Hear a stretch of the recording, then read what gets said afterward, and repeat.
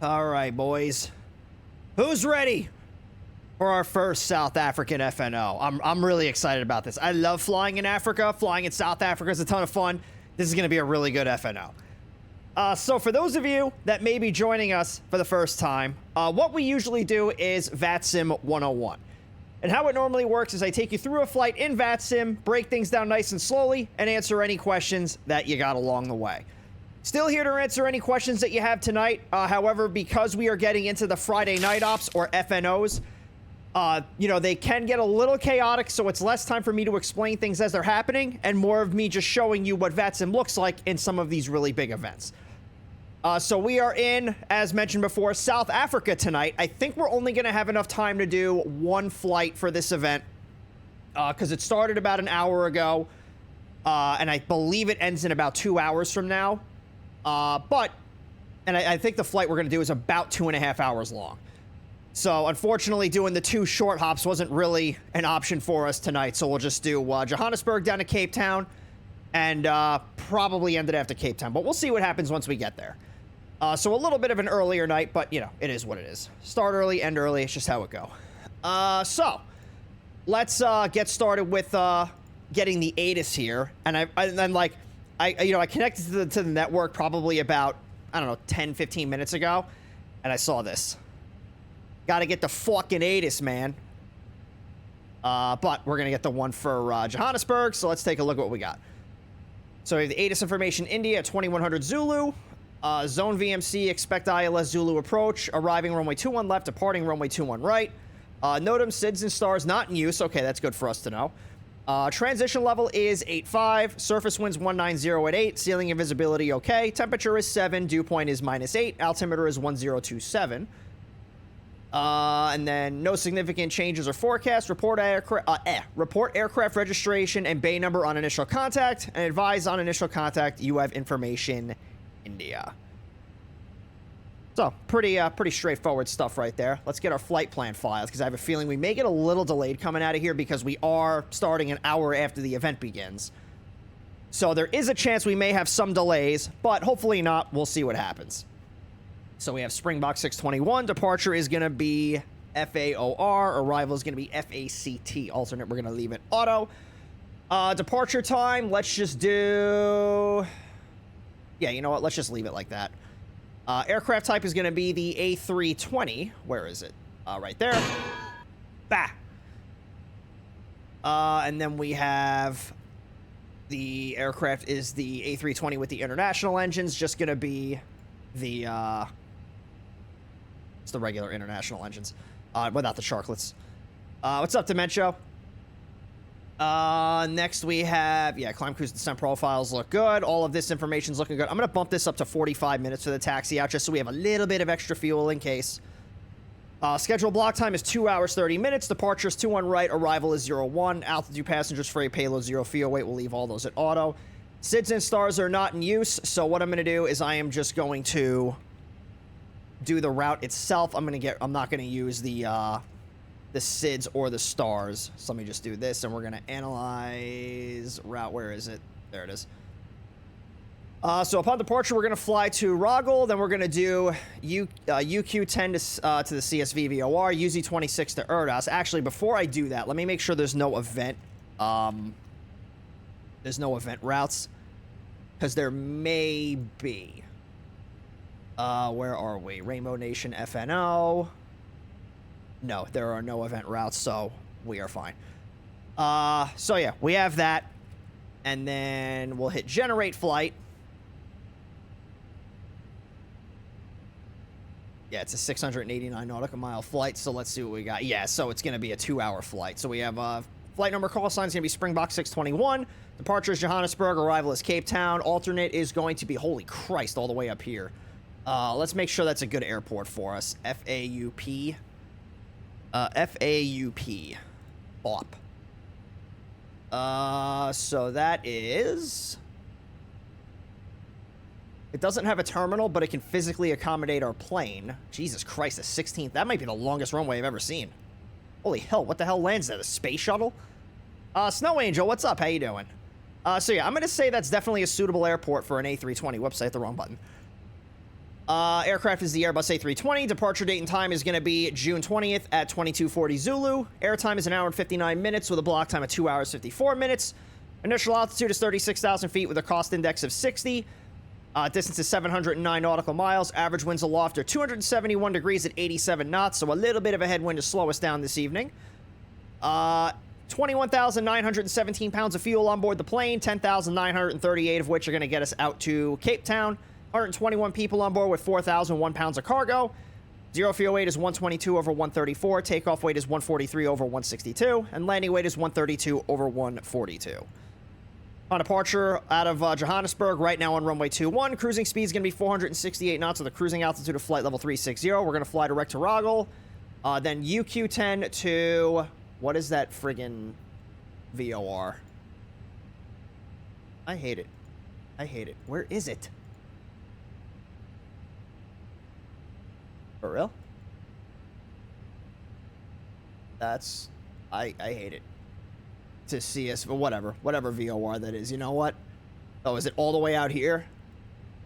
Yeah, it's way down over here. So yeah, it's just CS. Oh, it's a fix. It's not even a VOR. What? How the hell is that a fix? It's only 3 letters. Whatever. Then UZ26 to Erdas, and then direct to Cape Town. Right now, planning on runway 1. We have 20,774 pounds of fuel as our min takeoff, which is 3 hours and 51 minutes of fuel. And our taxi is 1,143 pounds, which is 45 minutes worth of fuel. Our reserve is 2257. The rest of it is just going to be for whatever we want it for. I know it's... Break it down, trip fuel to, 10,938 to get us out to Johannesburg. No, to Cape Town. And then not going to plan on diverting, so effectively my alternate fuel is just going to be additional reserve fuel. With FNOs, it's always a possibility that you may get delayed to hell. So, we'll see. Yeah, anyway. Briefing preview. And then we're going to come down here. Not briefing preview. That was a VATSIM flight planner. I'm just saying shit now. Call sign is Springbok 621. Flight rules are IFR. Aircraft's the A320. Weight class category is medium. Equipment and transponder codes look good. Departure Johannesburg. Arrival is Cape Town. Off block is 2240. Alternate is that. Altitude is 36,000 feet. En route time is 1 hour and 59. Airspeed is 468. And our fuel endurance is 3 hours 51 minutes. Route looks good. Everything else here looks fine. So for the remarks, I'm just going to put, we're doing our little VATSIM 101 shameless plug. Why not? No one could stop me. Everything else looks good. So maybe we'll get a PDC from the air traffic controllers. Maybe we won't, but we'll give it a couple of minutes, and then we'll give them a call and see if they have anything for us. So let's come down here, and we'll get this plugged in. So FAOR, whoops, that's a P, to FACT. And then flight number is going to be Springbok 621. I love this call sign so much, Springbok. Alternate is going to be FAUP. Altitude is 360. And our cost index is 60. You got hurt today, but relaxing. Oh, well, hopefully you feel better. Sorry that you got hurt. I know that's not fun. Let's come over to the EFB and start getting everything loaded in. And I'm not going to do what I did on Saturday and do it all the long way. We're going to do this the fast way. So we're going to do... Oh, I have to import this first. There we go. Mass and balance. We're going to get load aircraft. It's going to take 6 minutes as opposed to 18. So that way we're not waiting around like we did for the Elite Wings event. No, was it Elite Wings or was it the last FNO? Oh, you know what it was? It was for Cross the Ditch. That's what it was. It was Cross the Ditch. So I was like, no, because last Friday I don't think we flew the A320. We flew the Max. The Max 8, I think. I don't even remember.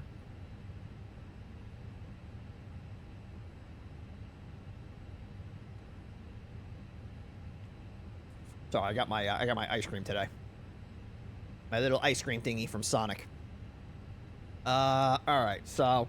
Oh, what I gotta do is I gotta switch my push-to-talk button. Let me do that for a second.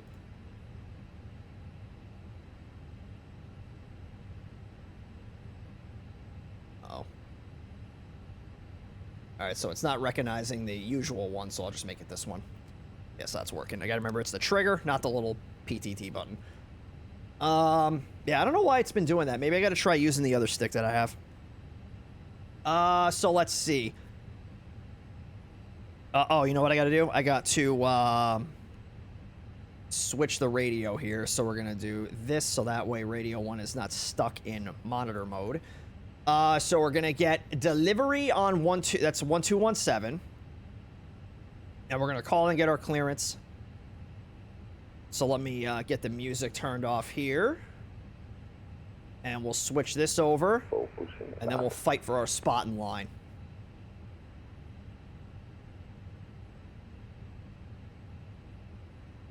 Let me get this imported.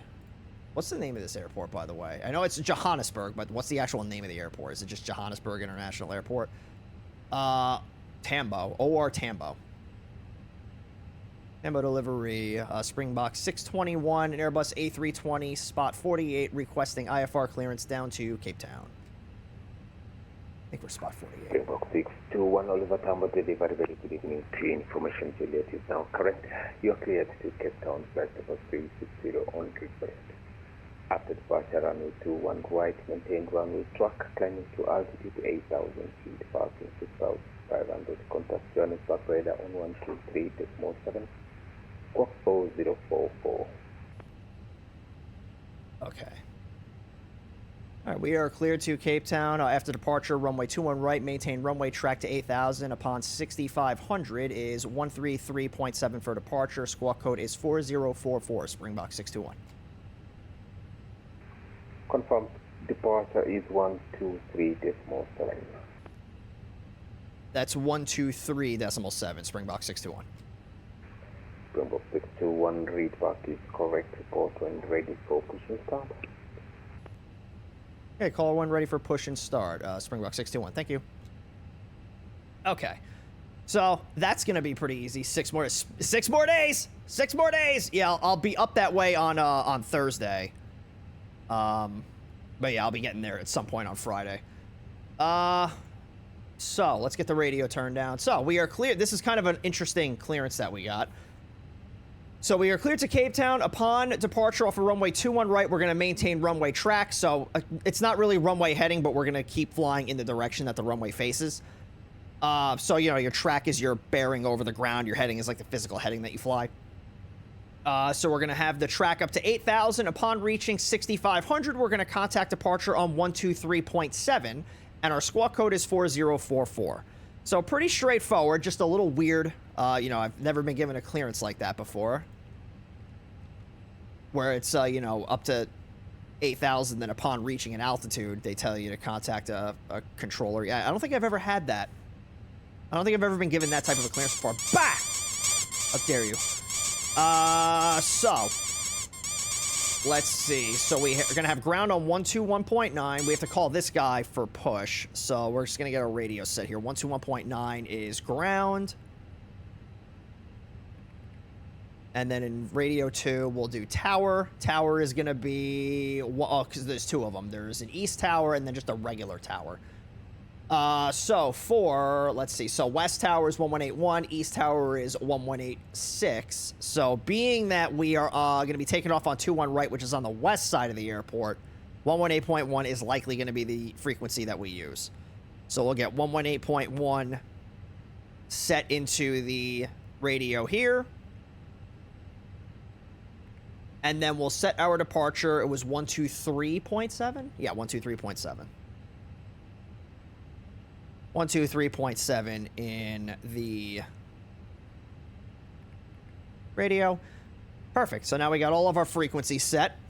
So let's get our flight plan here. So departures are going to be none, but we are going to take off on runway 21 right. So we're going to go...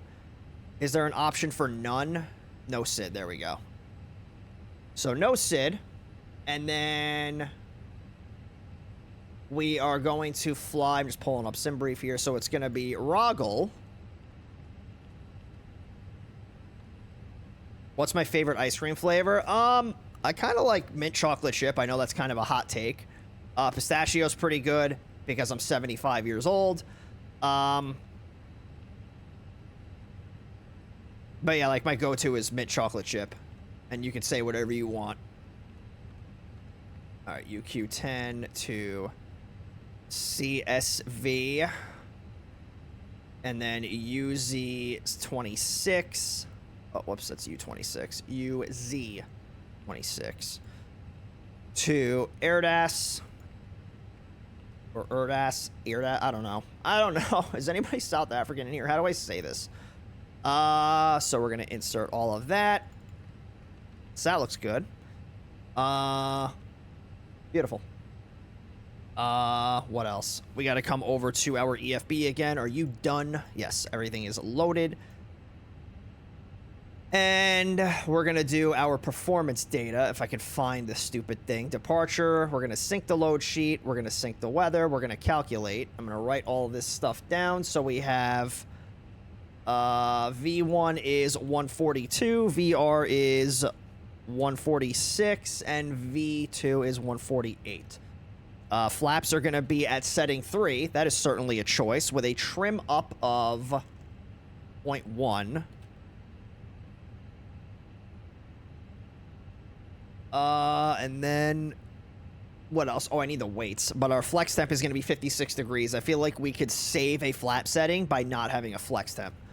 But, you know, whatever. Airbus be Airbus. We have to get our weights. So our zero fuel weight is 122.4, and our center of gravity is 30.4. So let's come down here. Oh, no, I got to do the initialization first. So we have 122.4 and 30.4. Block fuel is 21.9. I love pistachio and mint chocolate. Fucks hard. I don't care what anyone says. My favorite has to be Oreo or just straight vanilla. Yeah, vanilla's a good, like, go-to if I'm in, like, I don't care kind of a mood. And I'm just looking for, like, ice cream and I want something quick. Like, yeah, vanilla. But yeah, no, like, mint chocolate chips, kind of like another one. That's, like, what I get if I'm at the store and I'm like, oh, I want ice cream. Like, I want to have ice cream later. I'll get, like, a thing of, like, the mint chocolate chip. But if I'm, like, out somewhere, I'll usually get some kind of, like, Reese's thing.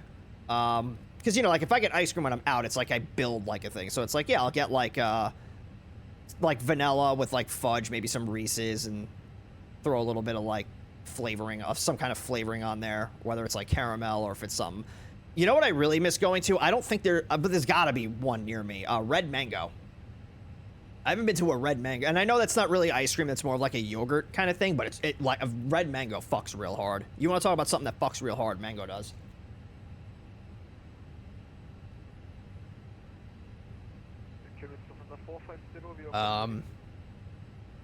Fuck, now I want to go to Red Mango. Just sends my taste buds into a frenzy. So we have that. V1 is... all my speeds, 142. VR is 146. V2 is 148. You never heard of Red Mango? Yeah, they're good. If you have any near you, I don't remember if I saw one when I was in Salt Lake City. But if you have any out there where you're at, definitely go. I just don't know how. I don't know if they're like a nationwide thing or if it's just a like a localized thing. Let me get this set up and I'll see if there's any near me. Flex temp is 56. Oh, what's our transition altitude? Transition altitude according to this friggin' thing is 8,000. Really? Hang on, let me check the charts here. 8,000 is the transition altitude? Shit, it is. That's like 2,000 feet. Yeah, let me see if there's a Red Mango near me real quick. So let's see. Let's go to the trusty Google Maps. Red Mango. This is one at the Charlotte airport. I don't know if there's any... yeah, there's none here. There's one at the airport. I'm gonna have to buy a ticket just to go to Red Mango. Well, now that I know that there's a Red Mango in Charlotte Airport, when I never go there ever again, we've got Yogurtland instead. I'm sure there's a ton of various Froyo play. Oh, Froyo's another one. I remember seeing them. When I was a kid, we used to go to one called Penguins. Yeah. I wonder if... hang on, now let me... well, I'm just going to check one more thing. And we're going to see if there's something comparable. Nothing. It doesn't look like there's any chains. Just some, you know, mom and pop shops. I mean, Smoothie King's not really the same thing. There's a TCBY, which is like, TCB-wise, too chainy for me. There's Frozen Cups. Frozen Cups looks like it's similar to Red Mango, but I don't know if that's a chain or not. Frozen Cups. Let's see. No, it looks like there's just a one. And it's not far from me. Alright. Cool. Dessert stream went, yo, right? Alright. So let's do...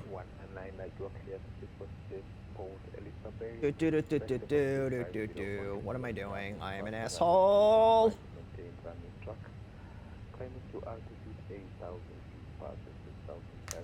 I think we're done. So let's get the APU started. If I can remember my stuff here. Let's do this, that. 1,000, 2 1,000, 3 1,000.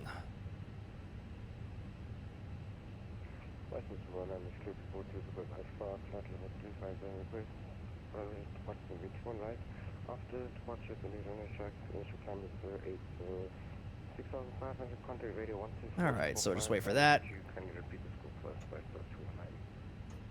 Press start 219, copy 4051. Okay, 4051 for press start 219. Alright, so we'll get the seatbelt signs turned on. And we'll get this set to 8,000. And he did say that information Juliet was current. So the altimeter is now 1027. There's no constraints. I'm going to leave that off. Yeah, so everything is looking good. And while the airplane is powering up here, so let's take a look. Probably going to take Alpha all the way down to runway 21 right. Going to be a nice simple taxi for us. Tried to see a map of Red Mango locations on their website, and they wouldn't show any without inputting a search. I tried my zip code, but none are near me. Yeah, I don't know if it's like a localized thing. So like I grew up in New York. That's like where I went to Red Mango. There was this one of my friends worked at Red.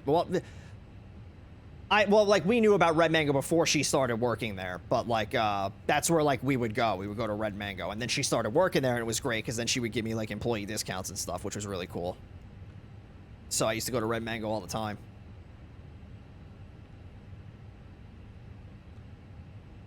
So let's get this accepted. And what the hell is going on? All right, there we go.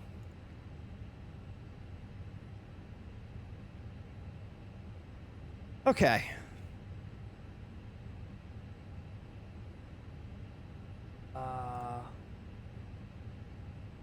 Let's do... Alright, so we'll get the APU bleed on. External power's coming off. We're gonna get chocks and cones disconnected here. Oh, I gotta start my A cars. I forgot to do that. Come on! Why am I the way that I am? We'll get the tug hooked up, though. Bah! Thank you for the hydrate. Oh, damn it.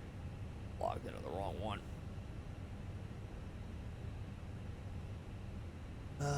So other one we want fly virtual. Okay, so now we're gonna go to schedules. Let's see. We're gonna go from FAOR to FACT. There we go. We're gonna add that to the bid. Bid added. Let's see if it's gonna give me a problem. Oh, looks like it's working.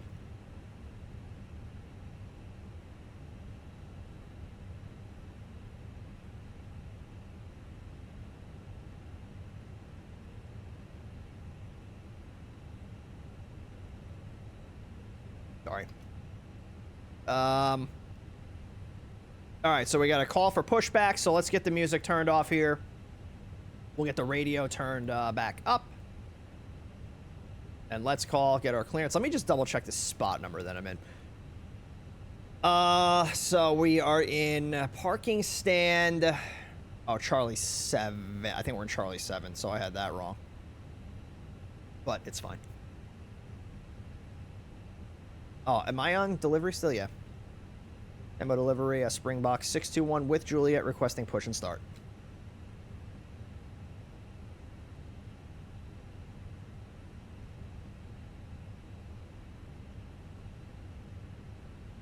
Uh-oh.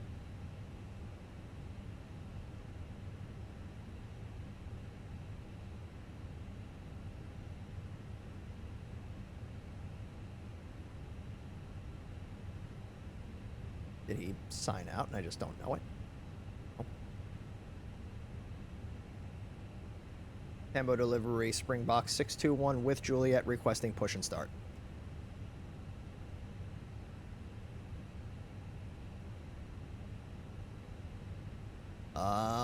Alright, we'll give it a second. Springbok 621, confirm to me the stand again, please. We are stand Charlie 7, Springbok 621. Springbok 621, hold position, contact ground on 121.9. Have a safe flight, bye-bye. 121.9, Springbok 621. Thanks for all your help. Alright.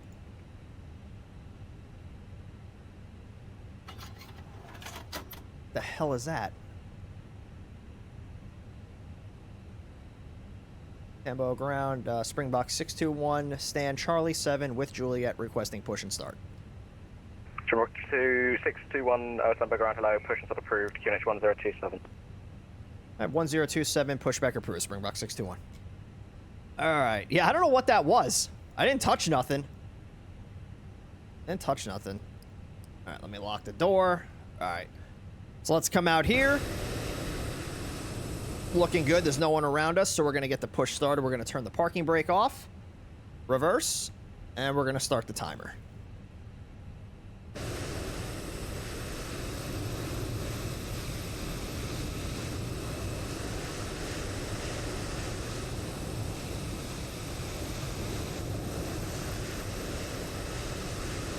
And once we get clear of the vehicle access road, we'll start up the engines.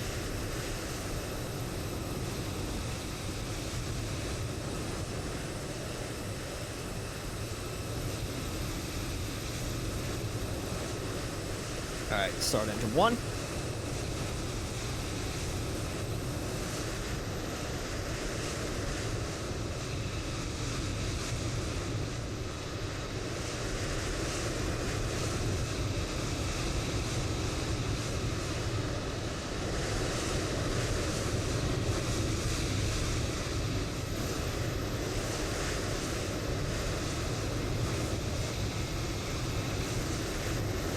Somebody just took off.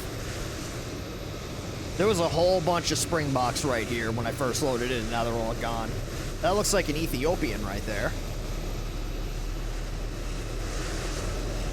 That's a Delta way out there. Get the 450 if you're with me, contact tower 18.1. 1181, 450. Alright, I'll just go right here. We're a little off the line, but it's fine. So we'll get the parking brake on.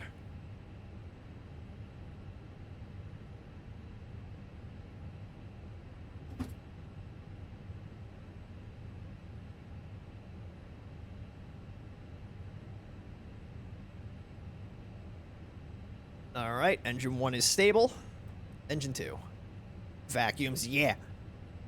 Hide your dogs.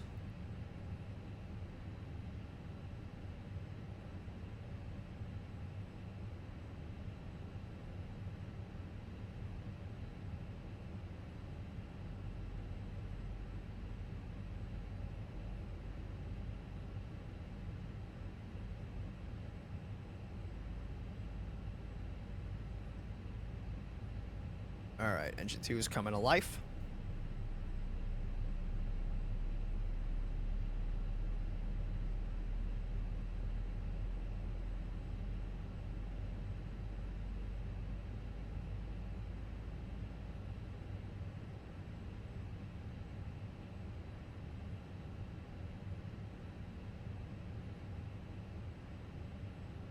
And... Alright, that's the generator. Beautiful. All right, so we'll do these first while the engine stabilizes. Set the TCAS. Transponder is in mode C. Cool. So the ignition's gonna come to norm. We're gonna turn the APU off. We're gonna come down here. We'll check the flight controls. We'll also disconnect the tug. Cafe 748, time of ground, low pressure to approved face north. So ailerons are good. Elevator's good. 1027. Rudders and speed brakes are good. Flaps are going to come to 3, apparently. So we're going to arm the spoilers and the auto brakes. We'll make sure everything else looks good. So electrical power looks good. Hydraulics look good. Bleeds look good. Engines are good. And the APU is still avail. It will start spooling down here in a little bit. So yeah, everything is looking fine. Brakes and brake temperatures and tire pressures look okay. Cool. All right, so let's get the dome light turned off. I can find it. There it is.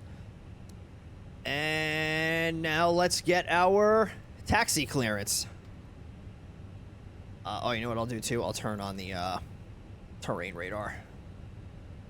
Ooh, that's a big old bird. Was that a Lufthansa 74? Either a 74 or an A340, you can't really tell. Anyway. Tembo ground Springbok 621 is ready to taxi. Oh, whoops. Hit the wrong button. Tembo ground Springbok 621 is ready for taxi. Short 621, are you able to intersection India? Yeah, we can do intersection India, Springbok 621. Correction, not India, November.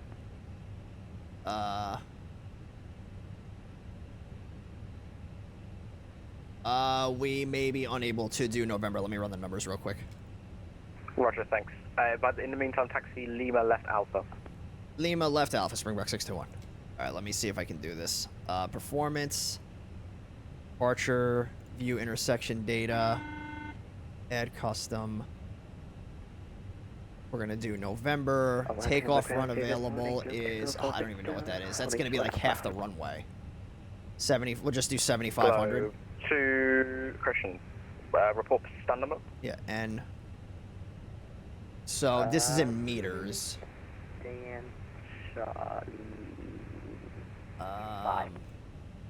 Actually, that might be. So 204 Victor. I don't know if I can do it. Like this. This doesn't really help me. What is the? Roger, thanks. Tax. Oh, is that what it is? Is it? Hang on. What if I do? Left Alpha, right. What if I do hotel? Left into India and hold short of Lima. This 3,200 feet. Okay, yeah. So this is not helping me. This is not helping me. So we want. So this is in feet, not meters. Instead of India, make it Bravo. So November. I don't know what that distance is. Roger, then left Alpha, right Fox. It's got to be at least 10,000 feet.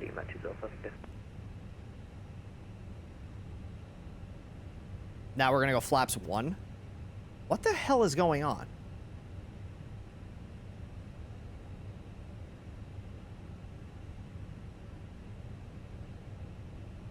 All right, let's go flaps 1. I have no idea what's going on. And ground Springbok 621, we can take November for the intersection departure. All right. So why did all the speeds change? 134, 135, and 137. Springbok 621, thanks. Taxi Lima left Alpha, right November. Hold short 21 right. All right, left Lima. I'm sorry. On Lima, left Alpha, right November. Hold short 21 right. Springbok 621.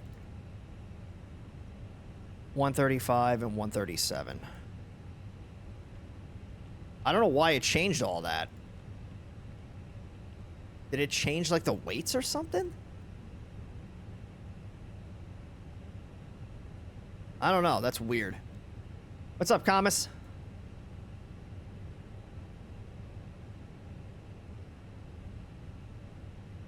Yeah, for some reason, like it changed everything. It went from flaps 3 to flaps 1. And all the V speeds came down. Tempo ground, good evening, Emirates 205 Super with you. And those weights are all correct, right? Yeah. Emirates 205, I don't know, that was weird. Taxi left Alpha, right Delta, stand Echo 6.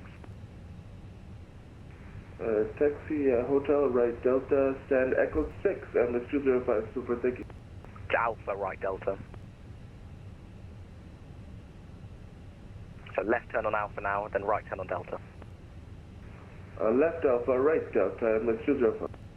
Globe 204 Victor, taxi right to Lima. I'm trying to Bay, see if I Charlie can find out how much distance is left from November. I mean, I know I can do it, Good morning, 204 Victor. but it's very annoying morning. that it's not, like, readily available. Springbok 621, amended taxi clearance, hold short of Echo. I'd hold short of Echo, Springbok 621.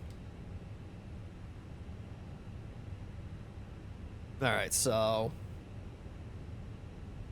we're taxiing down. Actually, you know what, Springbok 621, if you make it Foxtrot, please.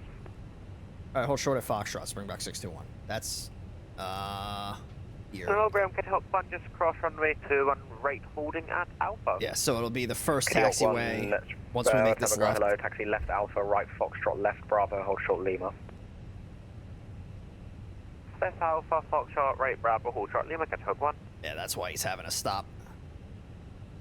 And Kitty Hawk 1, eventually expect Bay Charlie 24. Charlie 24, can help one. Yeah, how come we can't get, like, what the takeoff run is from that runway? Or that Cafe taxi. 749, taxi Echo, hold short Alpha. Echo short of Alpha, Cafe 740.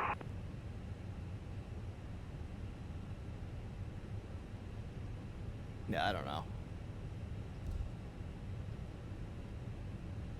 It'd be nice if I could get that, but yeah, it's got to be at least 10,000 feet. Like, there's no way it's not. Joe background, good evening, Springbok 539 at Alpha 12, request push start.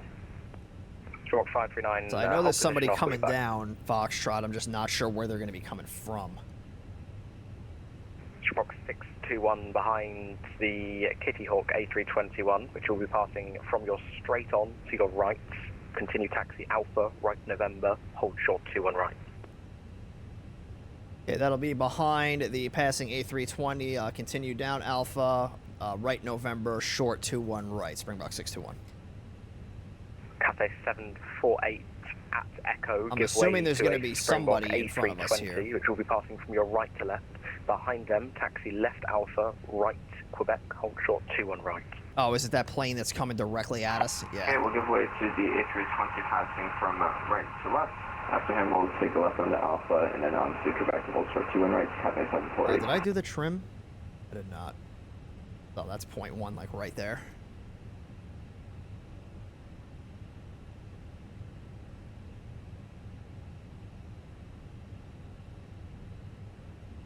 All right. We'll get moving here. Kitty Hawk 1, continue right Lima Bay Charlie 24. Right Lima, Bay Charlie 24, thank you very much, Kitty Hawk. Oh, you know what I didn't do? I didn't do Springbok this. 539 behind Kitty Hawk A321, passing from your right to left, pushing Yes, for I the was too roof base late. north behind QNH 1027. QNH 1027. Oh, because I didn't switch this. Push So, start 1. to the north is approved behind the 0.1. A321, passing right to left. Springbok 539. There we go. So now we should be fine. Yeah, because the FMS was still set to flaps 3.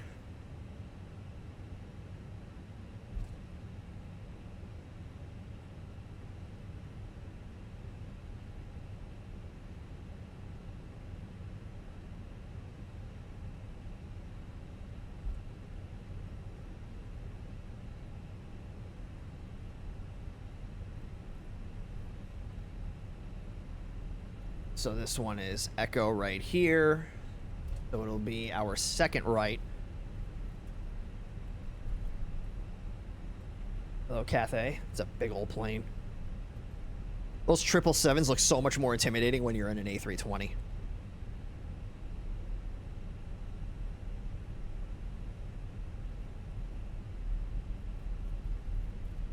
Spirit 1, good evening, ground, requesting push and show. Spirit 1, Otama ground, hello, push to the approved face north. Are you able in section November or do you require full length? We require full length. Roger. Spirit 1, can you repeat that direction you want us to hit? North under QNH is 1027. 1027 and north.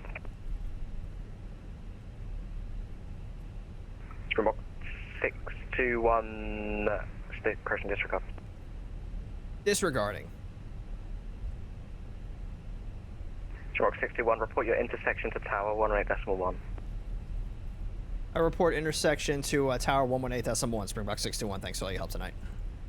Yep. All right. Ambo Tower, Springbok 621 on Alpha for November. Springbok 621, continue to holding point November, runway 21 right. All right, continue to holding point November, runway 21 right, Springbok 621.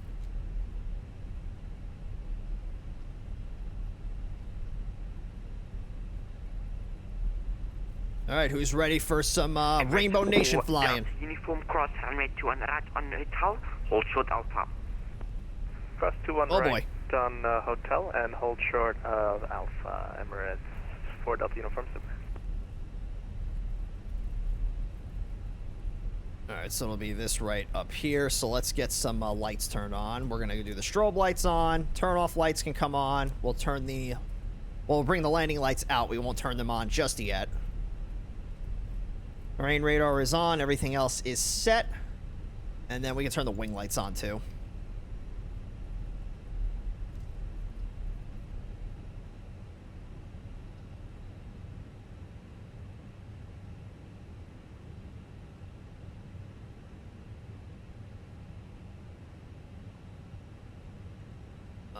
Yeah, that whole short line's not in the right position, so let me just get on this taxiway a little bit here.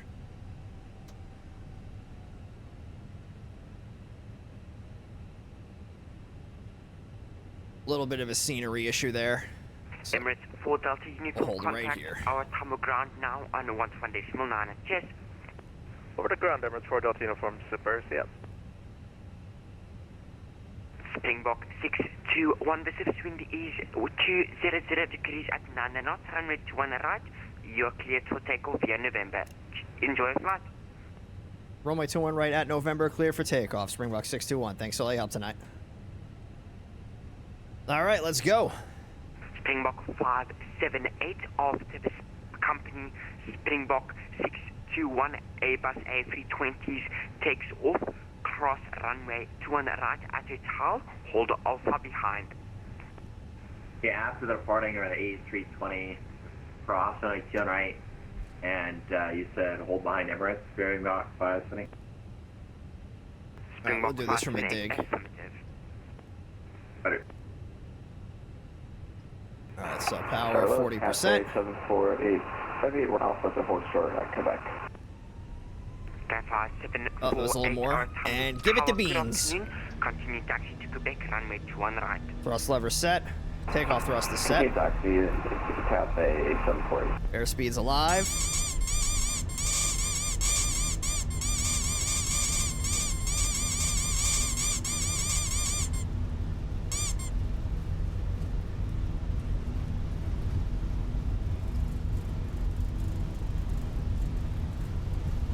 Well, I didn't make my 100 call out.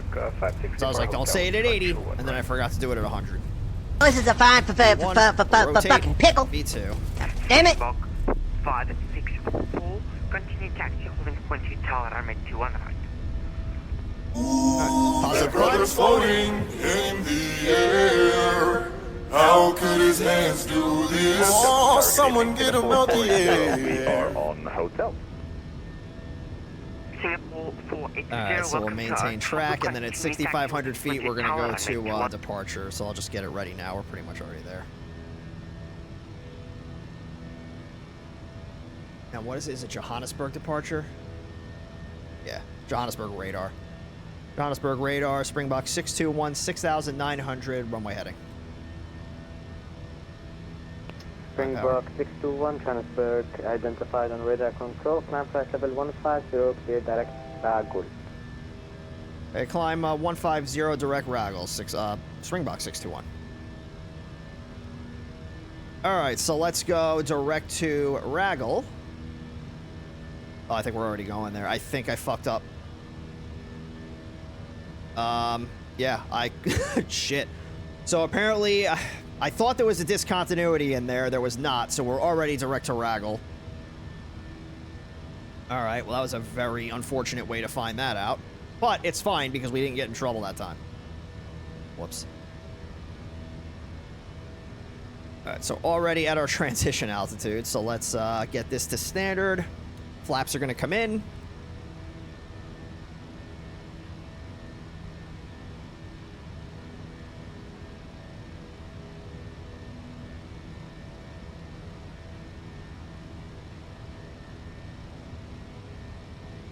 It's not very hilly here. What's going on, James? Are you liking the new sound redeem?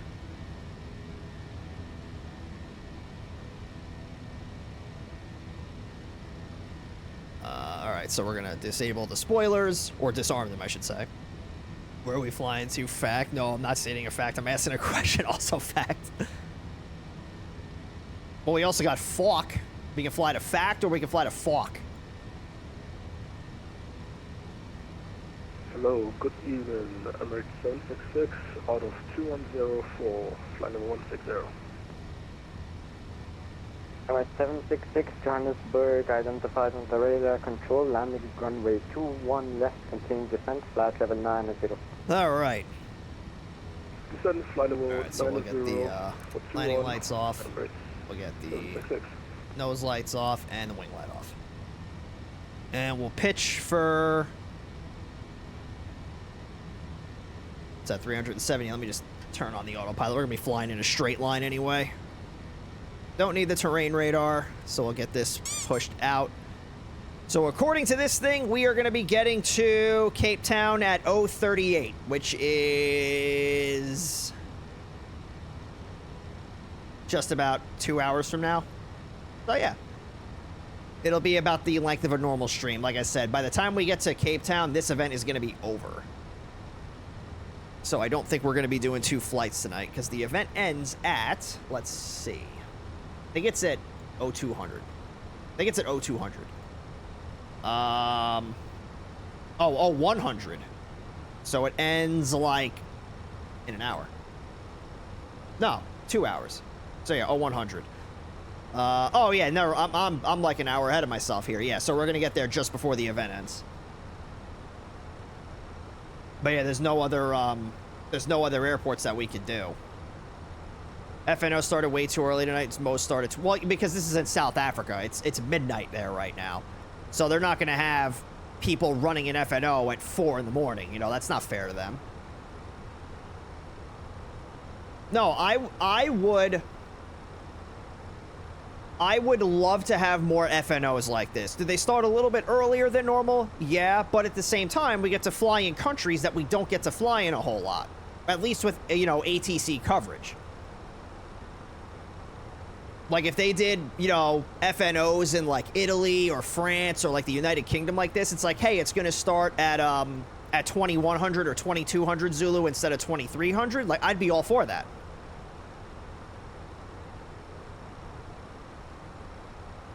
Like, I would love that.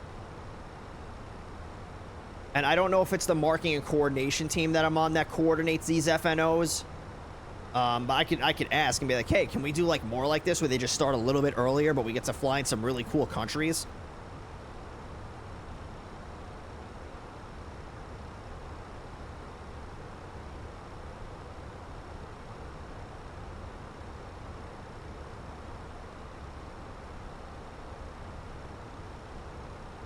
Or you could even do it for, if you wanted to do it at 2300, because I know that there's a lot of VATSIM controllers that jump back and forth between different FIRs.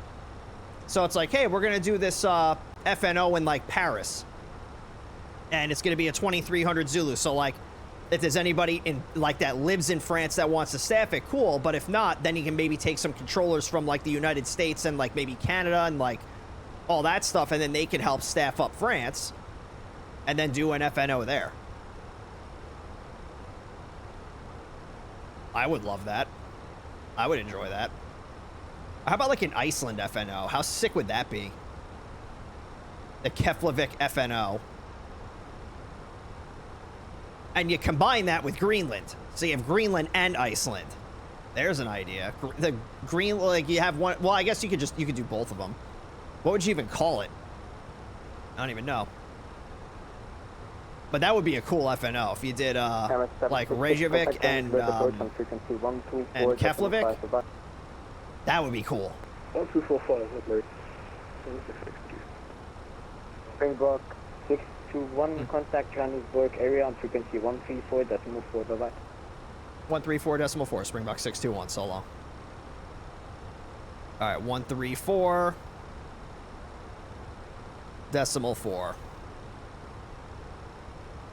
FNO to Alaska. They do Alaska FNOs. They haven't done one in a little bit, but they do them. We've done them a couple of times. Johannesburg area, Springbok 621, direct Raggle, flight level 150. Springbok 621, Jabba, good day to you. Climb flight level 360. Climb flight level 360, Springbok 621. All right, up we go.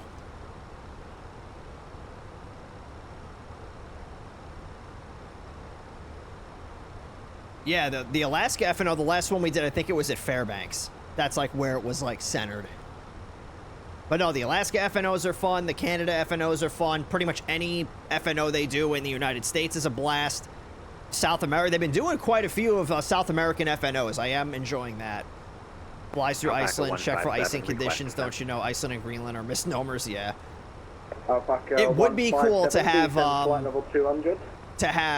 FNOs in Iceland and Greenland, but the more I think about it, I don't know if either one of those areas could handle it.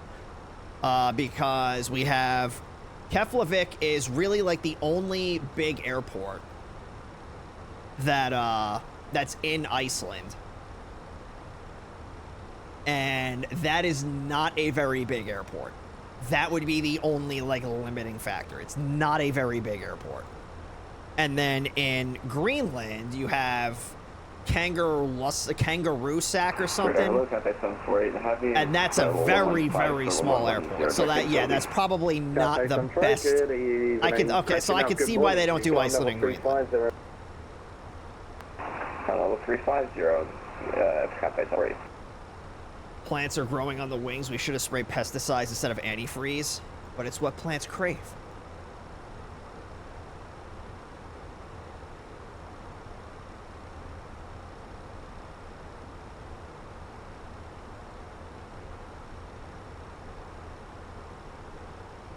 I would love to see a Latin American FNO. Mike Tango, descend when you're ready, level 200.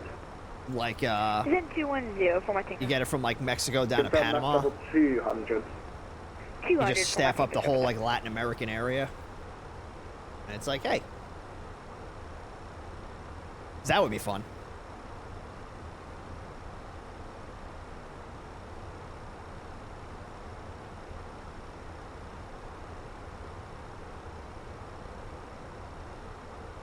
I think my favorite FNOs to do, Australia, by far number one. The Australian FNOs are the FNO Down Under. Then second place is probably any Caribbean FNO that they do. And then third place is probably Alaska. The only thing that sucks about, like, the Caribbean FNOs, and it's to the same extent the South American FNOs, is that it's always dark. Like, you're always flying at night. Which, you know, it is what it is. But, what was the FNO that we did last week?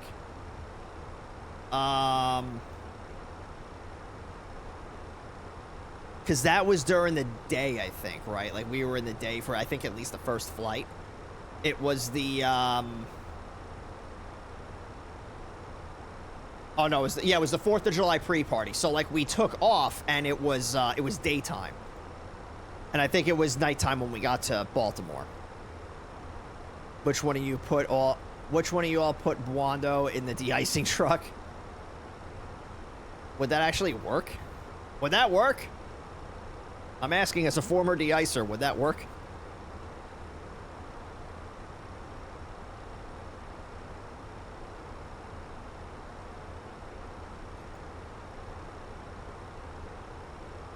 I'm still waiting for a Japanese FNO. FNO in Japan when? FNO New Zealand. Maybe you have greening conditions. Fair. China FNO.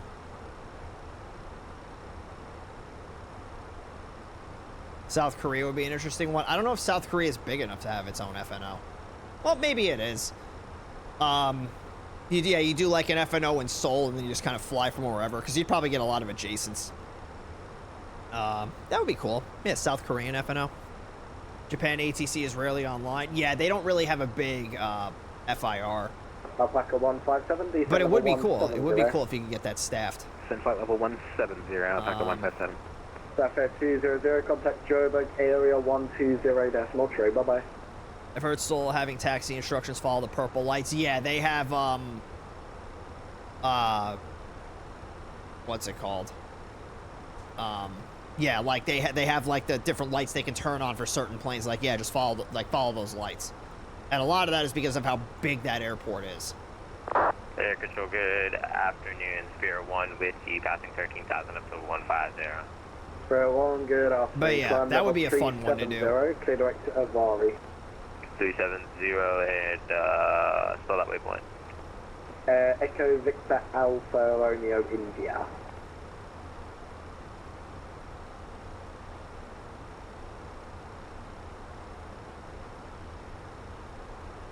Spirit 1, just say the waypoint again. I'll put it in. It is not nearly as busy as I thought it was going to be. So we have, this is us, and then, yeah, there's not a whole lot of people flying around. November 624 Mike Tango. I wonder if it's because the FNO starts earlier, but still, I mean, this is awesome. If you're able to expedite, you are very high. EFW is red and green lights at intersections and everyone crossing the runway. Yeah, I've seen those. A lot of the bigger airports have it. A little weird. They, yeah, it's a set of red lights, so and then when ATC gives you clearance to cross the runway or to like take off, either the lights turn off or they go green. Our waypoint after AppDAC, which we are. Do I have right any now, white spirits? I don't think so. In that case, proceed direct to AppMath. Took AppMath. Sorry about that. I don't know what that is. November 624 Mike Tango, I don't think you're going to make that work. Turn left to being 250, I'll resequence you back in. 250 for Mike Tango.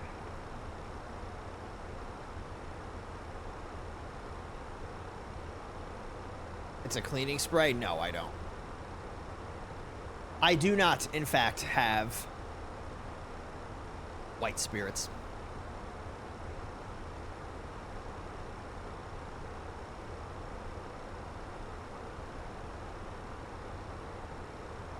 Alright, yeah, so it'll be, let's see, it was like an hour and a half till we get there. So right now it's 23:04, we'll get there at 0:44. Yeah, so like an hour and a half.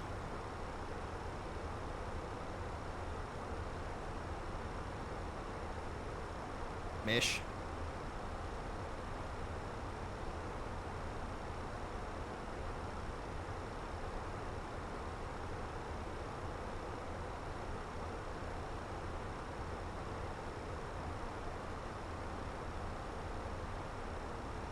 November 624 Mike Tango, it was a left turn, but no worries. Level off at heading 22. What's up, Knight?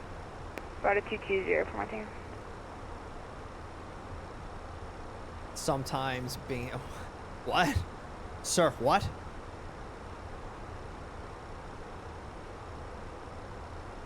What the fuck is going on?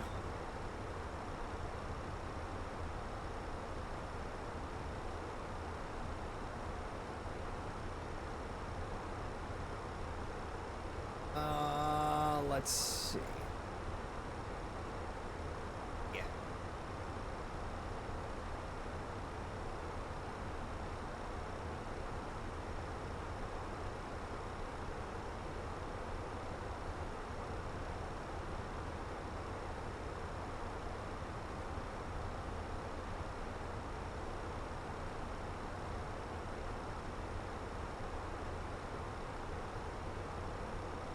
All right. What's up, Alaskis? How you doing?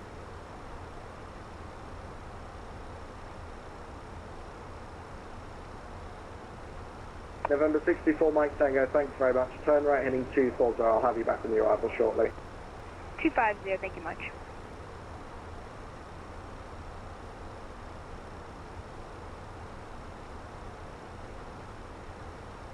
Springbok, so is Fright. And everyone just confirm long you'd day. like to add, Matt? Sir, on we work up 1 second. Copy.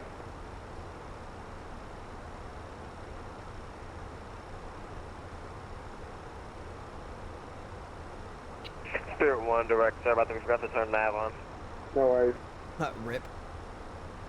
Ripping pepperonis.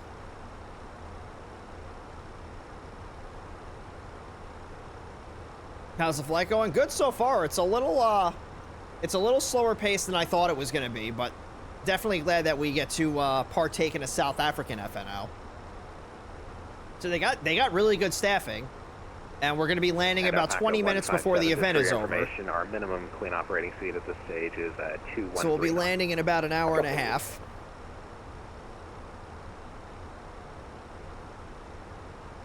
Also pretty hot outside. Yeah, it's a little warm here as well. It's that time of year. Packer 157, contact radar 123.7. 123.7, Alpaca 157, good evening. And November 624 Mike Tango, turn right heading 340. 340 for my Tango.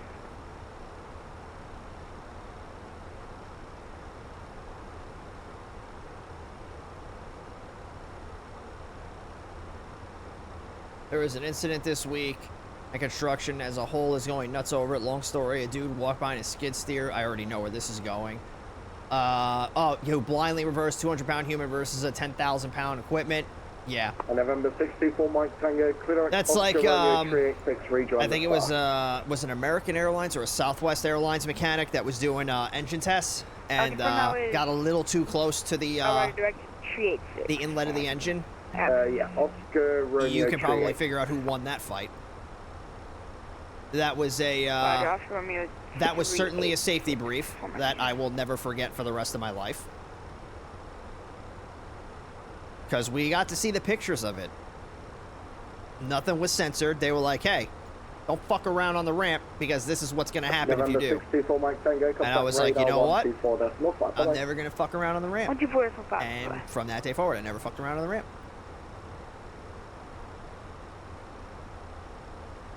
Spirit 1, contact Joburg area 129.1, bye-bye. 129.1, bye-bye. Bye-bye. 621, contact Joburg area 120.3, bye-bye. 120.3, Springbok 621. Thanks for all your help tonight. Let's go back to radio 1. So 120.3. Springbok 621, contact Joburg area 120.3, bye-bye. There he is at 120.3, Springbok 621. One right. Alright. Keep. Joburg area, Springbok 621, flight level 347, climbing flight level 360.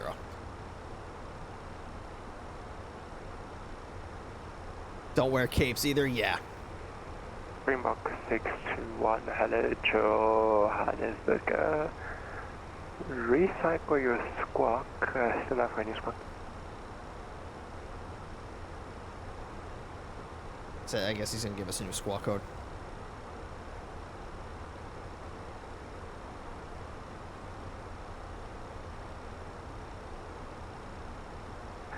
Springbok 621, recycle squawk 4047. 4047, Springbok 621. 4047.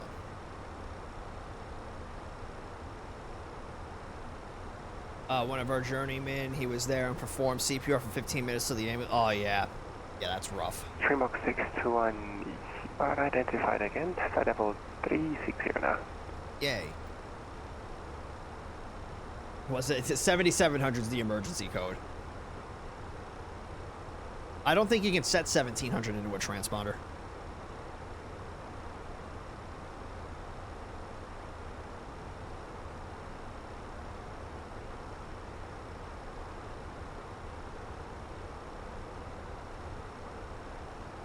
Or maybe you can.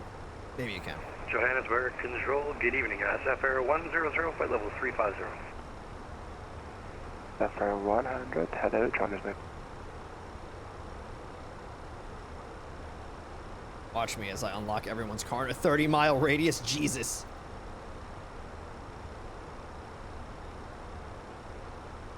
All right. Ooh, that timer's going up a little bit. Probably because we're going to have that gnarly headwind.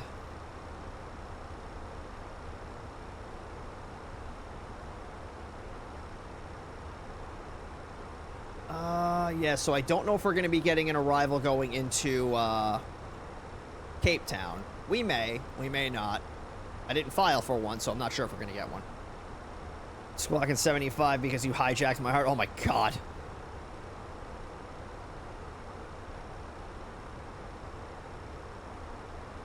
Top 10 pickup lines from Vine, volume 17.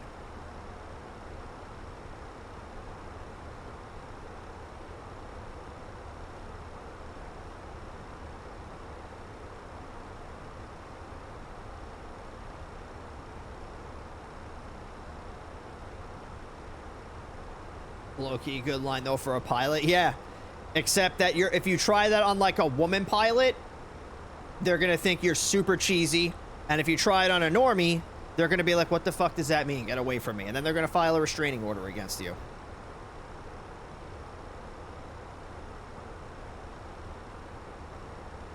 Yeah, 7,500, it's an instant ban on VATSIM. Instant ban on VATSIM.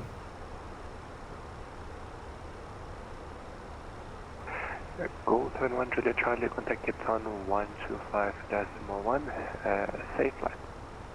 125.1 for Global 71 Juliet Charlie, thank you. Let's see, I'm just taking a look at everything here. I think everything is pretty much okay. For now. Everything is okay until it's not.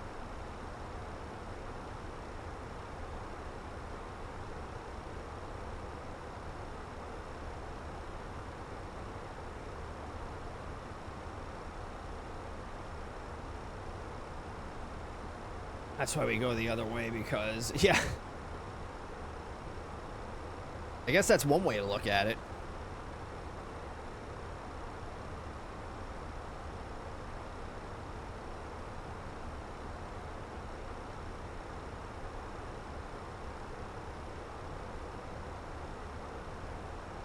All right. United 232 incident where they lost flight controls, had to hand control the plane with asymmetric thrust. I learned that NASA experimented it and succeeded in automating that mode of control so any pilot could land a plane in that condition, but never got used because manufacturers don't want to spend money to certify it. I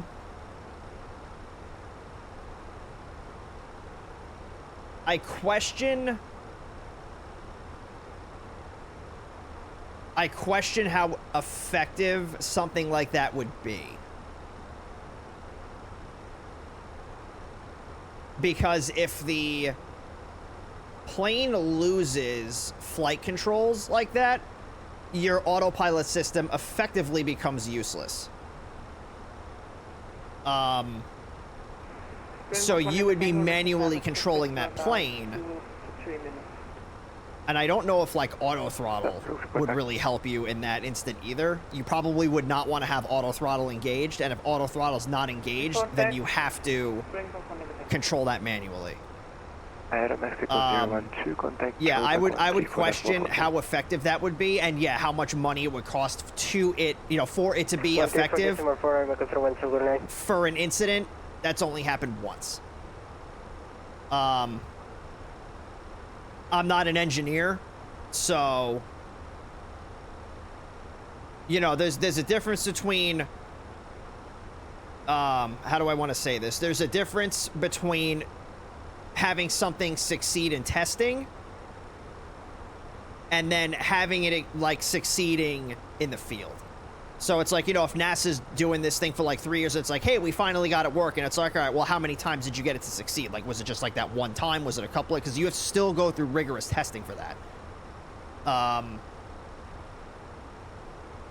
Yeah. So, yeah, that's weird. There was a Mentor Now video on it, and yes, they got it to work with all the hydraulics turned off. Yeah, that's I would just question how effective that would be. It happened twice. Did it happen twice? with, hang on, I may be thinking United 232 is something else. Was that the one that had the rudder? That had a rudder incident, right? Oh no, this is, oh right, this is the one where it had like an engine failure and then it shot back into the tail.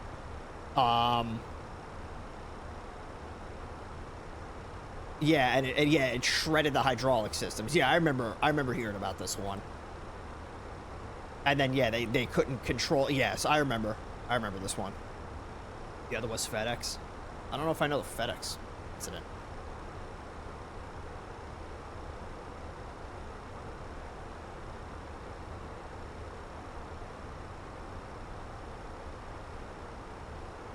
But even still, like that, I mean, like, this particular incident, you probably would not see on a modern jet because of the way that jets are designed now. Because of effectively what had happened, it was off of, what engine was it off of? Because it had something to do with, like, everything was running through the tail because of that second engine, or the number 2 engine. That's why it ended up happening.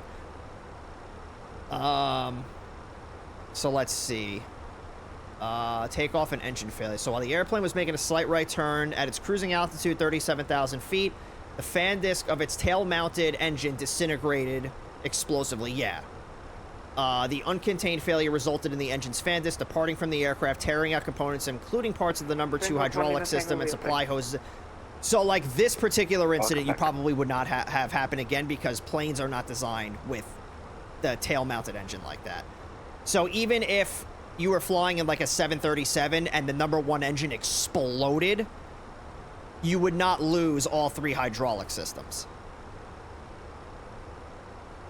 So that particular incident, you would, I mean, unless it's on like an MD-11, which, you know, which those are still flying around, but those are, you know, in a cargo capacity. Yeah, you would not really see something like that on a modern jet. Johannesburg, good evening. Starfleet 1, checking in flight level 3900. Fleet 1 had a Joburg. FedEx, which was shot at by a terror. Well, yeah, I mean, like, that's not an incident of, like, the plane failing. That's somebody shooting at it. But yeah, I don't even, like, yeah, I don't know if you were to design that system, it's like, all right, well, you're going to design it and implement it. Like, what is the, with the way that everything is designed today, what is the probability of that happening again? And the answer to that, I would think, is 0. Because you don't have engines mounted on the tail like that anymore.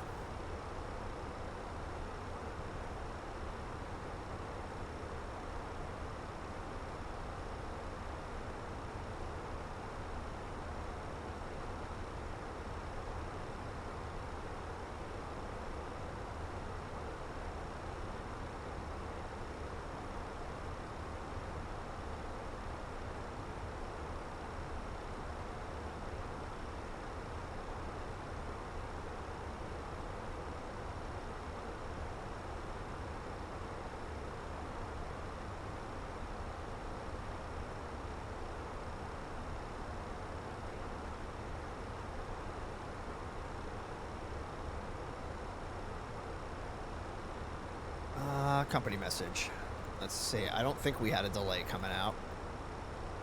Maybe we did.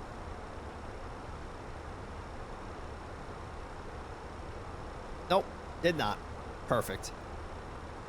All right. So, looking at about an hour and 25 minutes. Sweet.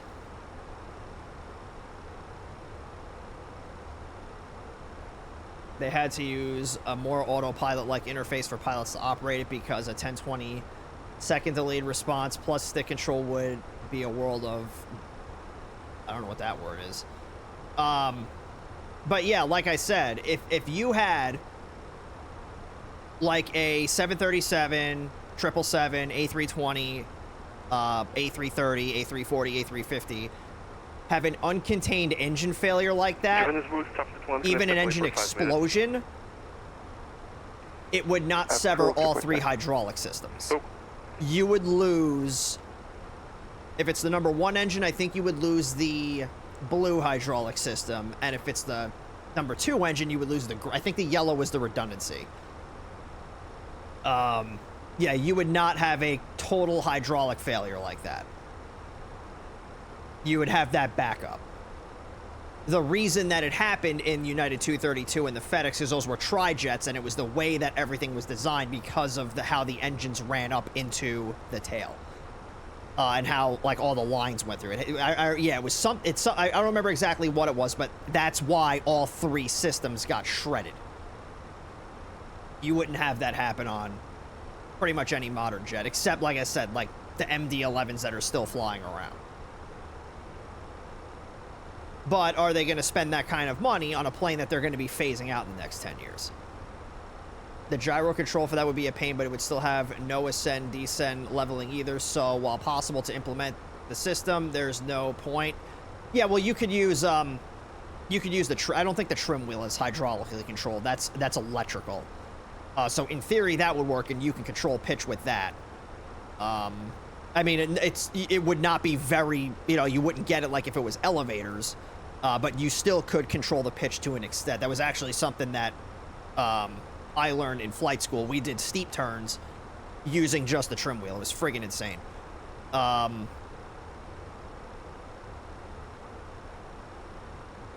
yeah, it's like the only airplanes I could think of where a system like that would be really good is something like a CRJ or like the E-135s and 145s, but those don't have auto thrust. So you would have to retrofit both of those planes to have auto thrust systems, and then to have that redundancy for those engines. But I don't know, like, because those are tail mounted engines, but I don't really know how like all the systems run through it. But even still, I would think if like a CRJ had an uncontained engine failure that led to an explosion, you probably still wouldn't shred all those hydraulic systems. The video also mentioned, I think the MAX implemented spoiler control to back up the elevator. Well, that's how the elevators work anyway. So at higher speeds, not the elevators, I'm sorry, the speed brakes, the spoilers. So at higher speeds, the plane is actually using the speed brakes to turn. It's very, very, very little aileron inputs, but it's mostly the spoilers. Because if you were flying along through the air at 500 knots and then you turn the ailerons and one aileron goes up and one goes down, it would rip them both off the plane. There was a whole physics thing about that we learned. But yeah, it uses, like up at altitude and at high speeds, it uses the spoilers to turn. Or to bank, I should say. It uses the spoilers to bank. But yeah, if you had an elevator failure, yeah, the spoilers could help you. They could help you descend because they'll slow you down. So yeah, it could help with the descent.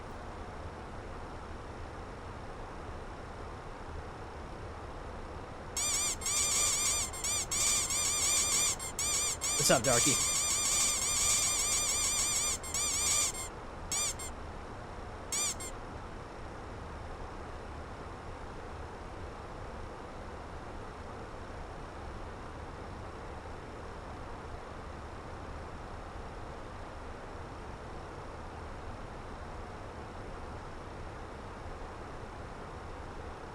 Not much. What's up with you? Not much. We are flying from Johannesburg down to Cape Town. It's a little quiet on the frequency this evening, but I'm sure it'll be very chaotic once we get to Cape Town.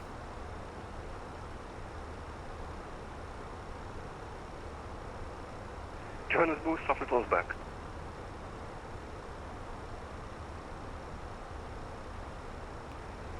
Welcome back.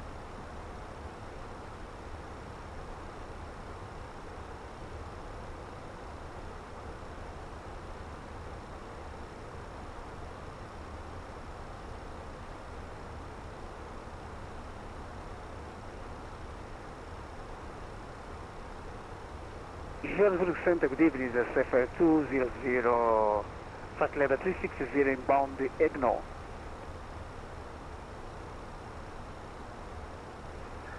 FAR 200, fine, and hello, welcome.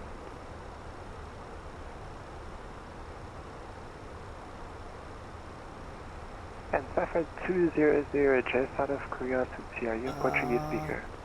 Let's see. You're talking about Starfleet 1? Where's our equal time point? Negative. About 120 miles. 200.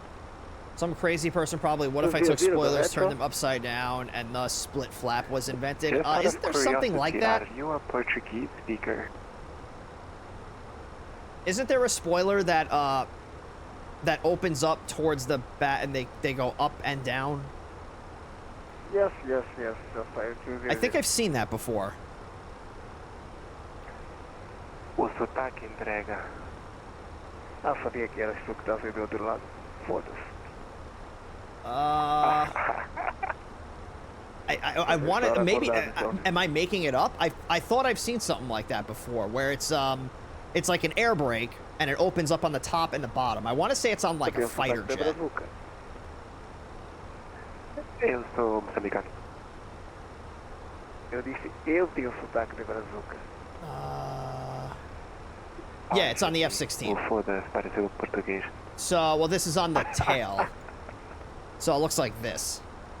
Cuidado, tem brasileiro na frente. But this might be a different type of system. Not necessarily the spoiler. This might be like a separate brake. But yeah, this is what I've seen. So I guess it's a different type of system.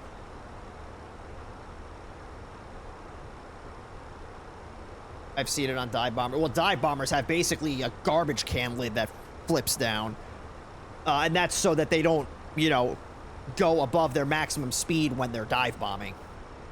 Because as you can imagine, when you are in a almost vertical dive going down towards a boat, you are going to pick up speed real quick. That's just the kind of speed brake airliners have on their tail. I've never seen that on an airliner. I think I've only seen it on fighter jets.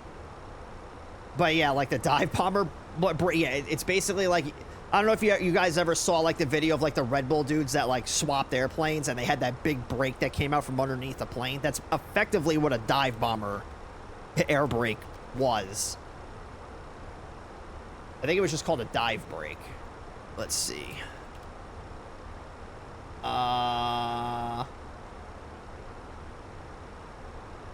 That's on an F4, but that's using the flaps, it looks like.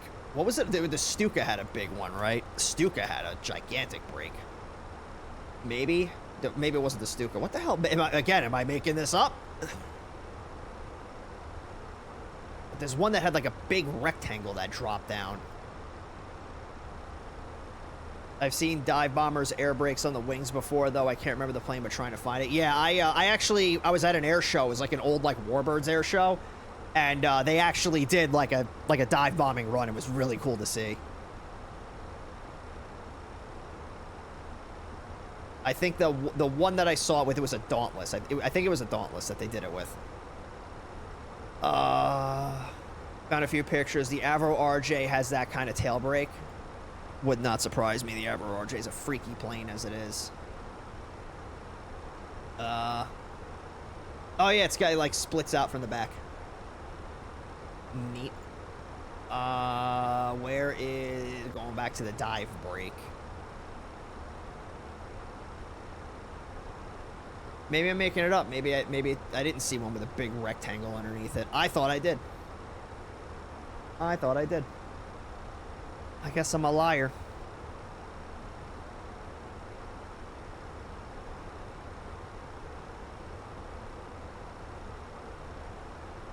I want to say it was the Dauntless. No, the Dauntless has it on the wings. So this is a Dauntless. So that's the dive brake on a Dauntless. I thought there was one. It was like, I want to say it was a Stuka, but I didn't, when I looked it up, the dive brake on the Stuka, no, that's the actual ordnance. That's not the dive brake. I want to say it was on the Stuka, or maybe I was confusing this for a dive brake. Maybe I'm just an idiot. That's not a Stuka.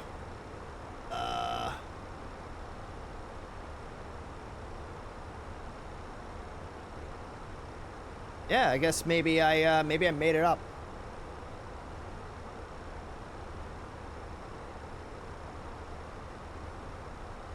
Huh.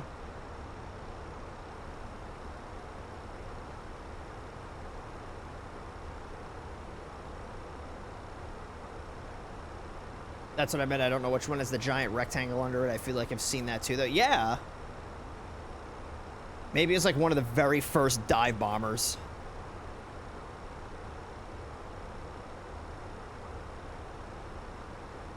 Let's see. Yeah, the Stuka was the first dive bomber to enter service. So I want to say it was probably on like one of the earliest dive bombers. The Vought SB-2 Vindicator. That was a U.S. Navy plane. I don't know. Probably take me all day to find something that doesn't exist. Earlier I was talking about the split flaps like on the Cessna 310, which are just spoilers going down instead of up, and increased lift somehow is exactly as draggy as it sounds. I've never flown a Cessna 310. Let's see. Split flaps. Oh yeah, it's the flaps that come out from underneath the wing. What type of flap? That's called, yeah, I think it's just called the split flap. Because there's 4 different types of flaps. You have the plain flap, the Fowler flap, the slotted flap, and yeah, it's the split flap.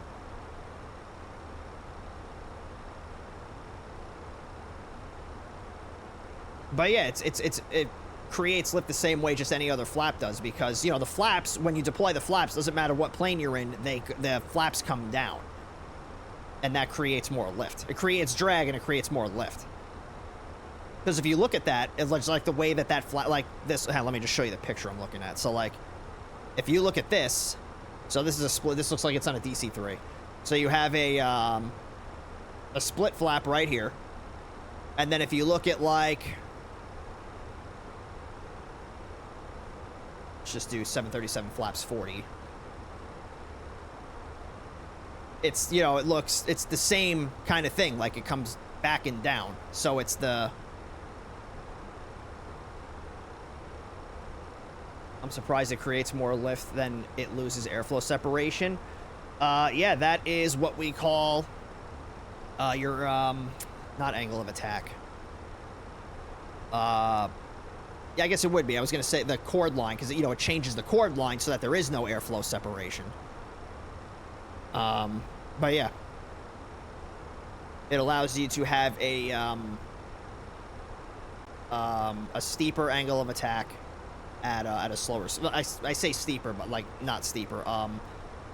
It allows you to have a less angle of attack at slower airspeeds.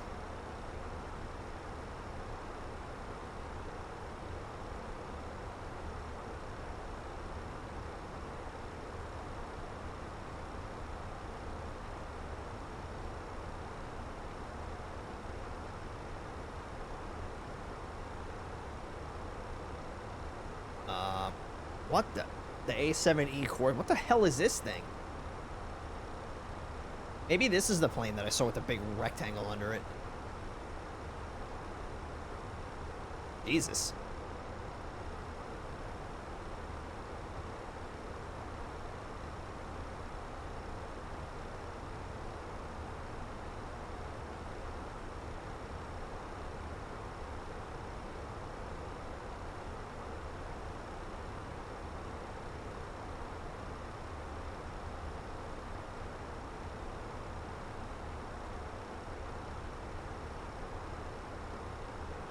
And you got to remember too, just going back to your thing, Camaro, when you lose air, like when you have airflow separation, it happens at the top of the wing, not the bottom of the wing. Looks like it's dragging a giant ass house key. Yeah, that is a pretty good way to describe that.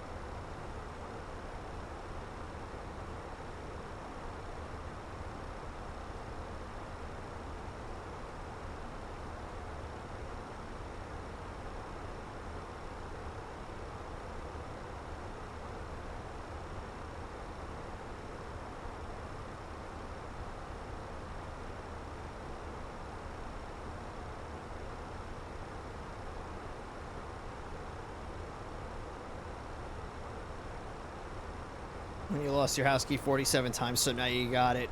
So you can't lose it, you know, like old people. And the remotes, yeah. I'm at that age where it's like, oh shit, where's the remote for the TV? I'm just gonna start tethering the damn thing to the coffee table. But I don't really ever use my TV, so it's not really that big of a deal for me. Effort 300, contact Cape Town 125.1, 18 capital.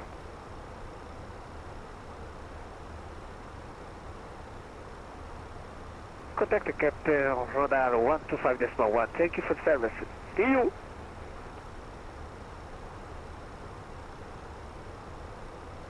Vai dormir, rapaz.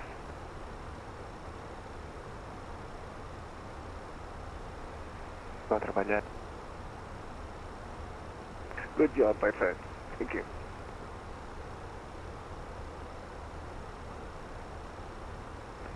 Thank you for the safe flight.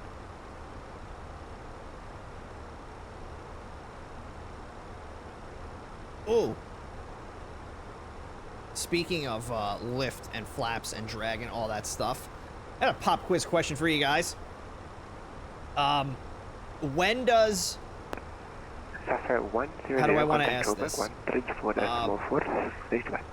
When does an aircraft generate the most wake turbulence? What characteristics of the plane have a great night. generate the most wake turbulence? Let me see if I can find a way to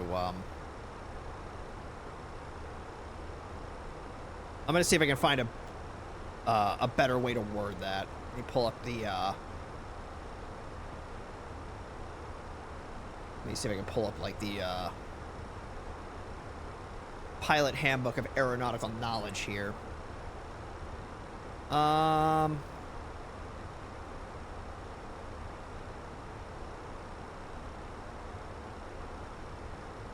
see. I believe it's going to be in section 4, principles of flight.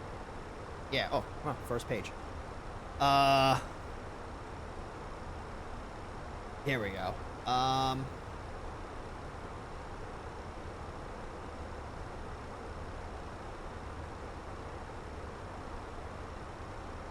Yeah, so like yeah,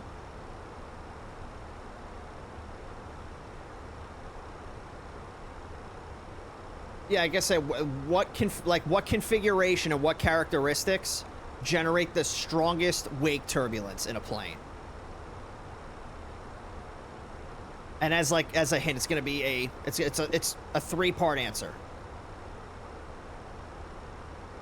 Like there's 3 characteristics of a plane that will make it generate the most wake turbulence.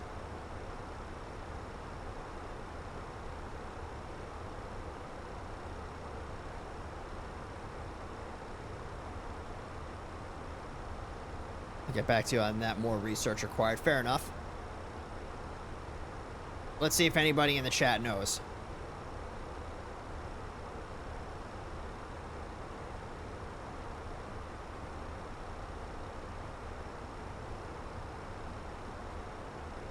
Doing an aileron roll at 39,000 RPM. Jesus. Oh, Camaro got it. Camaro got it. I didn't see it. Sorry. Yes. When the aircraft is heavy, clean, and slow is when it generates the most wake turbulence.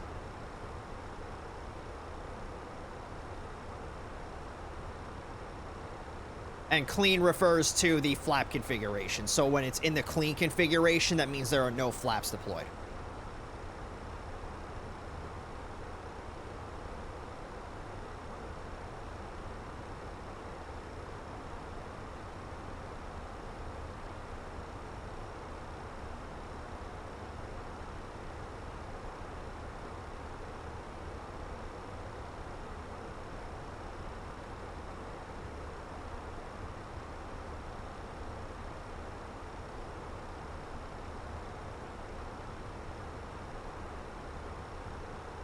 Now, I'll follow that up with a different question, with another question. How much of an effect do winglets have on wake turbulence?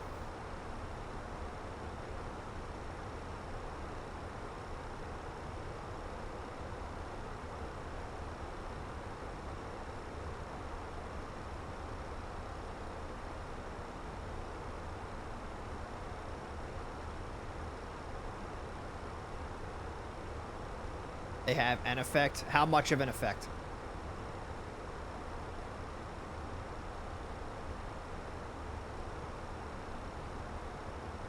Joe Park, player More than 1, 2%. I think it's actually less than that. They have practically no effect. Player 1, hello, Johannesburg. It's negligible, like it's Transport, almost hello, zero. Singapore 401, level between another, and we're currently doing Mark A2. Follow up, what the fuck is a winglet and why does it sound like a ferry strapped to the wing? So a winglet is... Singapore 401, hello. A winglet is this. Maintain Mach decimal That's a 81 winglet. or less. A1, less Singapore 401. Player 1, maintain Mach decimal 81 or greater.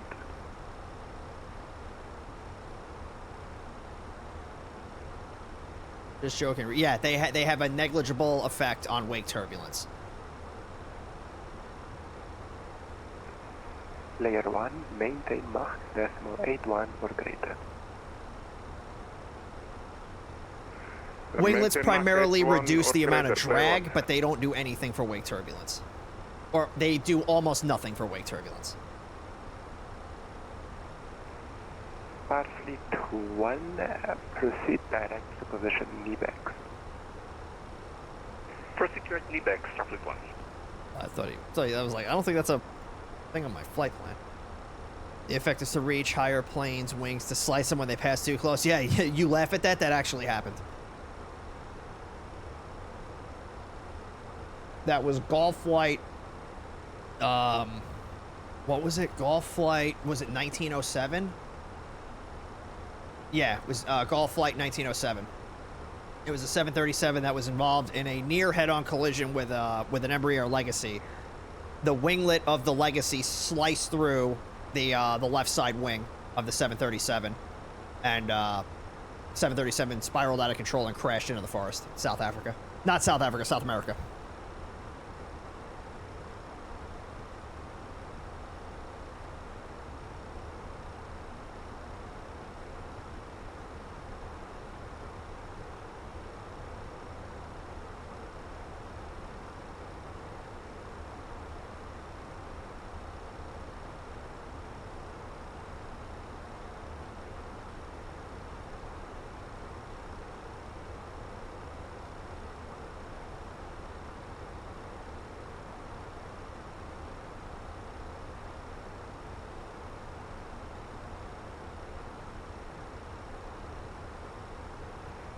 Starfleet 1, contact Joburg 134.4, tenha uma boa noite.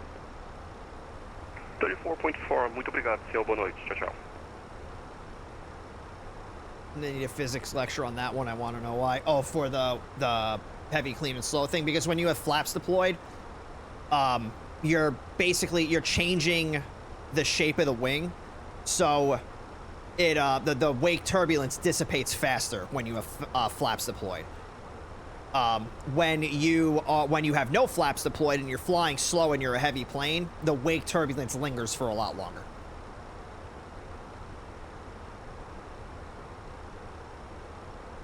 Oversimplified explanation.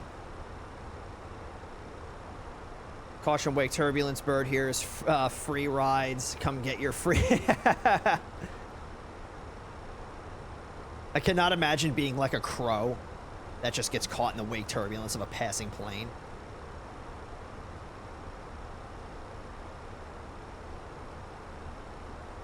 Strong little winglet. Well, it ripped the winglet off of the plane, and I think the tail got damaged too, just because of the way they hit. But yeah, the winglet of the Legacy sliced right through the wing of the 7-3. The Legacy landed fine. Yeah, they were able to put it down, but the the 737 didn't make it.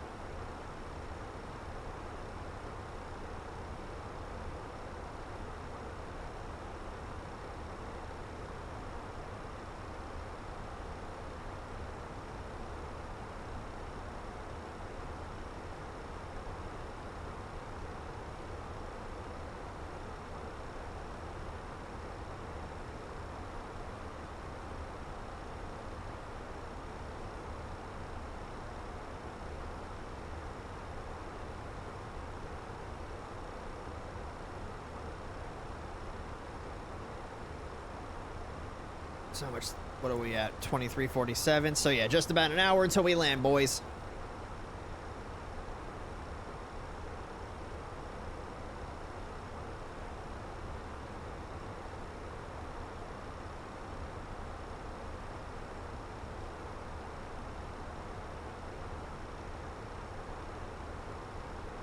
If I ever become a crow, I'd go to the nearest airport, bring signs number 1 through 10, and rate people's landings.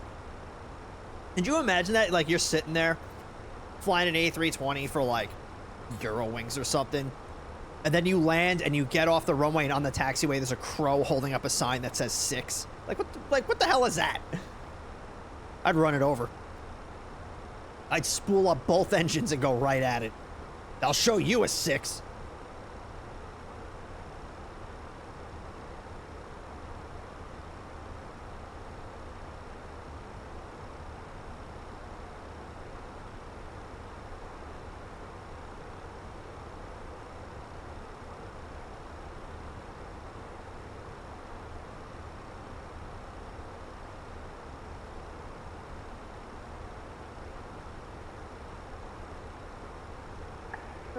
Player 1, Robert.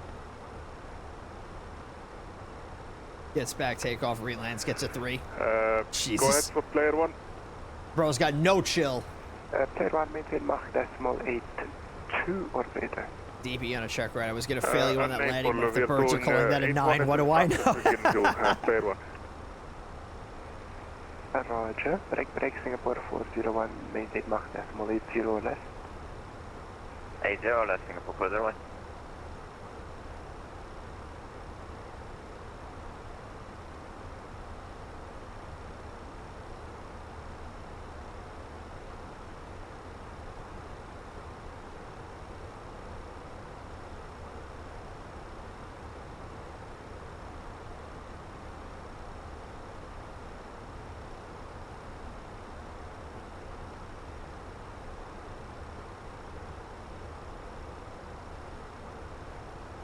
Yeah, the bird said I got a 9 on my landing.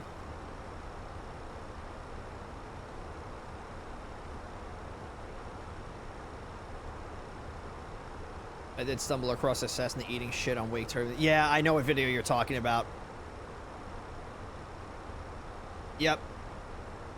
Yeah, the helicopter, I think it was the helicopter flew over the runway, and then the Cessna took off and then like went right into, yeah.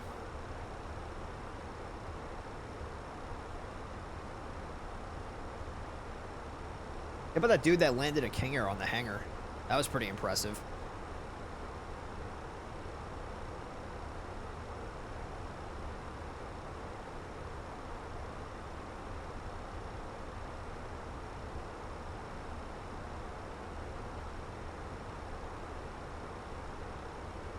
Cessna is a bird?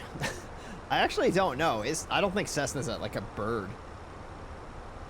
Cessna makes a plane called the Bird Dog, an old observation plane.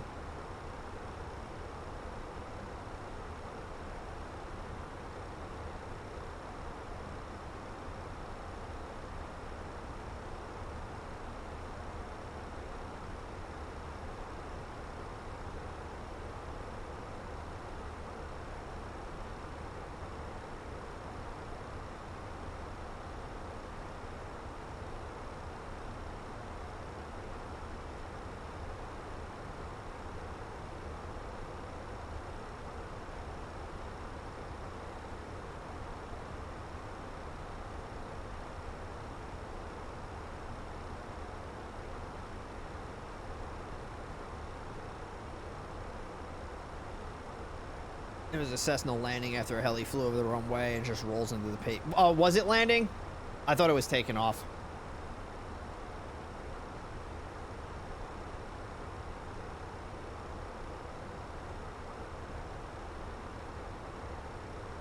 But yeah, I actually got to see, I got to see wake turbulence, and I also got to see how, like, actually big the vortexes are that come off the wings. Because when I was, when I flew for NIFA, you know, when we did, like, the landing rate, well, not the landing rate, like, the landing events, there was, lime on the runway. Bay Vecchi, thank you for that follow. Welcome aboard. So that we would put, you know, the lines that they would put on the runway, it was lime.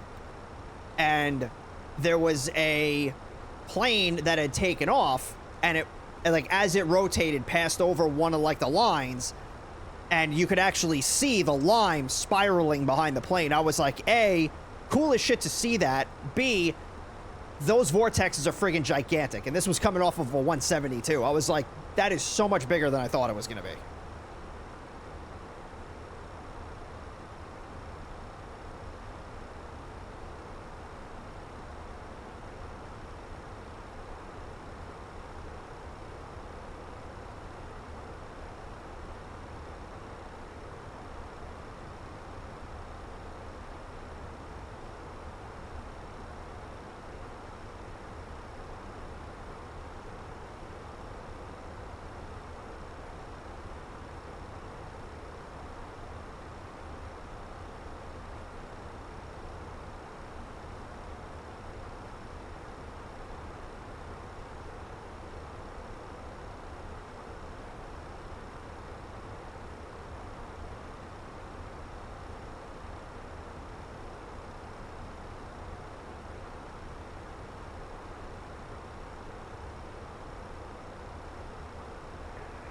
Box 621, contact Captain 125.1, cheers.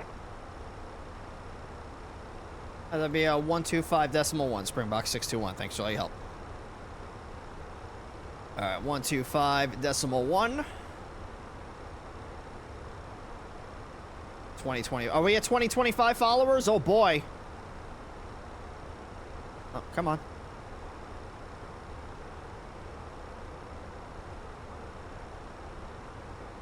Cape Town, Springbok 621, flight level 360.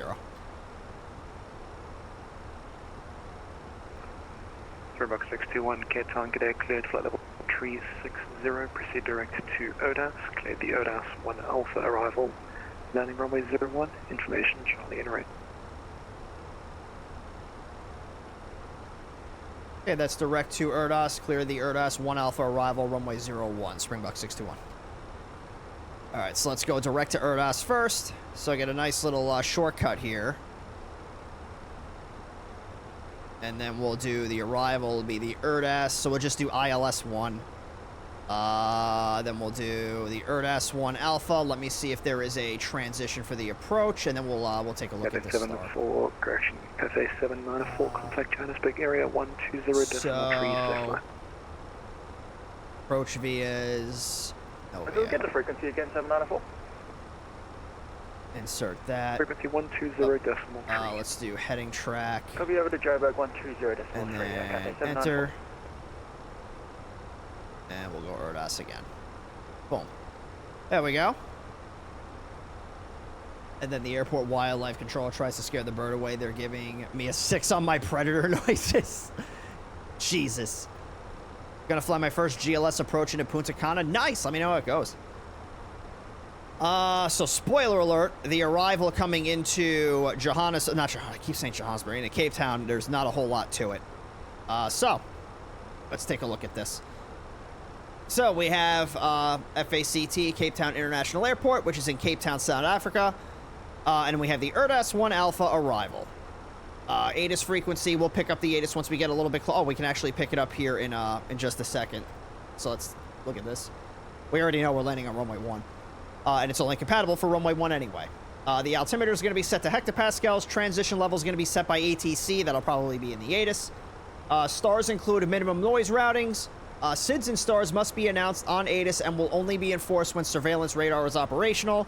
And if unable to comply with the star, advise ATC. Speed limit points. If the speed is below minimum safe operating speed, the minimum safe operating speed will be flown and ATC advised. So basically what that's saying is that if we get to a speed restriction and we cannot handle that speed restriction because it is too slow for us to safely fly, let air traffic control know. They'll let us fly faster. Unless for emergency, pilots are not to request cancellation of speed restrictions. Okay. Then coming on down here, we're going to join the arrival at ODAS. Then we're going to fly to DME 30 from CTV, which is going to be the Cape Town VOR. Maximum speed of 250 knots. And then we proceed out 8 DME from the Cape Town VOR. Slow down to 210 knots. Make a right turn bearing 190. And then we'll expect radar vectors in 4-hour approach to runway 1. So, pretty straightforward here. So, intercept CTV radial 65 inbound to 8 DME from the VOR. Turn left 190 degrees. Track radar vectoring to ILS. Minimum sector altitude for us is going to be, we'll call it 9,000 feet. Even though we'll be in this little sector for a little bit, it'll be 4,100 feet. We'll be a little bit closer to this side, so we'll use 9,000 as our MSA. So yeah, not really a whole lot to this arrival. It's actually pretty easy. But I will leave this up on the screen for another minute or so in case anybody does have any questions. You can feel free, pop them on in the chat, and I'd be more than happy to answer those for you.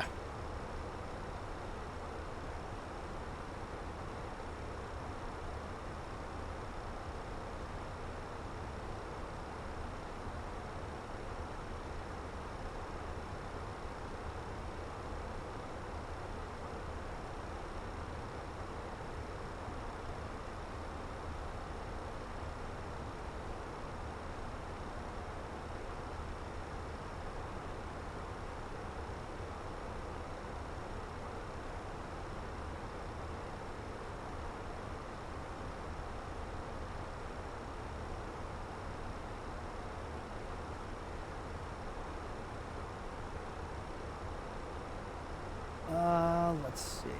So we know we're going to be landing on runway 1. So I'll get the ILS approach pulled up. Let's take a look at the ATIS. So we have Cape Town right here. We've got information Charlie at 2300 Zulu. So this is going to update here pretty soon. Expect zone VMC, arrival runway 1, departure runway 1. Stars in use for runway 1. Transition level is 85. Winds are 050 at 6 knots. Visibility is above 10 kilometers. Scatter clouds at 2,500 feet. Broken at 3,500 feet. Temperature 14. Dew point 13. Altimeter 1025. No significant changes are forecast. And confirm ATIS information Charlie. So that's pretty straightforward. And it doesn't say it didn't say ILS, right? So it's we're probably going to get a visual approach in. But of course, we will use the ILS as our backup. So yeah, transition level is 8.5, so that's good. And this is also, I believe, a high elevation airport. Or not. Airport elevation is 151 feet. All right.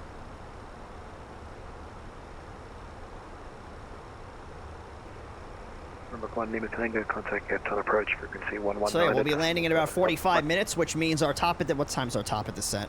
024, so in about 25 minutes. Just sent to you.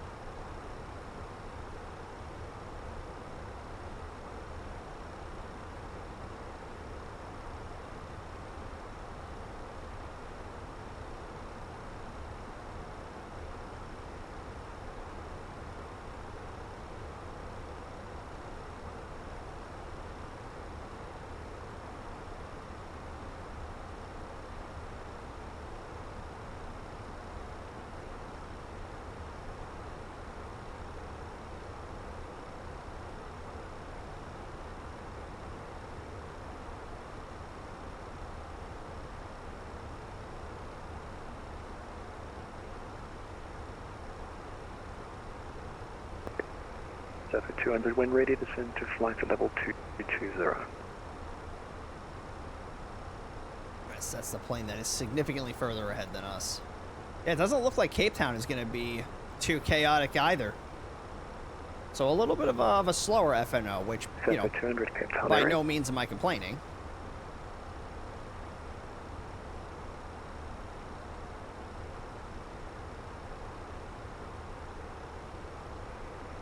FA 200, Cape Town area. Oh boy. FA 200, when ready, descend to flight level 220. What are we reading for the send 220? Step by 220, thank you.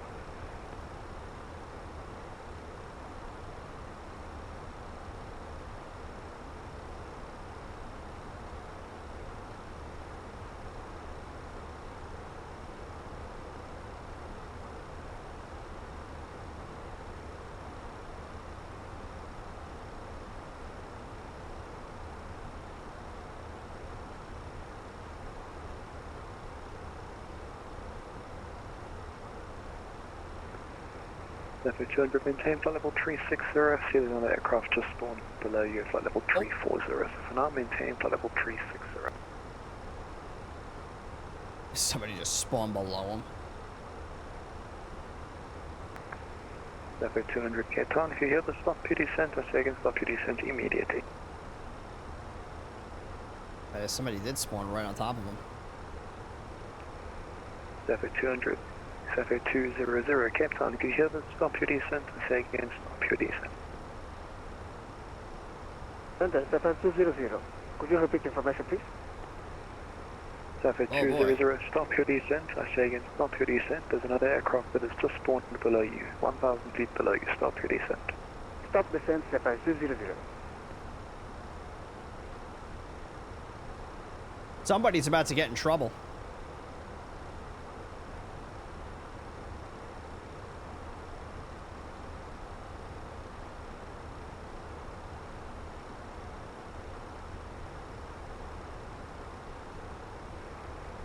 Zephyr 200, it seems like that aircraft is disconnected now. Continue to descend to flight level 220. Apologies for that. Good Lord. Why are people? Why are people?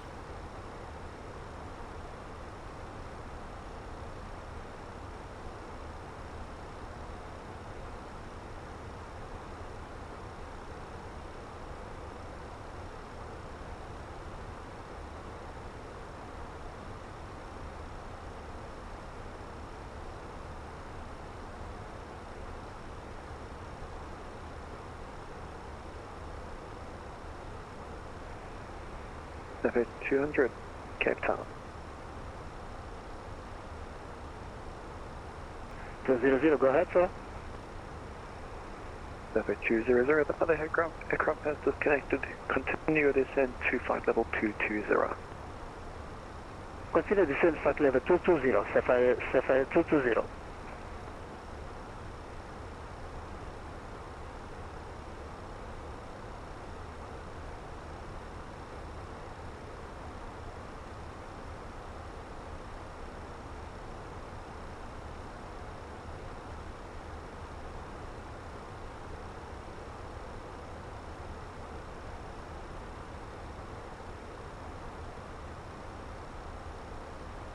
Cape Town Area Control, good morning. KLM 230 is with you, flight 370. KLM 230, Cape Town Area, good day. Squawk 5614. 5614 for KLM 230.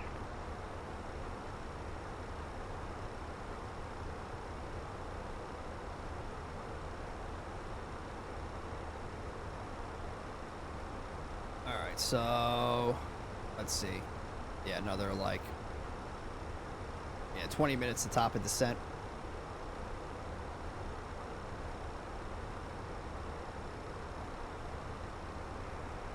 KLM 230, thank you, identified, flight level 370, you're under radar control. You are cleared the Odas 1 Alpha arrival, landing runway 01, information So they Charlie. still haven't changed the ATIS over yet. They should be changing that relatively soon to Delta. Okay, we are cleared the Erdo 1 Alpha departure. We have information Charlie on board KLM 230.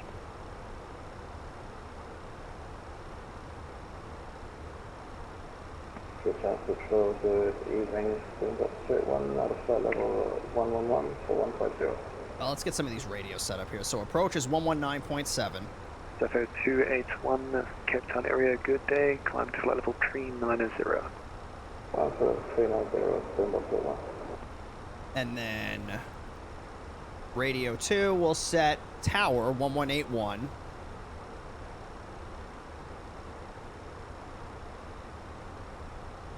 Atomic 1, are we able flight level 420 or 410? And then for ground is 1219. To coordinate that with Johannesburg.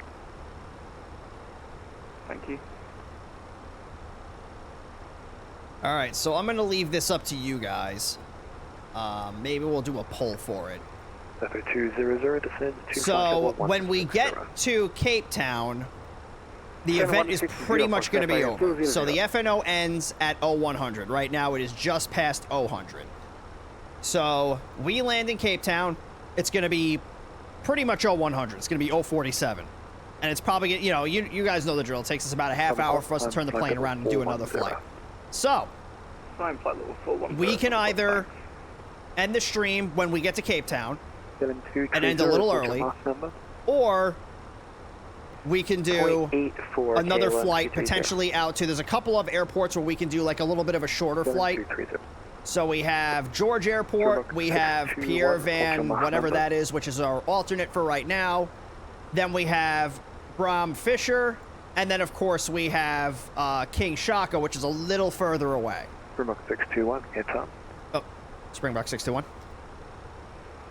Springbok 621, report your Mach number. Mach decimal 79er, Springbok 621. Springbok 621, roger, maintain Mach decimal 78 or less. Mach decimal 78 or less, Springbok 621. So let's fly, yeah, let's do a poll. So let's do... Springbok 621, maintain Mach decimal 78 or less. Mach decimal 78 or less, Springbok 621. Let's do... 85. Oh, wait a minute. Is it poll or is it, Get him 230. No, it's not poll. It's, Alright, 0.85 for KLM 230. Because that's like where you do nuggies or something, right? Maybe it's just a poll. I don't know. Oh yeah, never mind. So we'll let it. We'll do it for like 3 minutes. So should we do another flight? Yeah, should we do another flight? Response. Yes and no. Nuclear Biggie 10-1 Alpha arrival, landing runway 01. And we'll start that up. So we'll let that run for 3 minutes. We'll leave it up to you guys. So whether we're gonna end, because you know when we take off out of Cape Town, there's not gonna be any ATC, so that's gonna be the only thing. It's gonna be a very kind of like slow pace flight in that regard. But I'll try to keep it to a shorter airport, or like an airport that's closer, so it's a little, it can be a little bit more chaotic. But I'll leave it up to you guys. Number 281, my apologies, climb to flight at level 390. Just confirm, continue climb to level 390 for Springbok 281. Number 281, AFO. 200, contact Cape Town approach, 119.7. Contact approach 119.7. Thank you for service. Cape Town. Approach 268. Descend to flight at level 240. Flight level 390. Descend 240, Springbok 268. 201, thank you very much for your patience. You're cleared for level 360. It is the Geeton 1 Alpha arrival, landing runway 01, information Charlie in range. We are expecting the Geeton 1 Alpha arrival and... Cape Town ground has gone offline. Oh wait, no they didn't. It's not showing on the VATSIM radar, but it's showing on the client. That's weird. Springbok 268, confirm it's the Geeton 1 Alpha. Number 268, yeah, apologies. Alright, so yeah, but another minute and a half in the poll. Roger. So make sure you guys are getting your votes in, whether or not you want to do another flight after this. 7230, proceed direct to Erdas. Direct Erdas, KLM 230.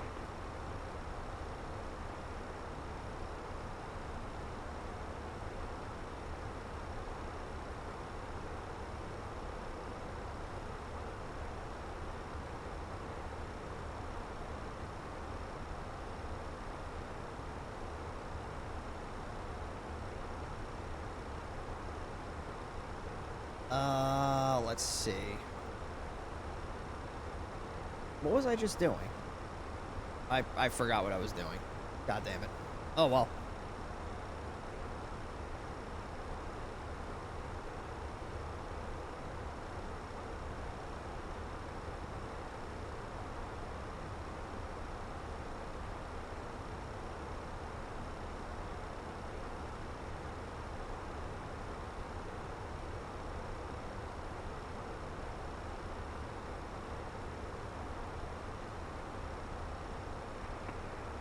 Springbok 268. And the winner is yes. So we had 4 votes for yes and 0 votes for no. All right, so we'll do a second flight after this. 041. So we have a couple of airports. We have George Airport. We have Pierre Van something. And we have Bram Fisher. Level 160. And then we have 160-268. what is that? FALE. That airport. I think we'll do it just for the sake of time. Maybe we'll just do we'll do like the ones that are closer to here. So like either yeah, we'll put it up for a vote. Try to keep it like under an hour. Make it a little crazier.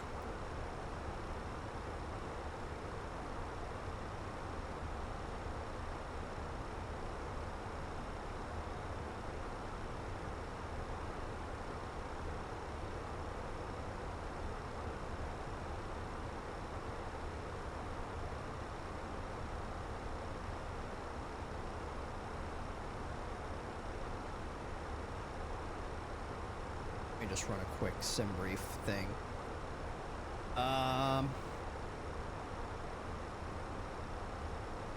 So what is it? FACT to FAUP. FACT, FAUP. Shouldn't be that long of a flight. So that one's an hour and 40, and then out to, what is it, FAPE?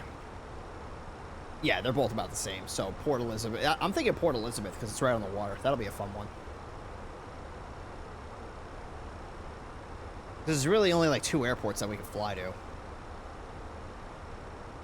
That I could see. Springbok 268, speed 280 knots or less.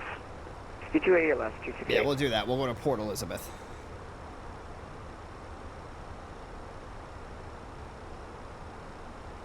Curse you, Africa, for being so large. Yeah.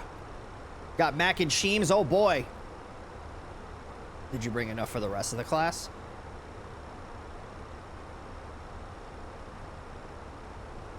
Good morning to you from Falco 620. Up top of the descent's coming up. 620, Cape Town, good day, cleared to flight level 340. Proceed direct to Papa Echo Victor, Vector Radar Vectors, ILS runway 26. Continue 340, direct Papa Echo Victor, full Victor, runway 26. Alright, let me run the ATIS one more time. So still information, Charlie. Alright, so let's get the data plugged in here. So, we have QNH is, what was it, 1027? 1025. Temperature is 14. Winds are 050 at 6. Transition level is 85. And then for the barometric minimums, why is my approach speed 183 knots? 260 or less, 268. Yo, what is going on with this plane tonight?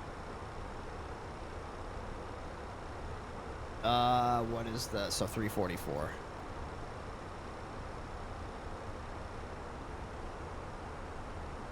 And our cross rate's 135,000. Yeah, like something weird's going on with this plane.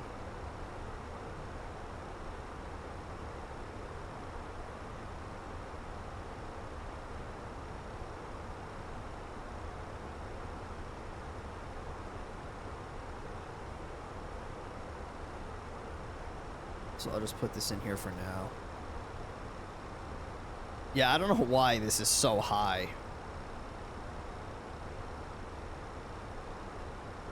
Maybe that'll change once we get... oh, is that because it's landing config 3? No. But I don't know what the hell's going on here. Whatever, we'll figure it out when we get lower. But yeah, there's no way it's 180-something knots. Approach 119.7, bye-bye. Approach 119.7, good night, Springbok 268.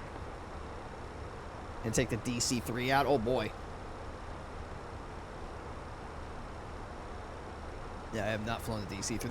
That's a PMDG plane, right? For Musfuss? I think it's PMDG that makes that.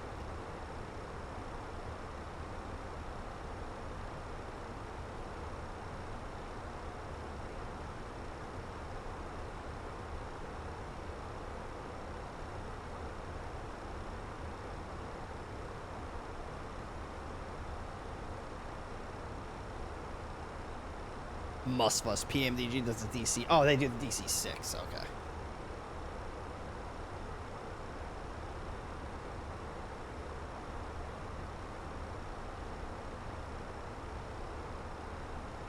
Must. Yeah, that's just how people say it. Walker 620.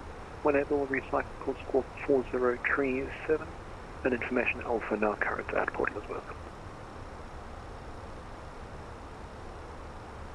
4037 and information Alpha current at Port Elizabeth. Taco 60. Cape Town area, this is KLM 230. Just to be clear, we are clear to descend via the star. LM 230 negative there, no.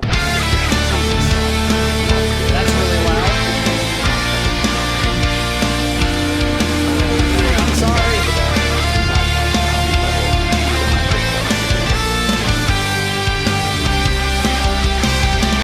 Okay, so that's got to get turned way the fuck down. But JJ coming in with the raid of 3. What's up, JJ? Thanks for the raid, my friend. Can we get a shout out for Mr. JJ in the chat? Yeah, that was really loud. Holy Christ. Let me turn that down. KLM 230. I'm awake. I during the descent. Oh my God. FM, I am certainly awake as well. Jesus. Why was that so loud?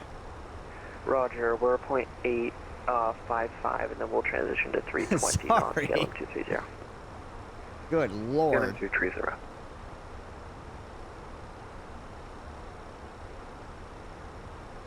Let me make sure that's saved. I don't think my mods are awake. I don't think that woke them up. Let me get this done here. So how was your stream, JJ? What were you doing? Were you fixing your car again? Oh, wait a second. I did the wrong command. I typed in raid because I was saying raid. There we go. Good Lord. Yeah, so that's jeez, that was so goddamn loud.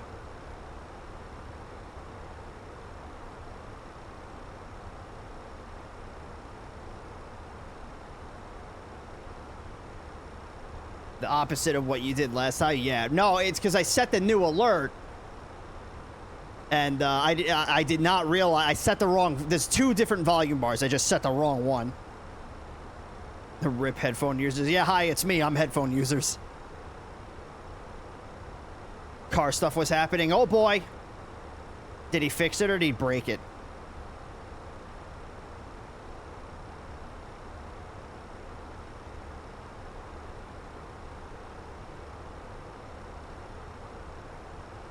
Both. Fair. God damn it. Okay. You tried to raid Mike and gave a shot. Yeah, I know. My brain is not braining today. Good Lord. Yeah, that was last night. That was literally 24 hours ago.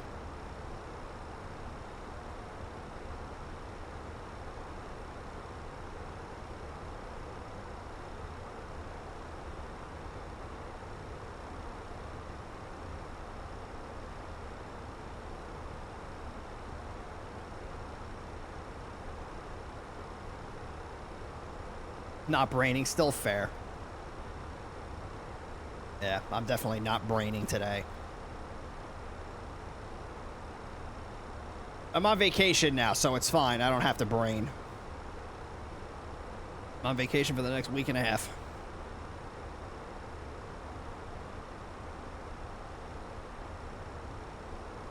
EP? No, not me. Not yet. Not yet. I might be a little eepy after the second flight.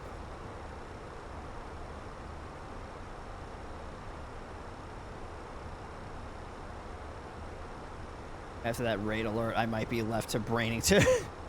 Listen, all right? Just listen.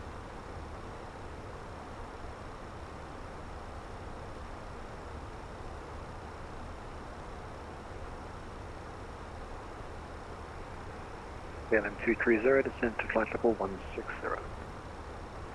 So top of descent is in about 20 miles. So if we don't hear from them soon, we'll just request the descent.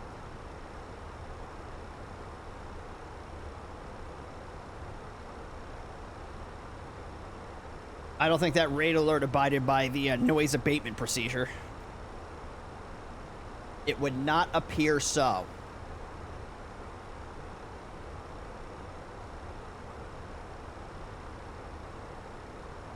On a scale of 1 to even, we all can. Jesus. I'm doing my best, okay? Shut up.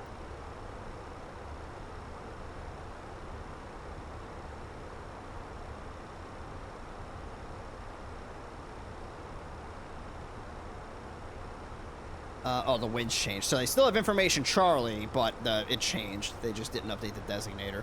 So winds are now 040 at 7.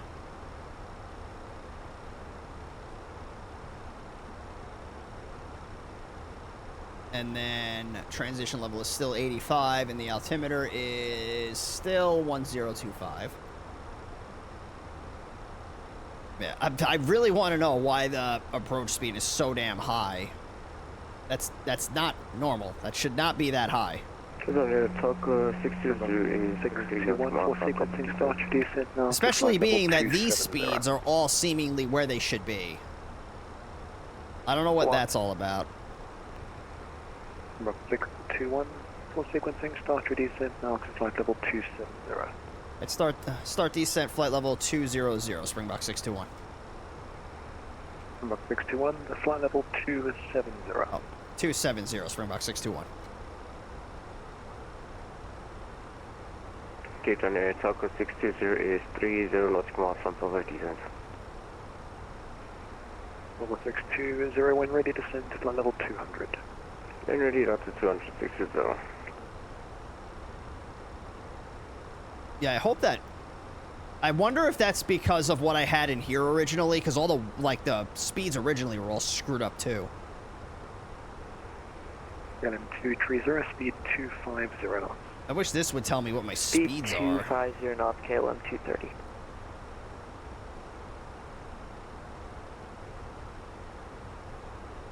You can't brain. I don't know how to help you. I can't brain either.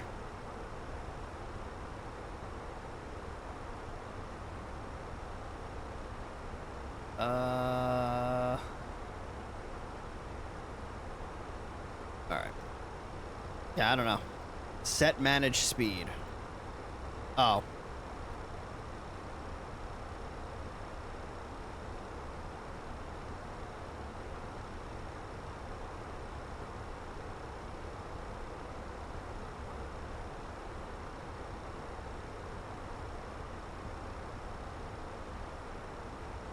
Alright, so we have ground and approach that are online, so we don't have a tower.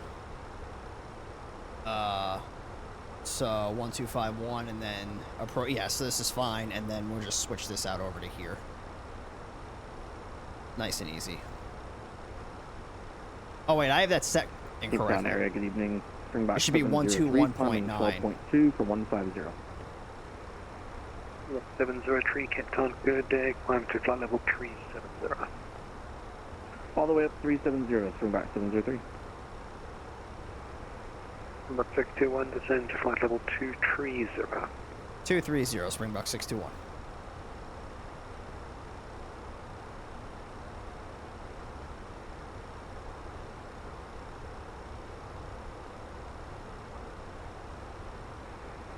Springbok 621, descend to flight level 230.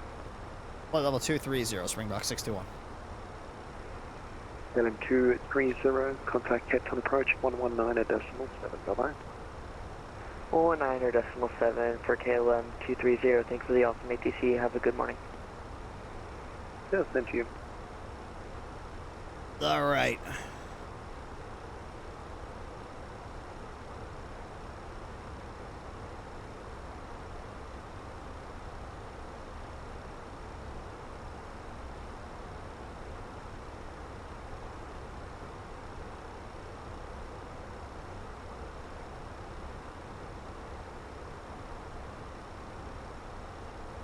So we'll just take a look at the arrival again. Let's bring this up over here. So we're inbound right now to Erdas. From Erdas, we're going to go to DME 30 from the Cape Town VOR, slow down to 250 knots, and then 8 DME from the VOR. We're going to slow down to 210 knots.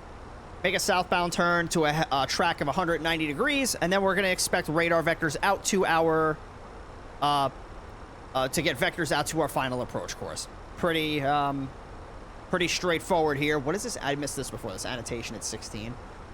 To avoid high ground when established on a 190-degree track and below 5,700, do not exceed DME 16. Okay.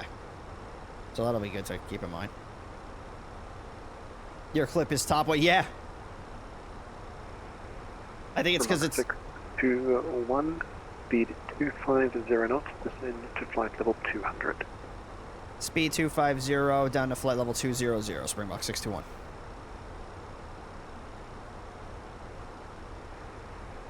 Springbok 621, descend to flight level 200, speed 250 knots.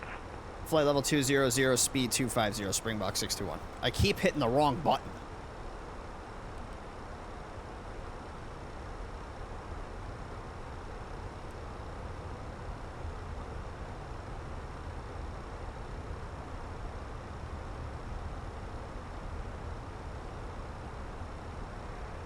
Springbok 703, turn left direct to position Egtal, Echo Golf Tango India Lima. Egtal for Springbok 703. I'm just going to go open descent mode, but oh, actually what I'm going to do is I'm going to keep this up though. Wait till we get to 250 knots, because we are getting a little off the path here. So we are, yeah, we're like 2,000 feet above the path. It's not really doing us any favors.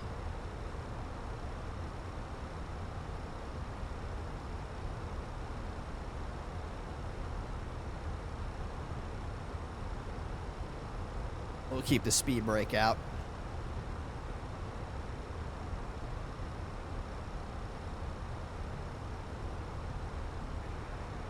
August 620, descend to flight level.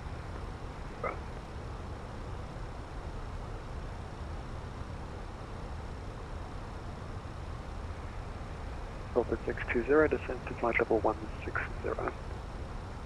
Descend 160, Tucker 620. Yeah, it's slowly starting to come back.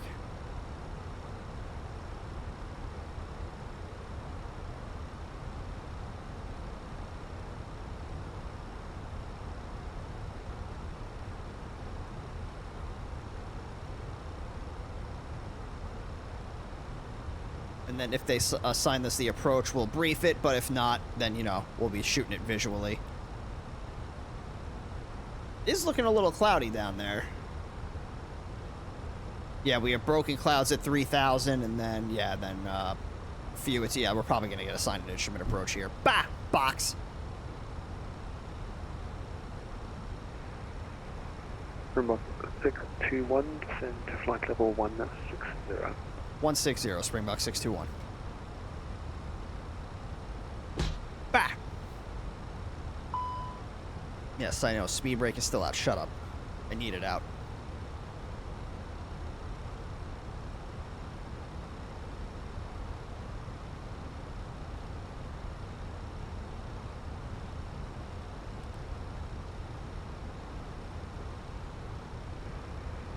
Springbok 621, contact Cape Town approach 119.7, safe landing. 119.7, Springbok 621. Thanks for all your help tonight. Alright. 268, turn right heading 340, cleared ILS 01. Right 340, come the ILS 01 from 268. Yeah, they're assigning the ILS 1. 7514, proceed direct to Oxted. Direct Octed, so, whatever I'm called, 514. That sounds like slant. Cape Town approach, Springbok 621, flight level 213, descending flight level 160 with Charlie. Springbok 621, Cape Town approach, hello. Expect the RNAV Yankee runway 01, descend flight level 90. Flight level 90, expect RNAV Yankee 01, Springbok 621. KLM 230, descend 8000, QNH 1025. Alright, so I'm gonna go open descent mode. We'll just go down to 9,000. So they assigned me the RNAV. That's interesting. Okay, so let's switch this up here. So arrival, we're gonna do the RNAV one. And it's still gonna be the same star. Are there any approach VIAs? Let's see. Are there any that are going to apply to us? I think the answer to that is no. So RNAV Yankee. Runway 1. Oh, I did. Contact Cape Town area. I think I did the wrong. 25-1 for Cape Town area, Center 514, thanks. So arrival, RNAV. I need the RNAV Yankee. Here we go.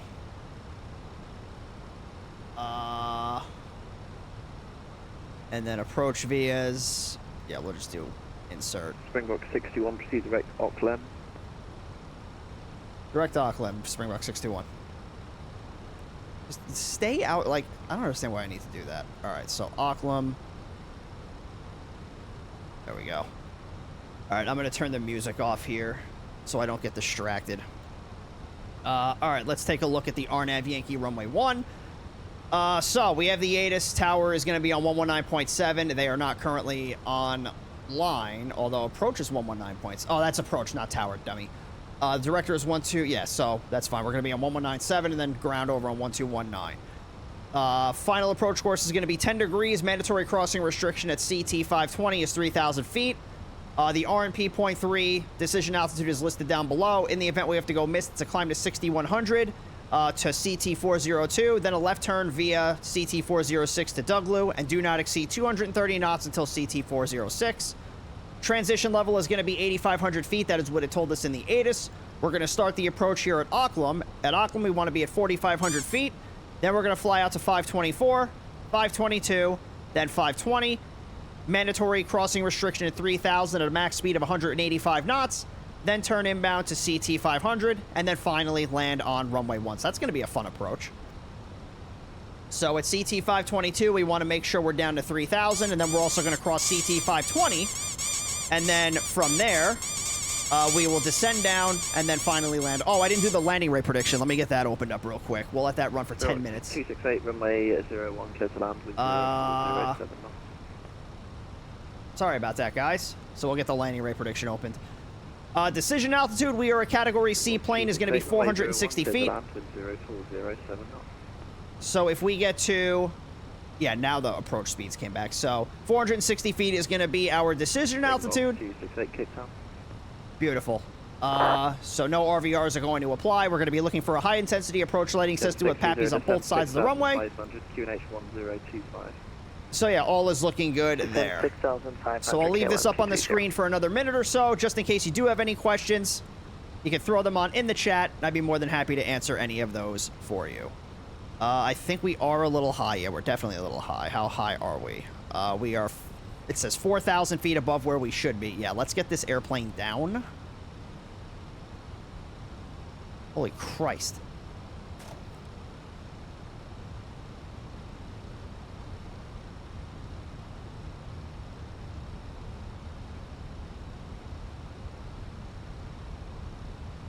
I'm going to get a delay vector here. Approach Springbok 621. Can we get a delay vector here? It looks like we're going to be a little high. Springbok 621, roger. 10 right heading 360. Right heading 360, Springbok 621.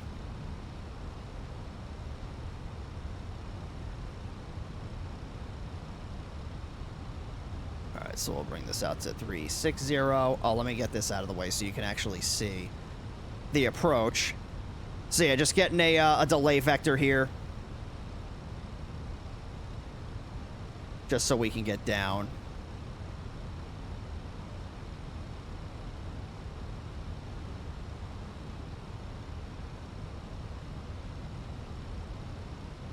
So let's see. Yeah, we'll be fine now. Alright. What if I pulled your whiskers? Well, don't do that. That's not nice.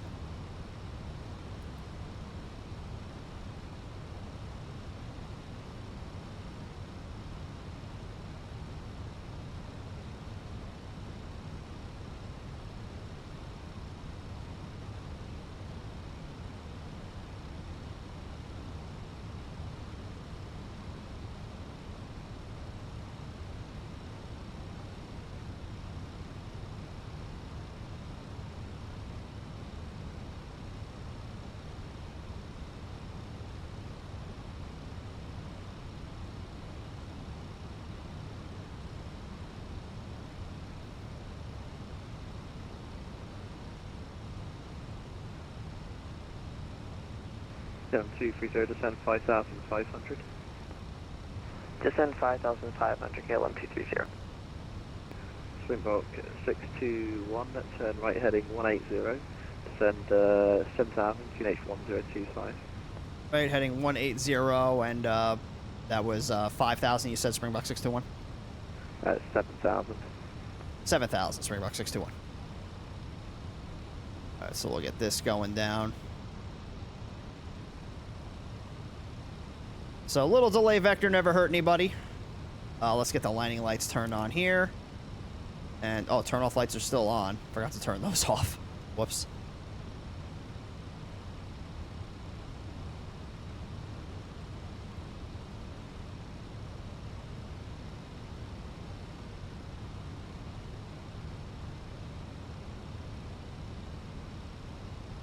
So landing rate prediction is open, so make sure you get your predictions in. Still got about maybe like 6 minutes or so. 330, descend 4,100, cleared ILS 01. Alright, descend 4,100, 330 on the heading cleared ILS 1, KLM 230.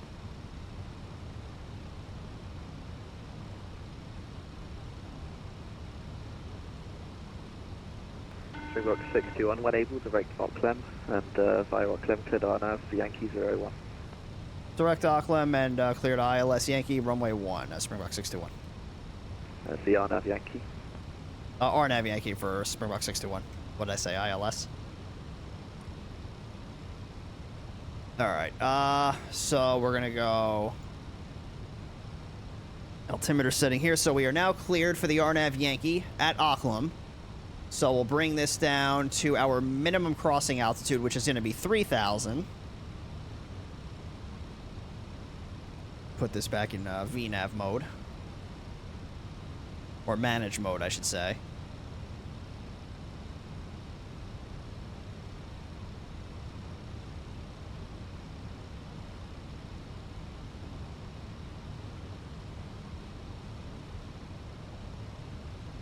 And we'll set the auto brake and then, or the spoilers, the auto brake's gonna get set to low. What's our weight here? So 133.8, so let's do 133.8. With a low brake, yeah, that should be fine. Runway's just over 10,000 feet, it's 10,500, so yeah, that'll be good. Although, I think I'll do medium. So that way we don't have to roll all the way out to the very end of the runway. We'll try and get off at taxiway Charlie. So let me do medium auto brake. Because that's about a little over halfway down the runway. So we'll switch this to medium.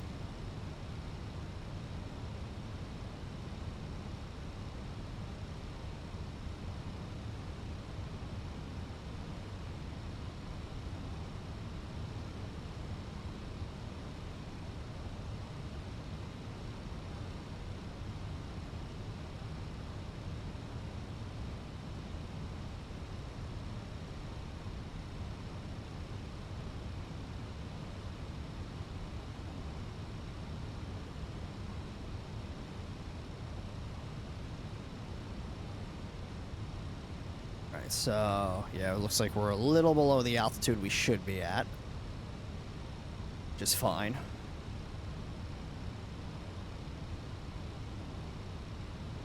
We'll bring this in a little bit.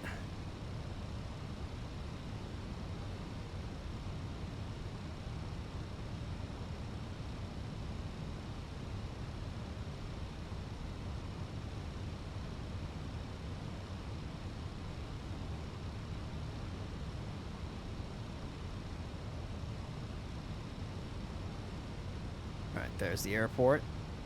So about 15 miles away. KLM 230, runway 01, clear to land with 0407 knots. Runway 01, clear to land, KLM 230.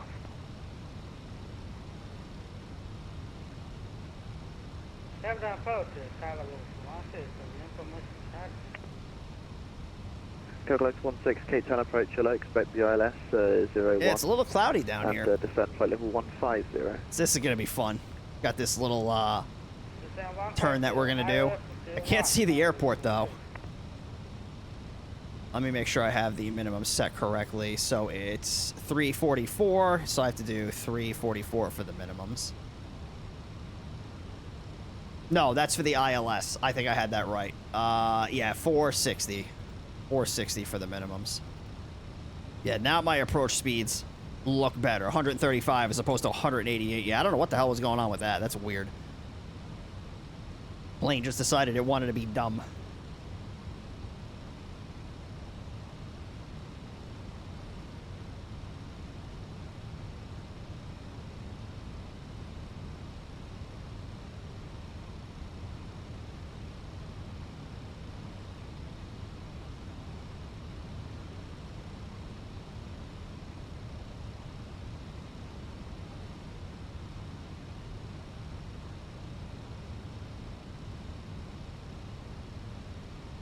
Airbus likes hot approaches, yeah. The A319 especially. The A319 does not like to slow down. It's kind of why I don't fly it, because with the approach, it's kind of a nightmare to handle. For whatever reason, the smallest airplane of the fleet does not like slowing down.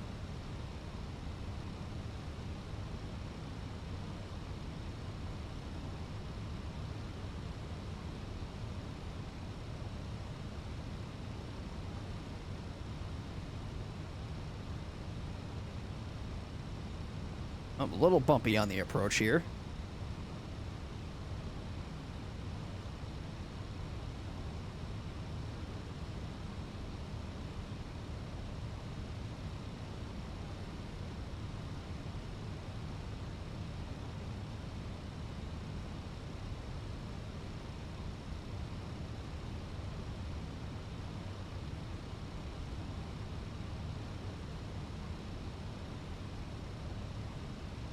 Oh, I can see the ground. Cargo looks 16, maintain present heading. I'm in the present heading, Carlos. Alright, I'll get the rest of these lights turned on.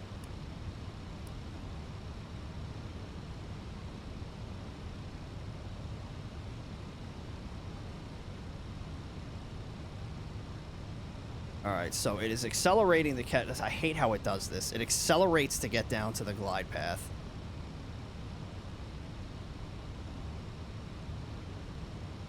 I think we can arm the approach mode. Yeah, there we go.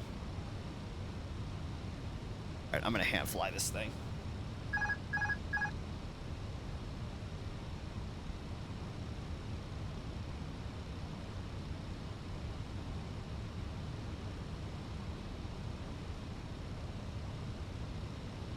God, I need to slow this plane down. This plane wants to slow down so late on the approach.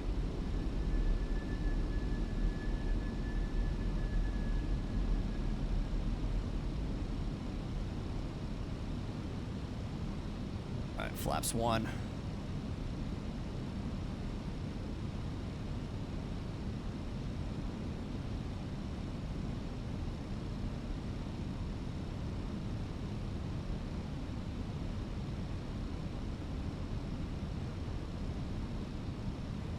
We'll go flaps 2.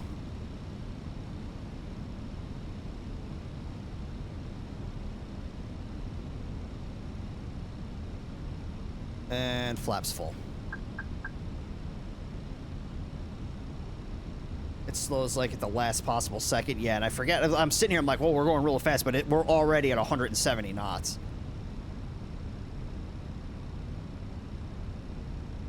But I think I just underestimated how wide this turn actually is. Whoa, what the hell is going on? Alright, here we go.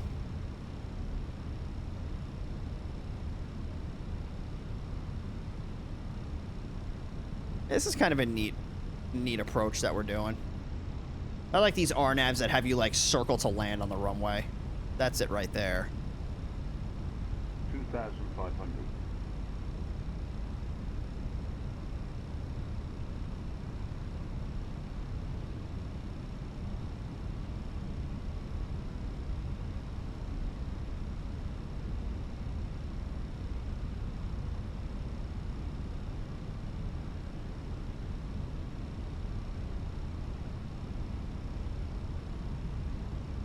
Yeah, I think I underestimated how wide this turn was.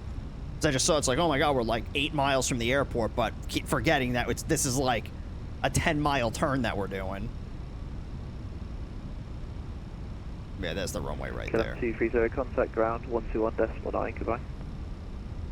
21.9, KLM 230, see ya. Cargolax 16, descend flight level 90. Descend 90, okay. Springbok 621, runway 01, clear to land with 0407 knots. Runway 01, clear to land, Springbok 621.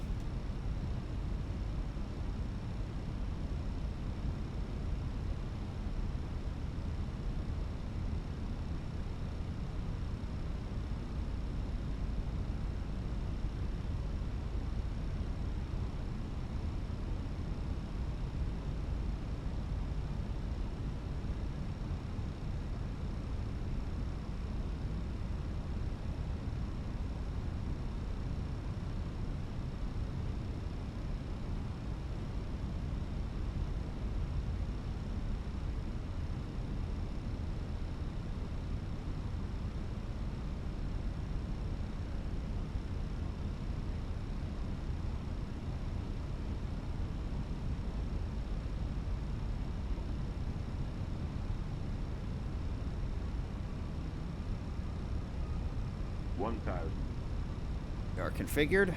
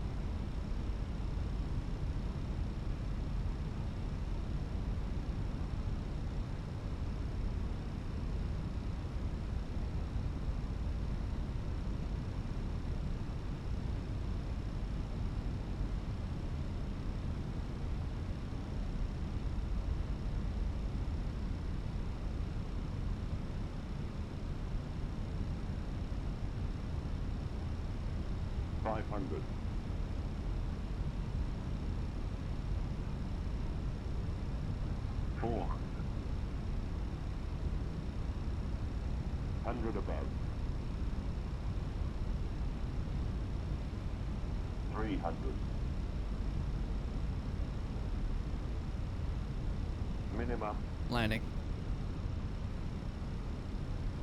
200.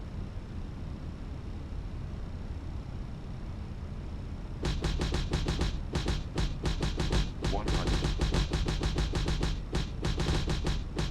50. 40. Retard. Drive. Reversers. Ooh, that brother's floating in the air. How could his hands do this? Oh, someone get him out the air.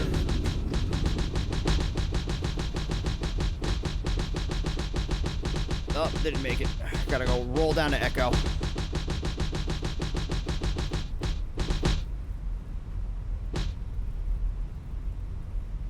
You said it twice, yeah. I think I was coming in a little hot, so I kept the power in so I could, you know, slow down my descent rate.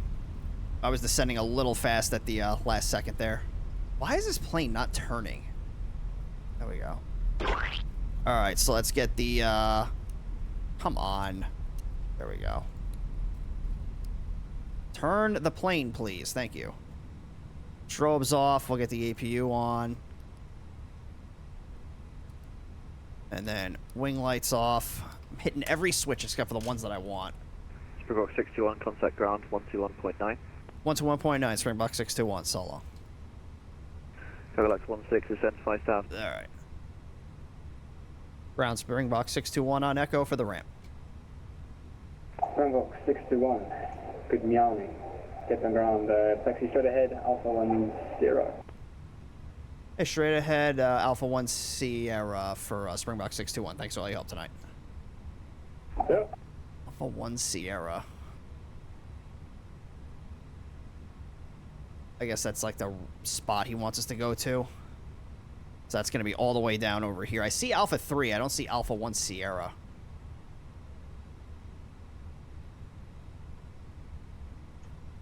Oh, is that Alpha? That may have been Alpha 10. That's going to be this gate right here. Yeah, I got to change the rudder controls on this thing. The Fenix, the Fenix profile I have does not work anymore.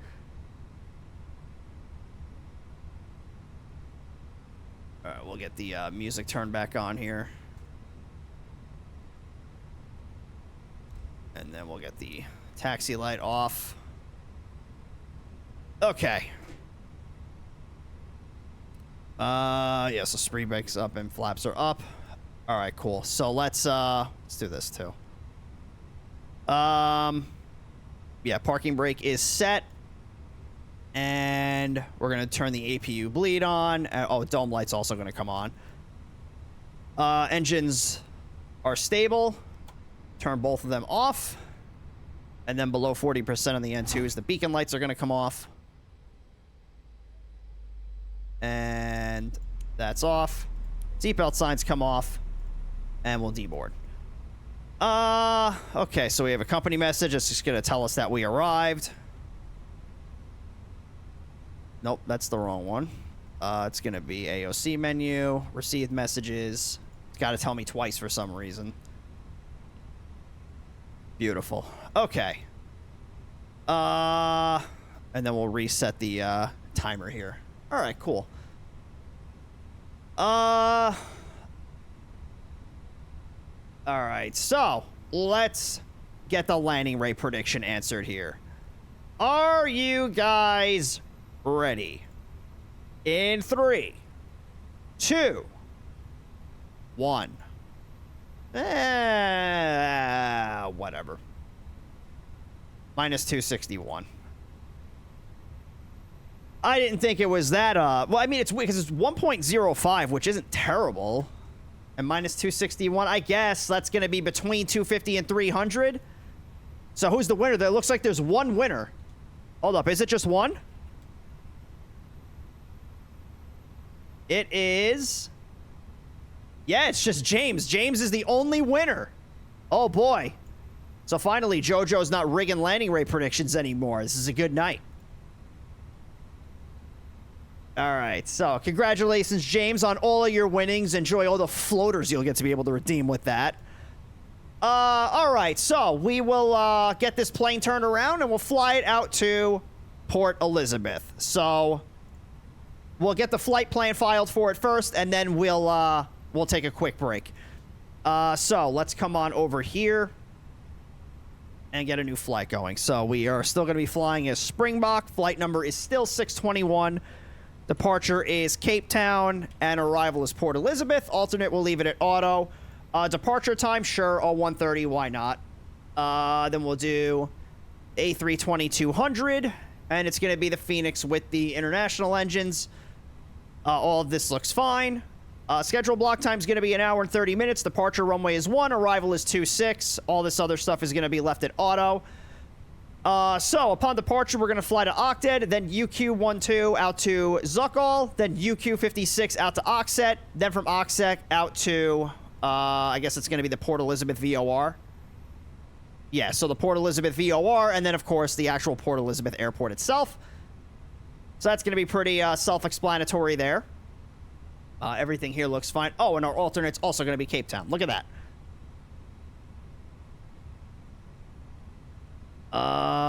Whoops, let me get this over here. I'll just reload Volanta real quick, and then we'll take a look at this. Beautiful.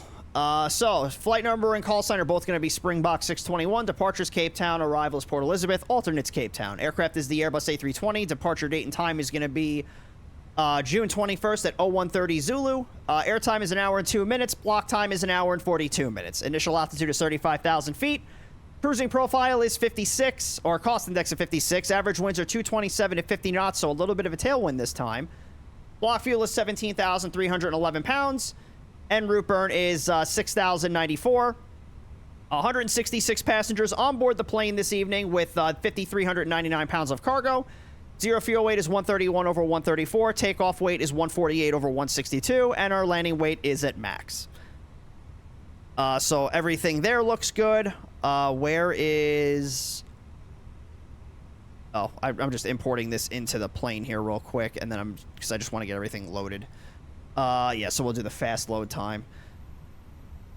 Upon departure out of Cape Town, right now planning on runway 1. Cruising speed is going to be 459 knots at a cruising altitude of flight level 350. We're going to fly direct to Octed, UQ-12 to Zuccoul, UQ-56 to Oxet, then to the Port Elizabeth VOR, and then finally to the Port Elizabeth Airport itself.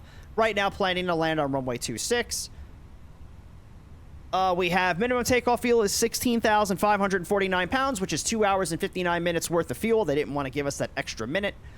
And then our taxi fuel is 762 pounds. All of that is looking good.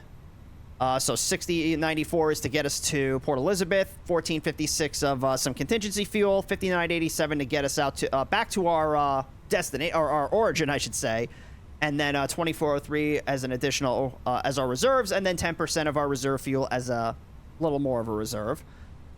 So let's get this on the VATSIM network. So Springbok 621, IFR, A320, medium weight class category, equipment and transponder codes look good. Departure and arrival are fine. Off block is 0130. Alternate is Cape Town. Altitude is 35,000 feet. Time and route's 1 hour and 2. Airspeed is 459 knots. And our fuel endurance is 2 hours, 59 minutes. The route of flight looks good. I'm just going to get rid of that direct abbreviation right there because we don't need it. And then everything down here looks fine. And we'll do our little VATSIM 101 shameless plug because why not? Get that filed on the VATSIM network. So that is all good to go. Maybe air traffic control will give us a clearance. Nope, they all just went offline at the same time. They all just signed off. Holy shit. All right. So let's do this. Let's take a quick 2-minute break. So I'm just going to go refill my water bottle here, and then I'm also going to use the restroom.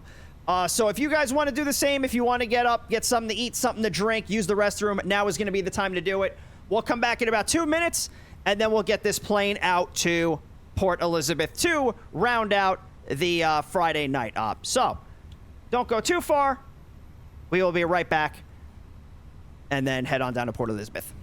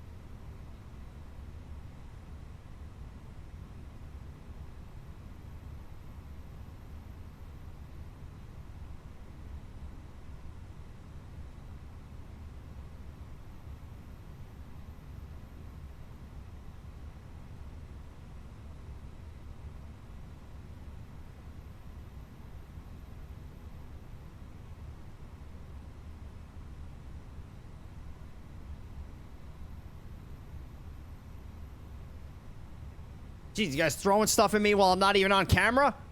Good Lord.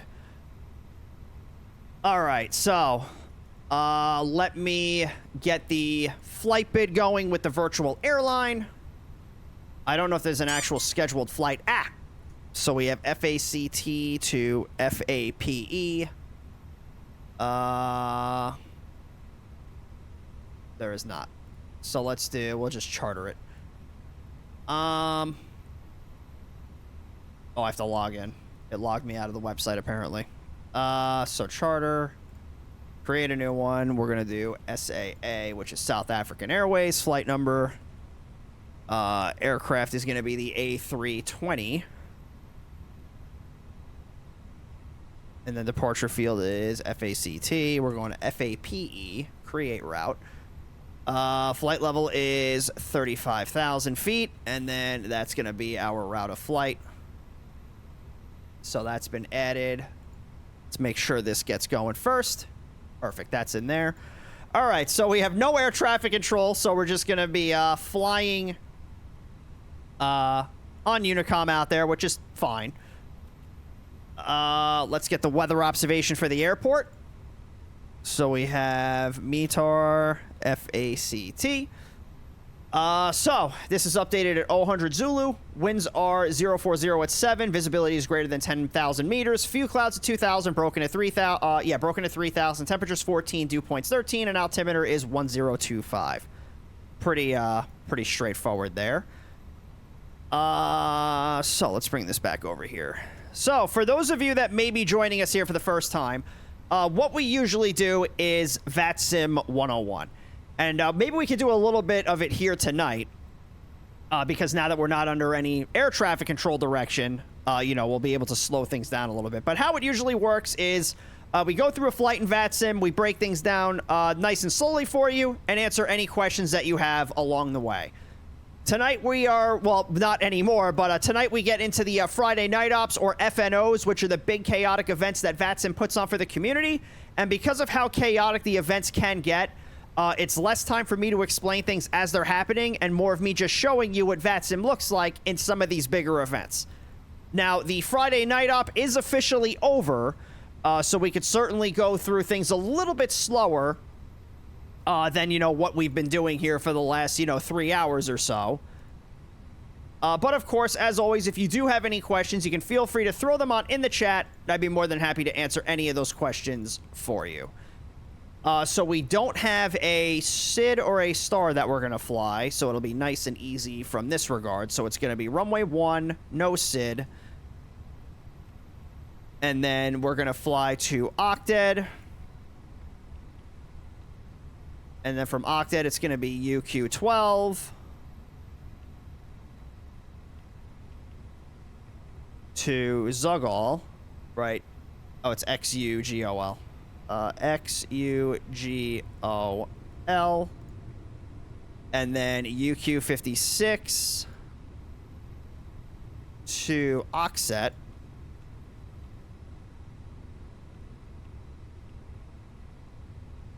And then from Oxet, it's going to be to the Port Elizabeth VOR. So I got to get out of this menu.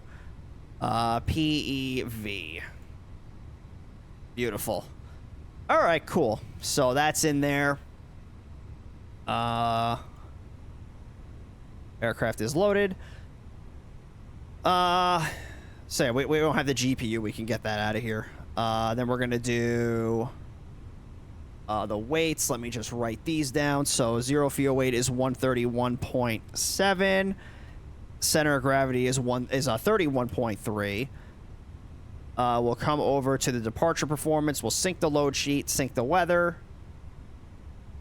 and then calculate this. So V1 is 149, VR is 150, and V2 is 151. Flaps are going to be set to 1 with a trim down of 0.2, and our flex temp is going to be 67 degrees. So we'll come back over to the FMS, or MICDO, sorry, MICDO. So oh shit, I didn't do the initialization. So we have 131.7, 31.3 is the center of gravity, and 17.3 is our block. Now we can come over here. So we're going to do 149, 150 VR, and 151 V2. Flaps are 1 with a trim down of 0.2. And flex temp is 67 degrees.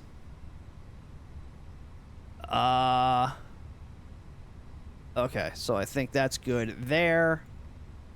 And then I believe that's back.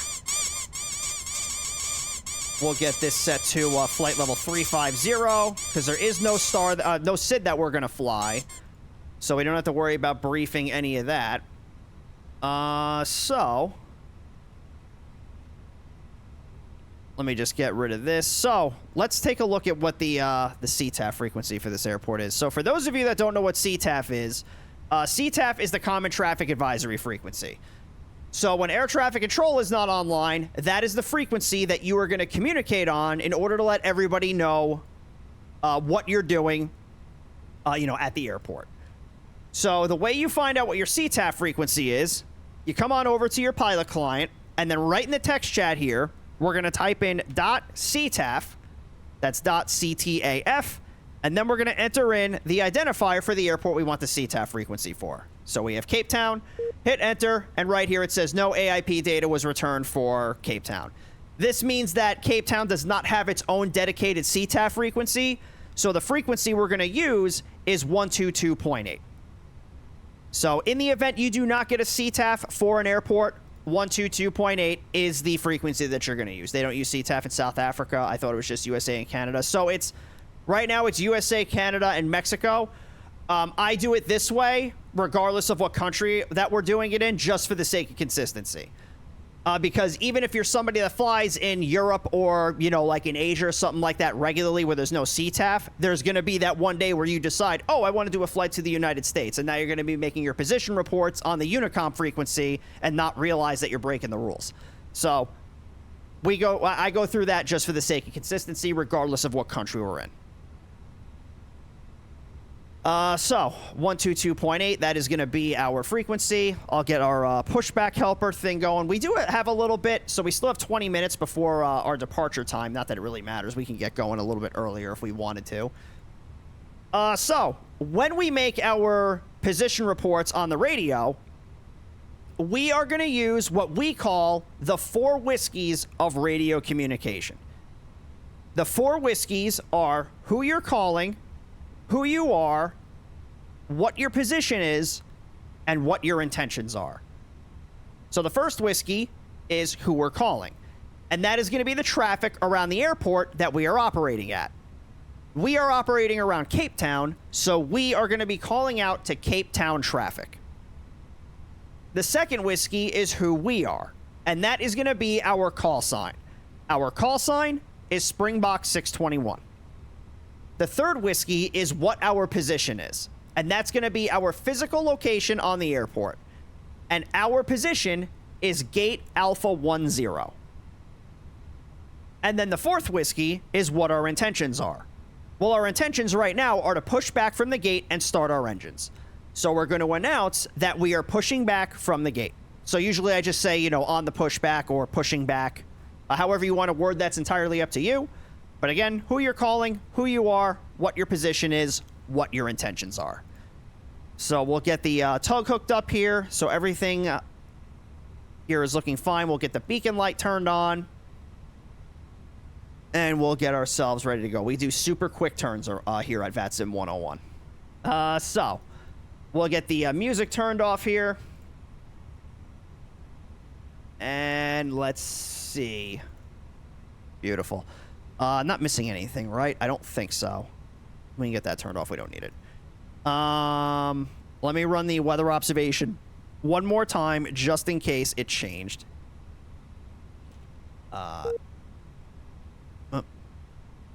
Spelled METAR wrong. FACT. So, 100 Zulu. No, they did not change at all. Well, except for the clouds. Now the clouds are broken at 2,500. All right, cool. So there is one plane back over there.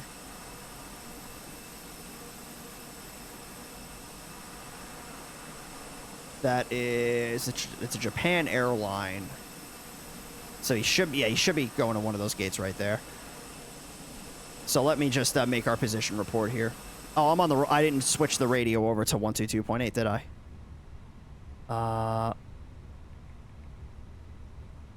What? Why is it still on radio 2? There we go. Cape Town traffic, Springbok 621, Gate Alpha 10 on the pushback. All right, so we'll get the parking brake turned off. And we'll get the timer turned on, and we'll start pushing back. So we're going to push back, and we're going to face in that direction, since that's runway 1 over there.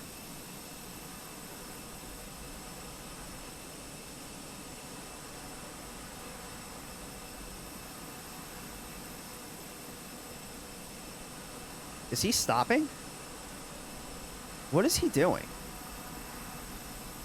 There's no heavy gates down here for you. You look like you're in a 777.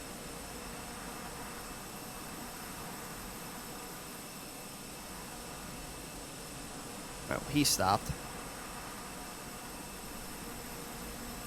All right, let's fire up engine number 1.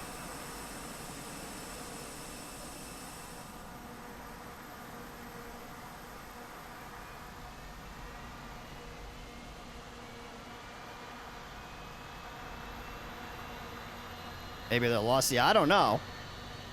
But all these gates down here are narrow body gates. So I'm not sure. Maybe he's departing? Oh, he's departing. Okay, I just fucked up his whole day. Oh, he's going to Port Elizabeth. Shit, we just fucked him.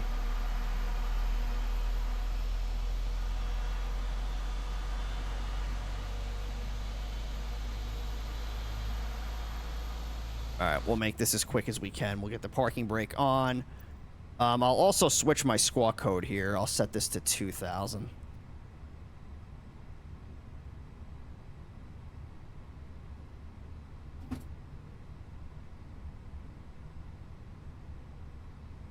Alright, engine 2.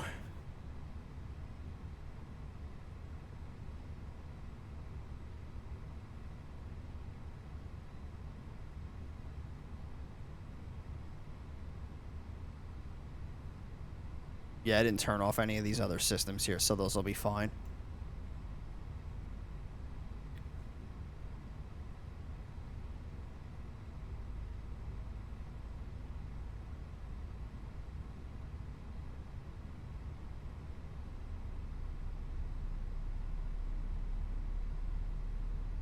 So we'll make this quick.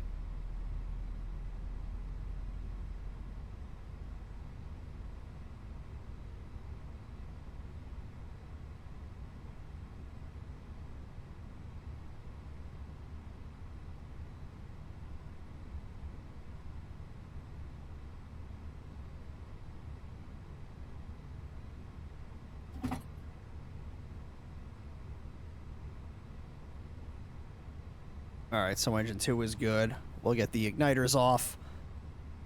Then we'll go APU off. We'll do a quick flight control check here. So aileron's good. Elevator's good. Rudders. Speed brake's good. Flaps 1. Terrain radar gonna come on. We're gonna turn the dome light off. Oh, whoops. And once the flaps are in position, we're going to start moving. So let's just check these real quick. All this looks fine. And flaps are good. All right, we're moving. Cape Town traffic, Springbok 621, taxiing runway 1 via Bravo 2. All right, let's go.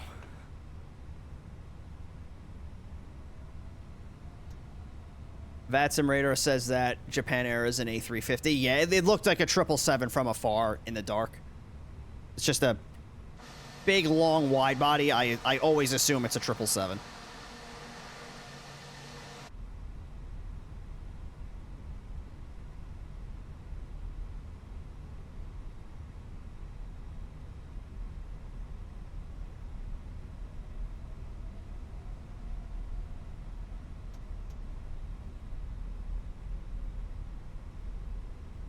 All right.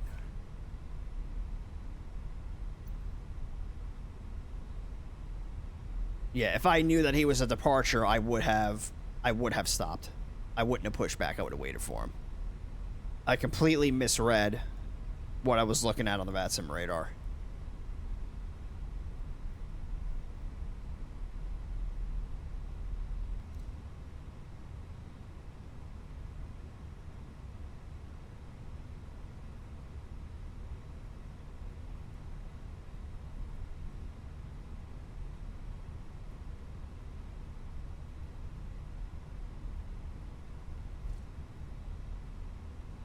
All right, so once we get into the air, the 4 whiskeys that we just talked about are still gonna, you know, they're gonna remain the same.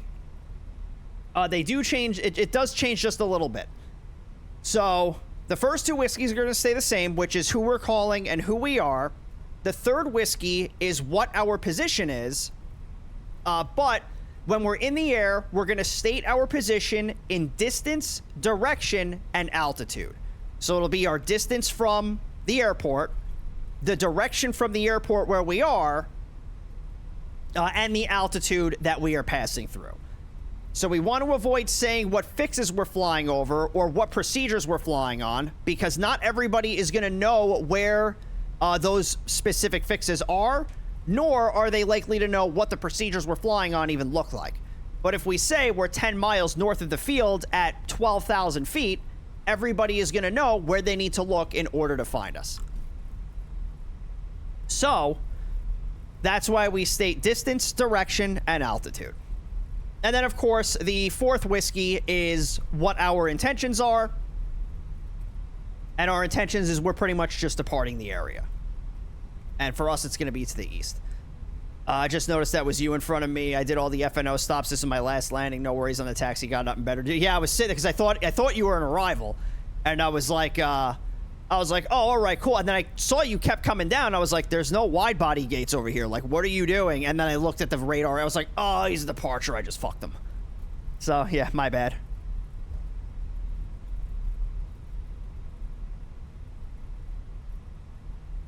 Taxiing kind of fast, though. Doing like a little Southwest taxi. Let's do... Oh, okay. That didn't do anything. Is it the forward one?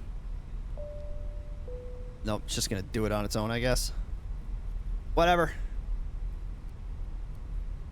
If it does it, it does it. If not, it's fine. Alright, so let's get the turn-off lights on, wing lights on. The plane is going... Whoa. Jesus Christ. Do I have the A350? I do. I arrived, disconnected, redid sim brief, log back on. Fair. Alright, let's do our position report. Cape Town traffic, Springbok 621, departing runway 01 to the east.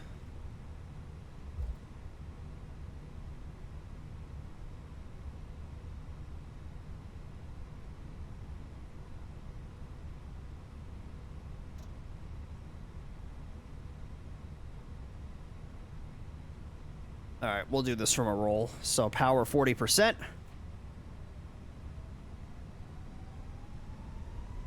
And give it the beans.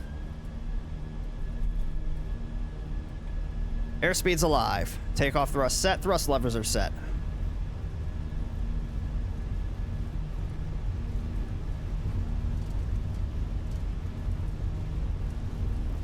$100.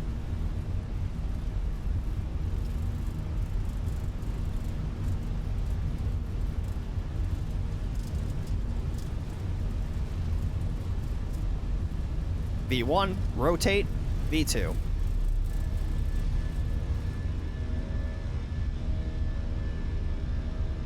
Positive climb. Slowly let the rudder out.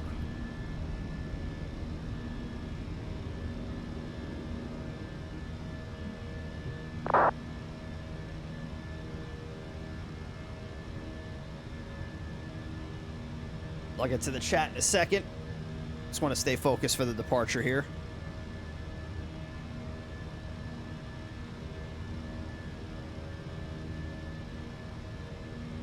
All right, climb power. And we'll start our turn.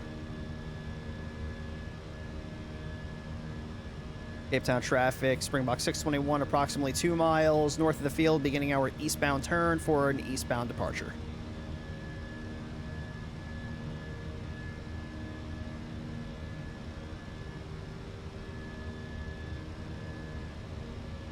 Bring the flaps in, and we'll get the turn-off lights and the nose lights turned off.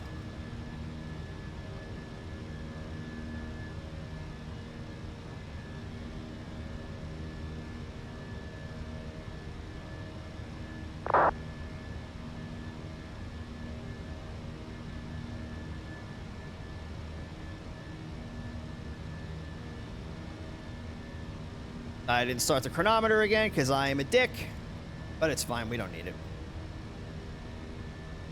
I always forget to start it in the Airbus.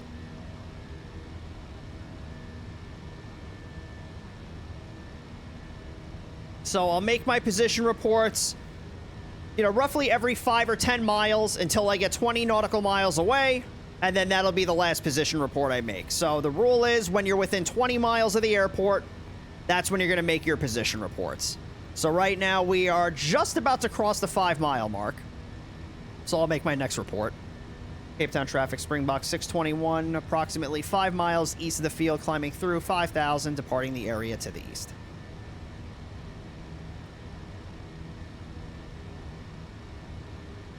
So would I recommend the A350? I would, but it is a little buggy. There are still some issues with it. For me personally, I get some hard stutters and, you know, freezes on departure and approach, and we're talking about like hard freezes for like, you know, 10 seconds, which is annoying to deal with. I have some navigational issues with it, where some fixes and airways don't exist, despite the fact that I have a Navigraph subscription. It flies kind of weird. Like, it doesn't really... It feels like it's overly sensitive for the type of plane that it is, but I've never flown an A350. I don't know if the fly-by-wire system is like that to help the pilots accommodate for the fact that the plane weighs, you know, 600,000 pounds. But yeah, like, I have issues with it that prevent me from wanting to bring it on stream. But I fly that plane pretty much every day. Like, the last 2 weeks, I've been flying that plane every day off stream. So it's a good plane. It needs improvement, but it is a pretty decent plane. I'm looking at 777s. Will likely need a long hauler soon. Yeah, the PMDG 777 is pretty good. They have 3 of them that you can choose from, and that's kind of like... That's why I would tell you, if you're looking for a long hauler, I guess it really just depends. It's like with PMDG, they have 3 different 777s, and you're paying full price for all 3 of them. Whereas the A350, you're getting the 900 and the 1000 for like the one price, and then there's also a freighter that's going to be coming.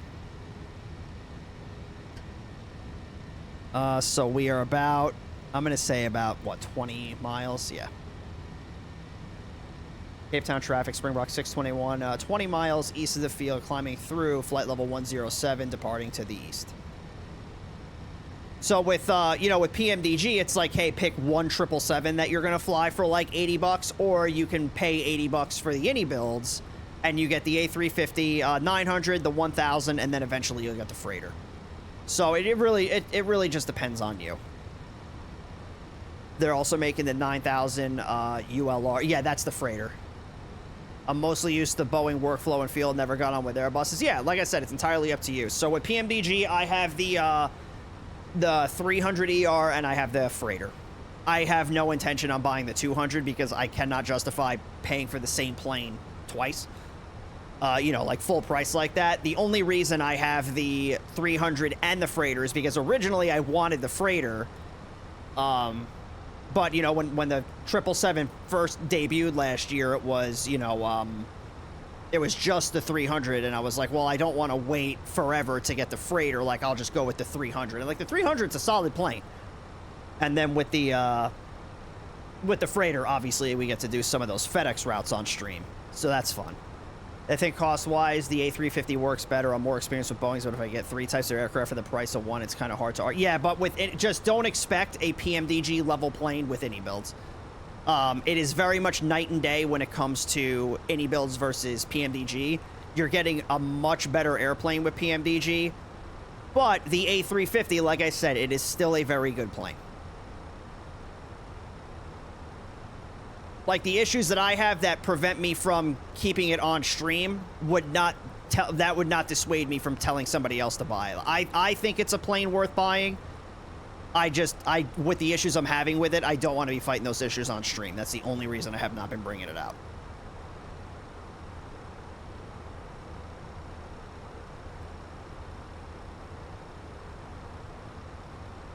So let's get the landing lights turned off. Wing lights coming off. Everything else is looking good. Any Innie builds plane is better than the base game 7.4. The base game 7.4 is pretty solid, though. I've flown it We flew it across the pond one year. It's not bad.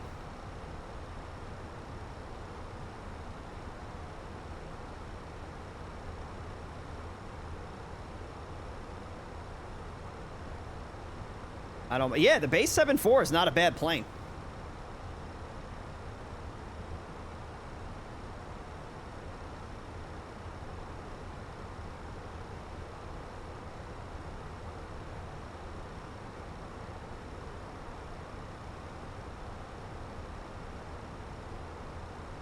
All right.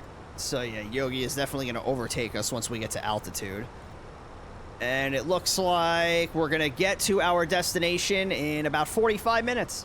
I like PMDG. Absolutely sold me. Yeah, the 7.3 is a really good plane. Yeah, the 737 was the first plane that I bought for a flight simulator. We were flying that on stream almost exclusively for like a year and a half. So the first plane I had, like the first modded plane was the fly-by-wire. The fly-by-wire A320. And then the 737 dropped. I bought that almost immediately.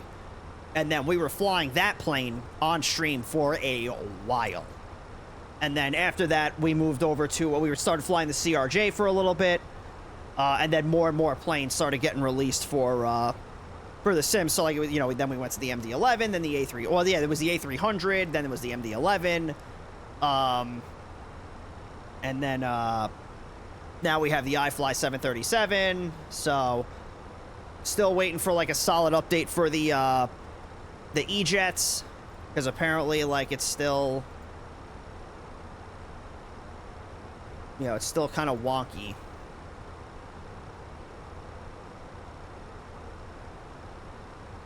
But yeah, then we got the PC-12. I'm working on getting the Duke next. So yeah, there's a lot of planes that we have available. It's not a bad plane by any means, but I have become accustomed to my fancy things that my PMDG 737 has. Yeah.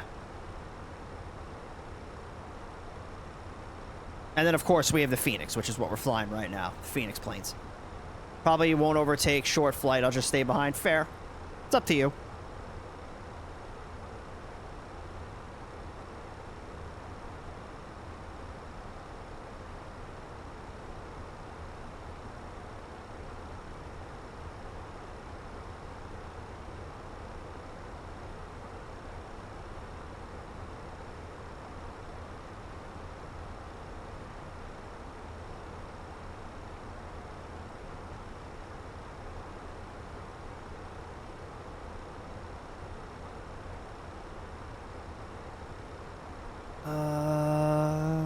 Yeah, and then there's no arrival that we're going to fly.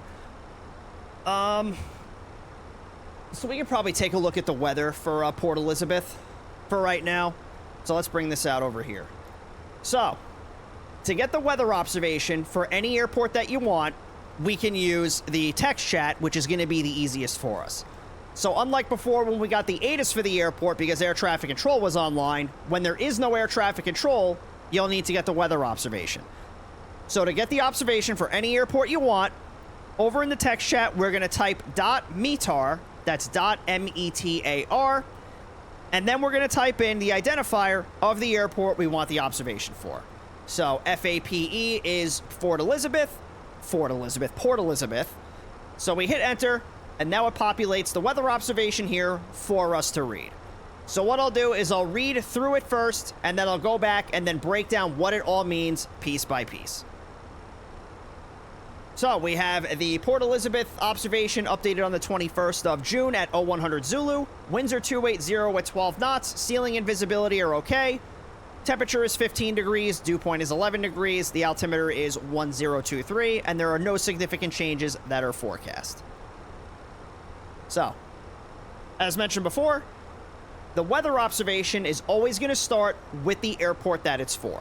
So always make sure that you're looking at the correct one before you start reading through this further. Next is the date and the time that the observation was updated. So the first two numbers are the date of the current month, so that's going to be June 21st. And the rest of that is going to be the time that it was updated. So that's 0100, and then the Z at the end means that this was reported in Zulu time, which everything in aviation is in Zulu time. And if you're not familiar with what Zulu time is, it's a time zone that we use to coordinate all the other time zones around the world too. Rather than coordinating for 24 different time zones, everybody gets set to Zulu time, so it makes it easy no matter where in the world you're located. Next, we have our wind direction and speed. Wind direction is 280, and the speed is 12 knots. So the wind direction is broken down into a numerical format, so that way you know what runways you could be using, because your runways are numbered based on what direction they face, and it's going to help you calculate your headwind and crosswind component for your takeoff and landing. So if you were thinking of the wind directions like compass headings, north is 360, south is 180, east is 90, and west is 270. This right here, CAVOK, C-A-V-O-K, that stands for Ceiling and Visibility OK, so it's a little bit of an acronym there. Means that there are no clouds or precipitation over the skies of the airport, so it's a clear, beautiful night over the skies of Port Elizabeth. Temperature is 15 degrees Celsius, dew point is 11 degrees Celsius, pretty self-explanatory, outside air temperature and dew point, always going to be in degrees Celsius, there's no other unit of measurement we use. Q1023 is the altimeter setting, or the barometric pressure for the airport. So we're going to plug that into the airplane's altimeter window once we get below our transition altitude. And then the altimeter is going to display what our height above sea level is, or what our elevation is. Two different ways that we can get an altimeter setting. One is inches of mercury, the other is hectopascals. The easiest way to tell which one you're looking at, if the altimeter setting starts with a 2 or a 3, it's in inches of mercury. If it starts with a 1 or a 9, it's in hectopascals. And then NOSIG is an abbreviation for no significant changes forecast, meaning that there are not any changes to this forecast that are expected. So I'll leave this up on the screen for another minute or so. If you do have any questions, feel free, pop them in the chat. I'd be more than happy to answer those for you.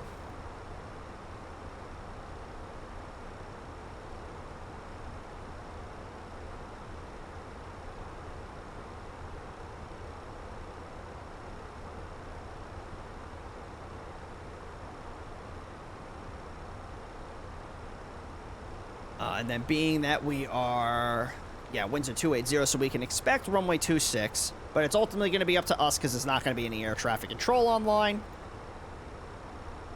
So we have an ILS Zulu 26, and we have an approach via, and we do have it for the, the Port Elizabeth VOR, so take a look at that in a minute. So yeah, about 45 minutes we'll be landing.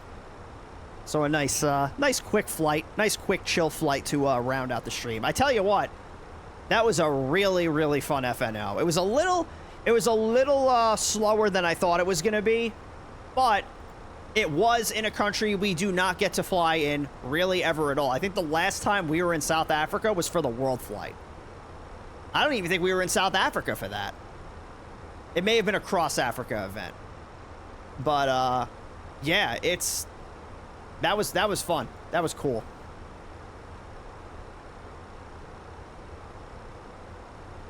I started the stream a little bit earlier than normal tonight. Nothing wrong with that.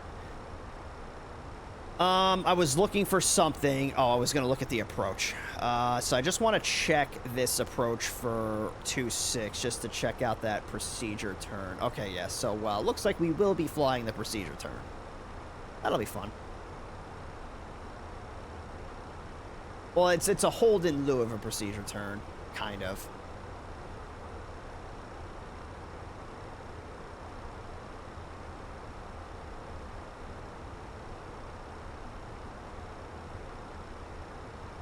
So we'll get this set up. Let's just see how it does it. So ILS Zulu 26. Approach V is it's going to be the Port Elizabeth VOR. So it's going to have us fly to Oxet. Then it's going to have us intercept, come back around. Yeah. And then if we take a look at what that looks like up over here. So we'll do the plan here. So let's do this. And yeah, so that is 100% a procedure turn that it's going to have us do. Oh, that's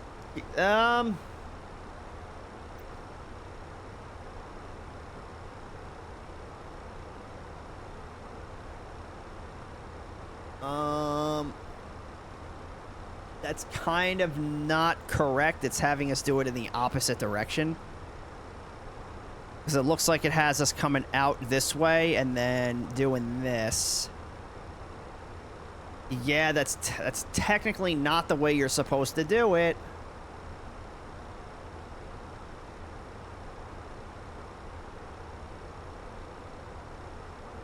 Yeah, that's weird. Maybe we won't do it. Maybe we'll just vector ourselves in. Yeah, that's... I mean, I kind of want to do the procedure turn, though. Yeah, we're gonna do the procedure turn the way that we're supposed to do it, because this is like 7 ways of fucked up. Yeah, this is... Yeah, I don't know what the hell that's got us doing. We're not gonna do it the way that it wants us to. We're gonna do it the way that we're supposed to do it. We'll talk more about that once we look at the approach.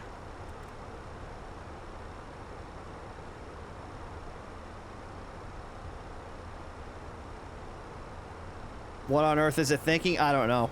Plain be dumb.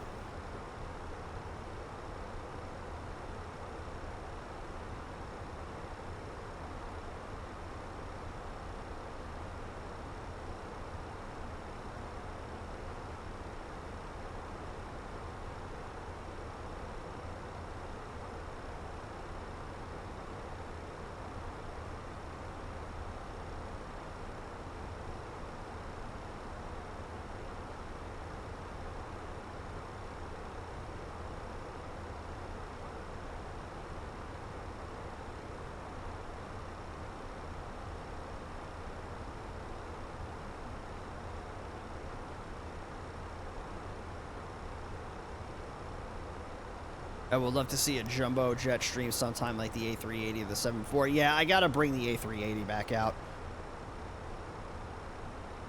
We did one stream with the A380 and I have not touched it since. And a lot of that is because I can't get the second throttle to work right with the plane. And I think it's because of the type of cable that I have.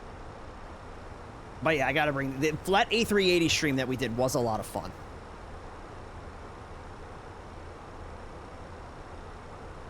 The 747, I have not touched since we got the, like, you know, all the other long-haul jets that we have. Not that there's anything wrong with it, I just haven't touched it. Is there a good build for the A340? Not for Musfuss, there's not. There's a decent one for X-Plane, but not for Musfuss. The only option that we have is not that great.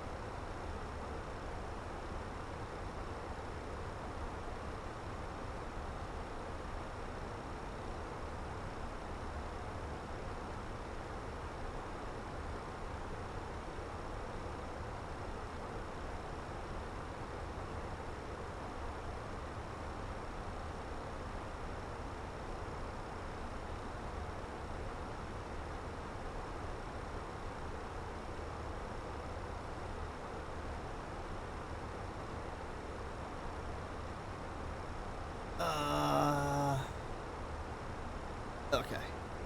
I thought it just crashed for a second. Kind of curious about the A300. It's from Any Builds. It's decent. The Any Builds A300 is decent. Used to fly it all the time.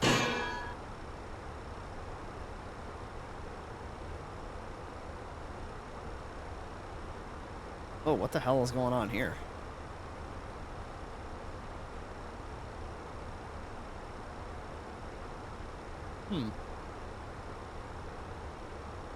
That was interesting. What about the TFDI MD-11? Heard decent things. It's a really good plane. The only thing I don't really like about it is that the radios don't really work that great. Like, radio 2 is always set to monitor. So, like, you know, with me, where I like to use the 2 different radios, I can't do that in the MD-11. So I'm just limited to, like, radio 1, which is annoying. But it's a fun plane to fly. It's a very fun and very challenging plane to fly. We flew that for, I try to fly that plane as much as I can. But we flew it for Cross the Pond. We've flown it in a couple of the FedEx events. Yeah, so I like flying that plane in some of the events. I just don't like how I can't use the second radio. That's my only gripe with it.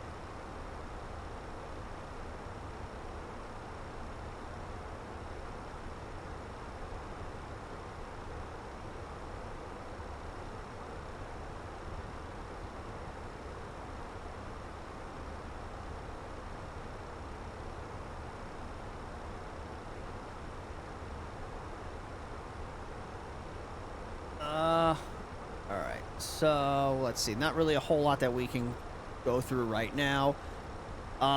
So yeah, this is about a half hour until we land. So we'll get the landing rate prediction opened up here. Well, we're right on the half hour mark, right? So let's, the only thing I'm just concerned about is that if we do it too early, you know, let's just do it now. So we're going to get the landing rate prediction open. We're going to get this opened on time. So that way you guys have more than 10 minutes to actually get in. So for those of you that are new, there's going to be a purple banner at the top of the chat. That's where you can get your predictions in. If you don't see it, you can go into where you normally redeem your nuggies, and then that's where you can find the prediction. So you've got 30 minutes to get your predictions in. Predict based on what you think my landing rate's going to be, and then, of course, I'll show you what it is once we land, so you know I'm not making it up. What is a Japan Air A350 doing operating domestic SAA routes? Don't worry about it. Don't worry about it.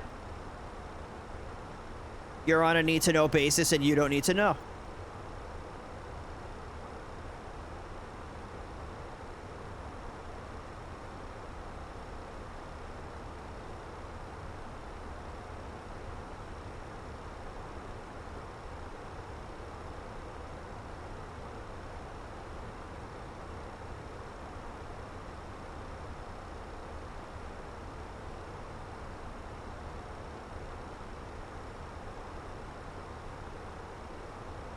Feels like it's so much later than it is because we've been going for almost 4 hours now, and I'm look. It's only 10 o'clock. It's like, all right, we started an hour earlier. Let's see, company message. There shouldn't be any ADC delay cards, so we can blame ATC if there is. Nope.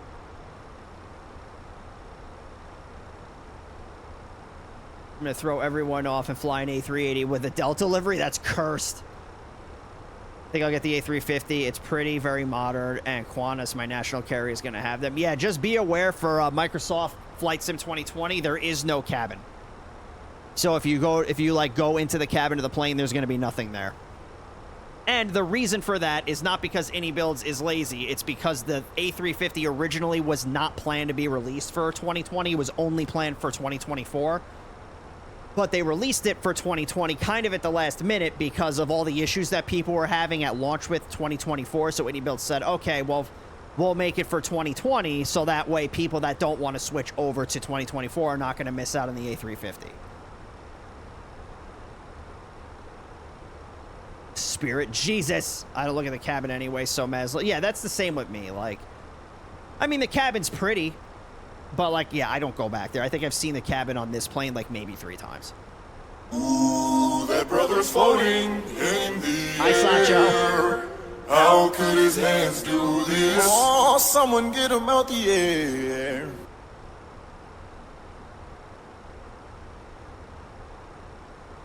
You guys timed it perfectly this time on the takeoff.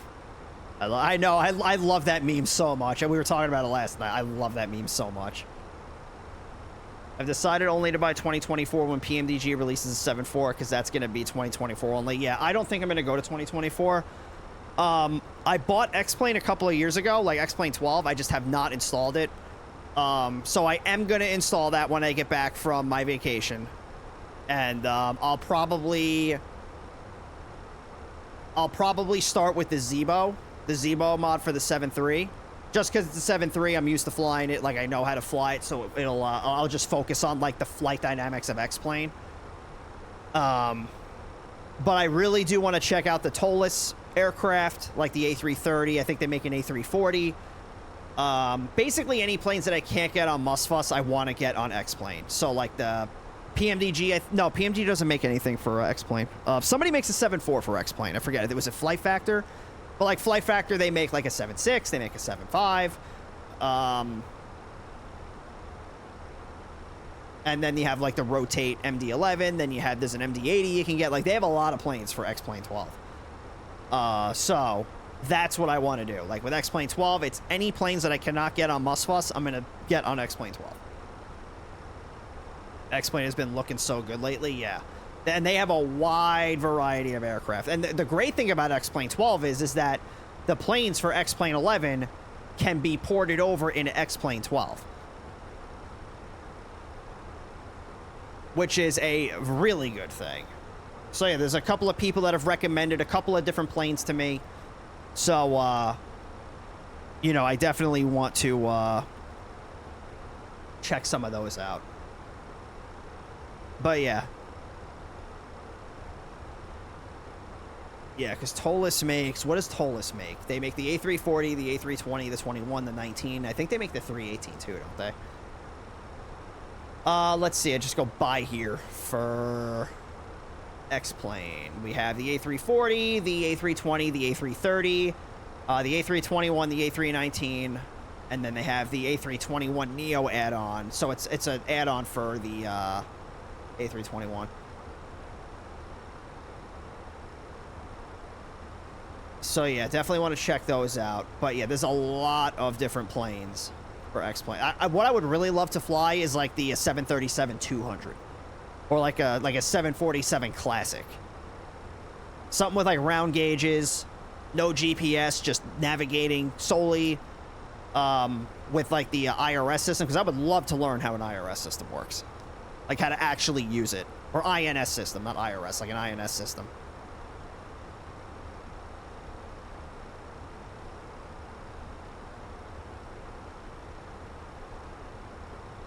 .2020 is the first sim I ever got. I'm just chilling with it. Works well enough. And yeah, the Flight Sim 2020 is the first Flight Sim I got, like, seriously. Like, it was, like, I played, like, Flight Sim 98 and, like, FSX, but never really, like, got into it like I have with 2020.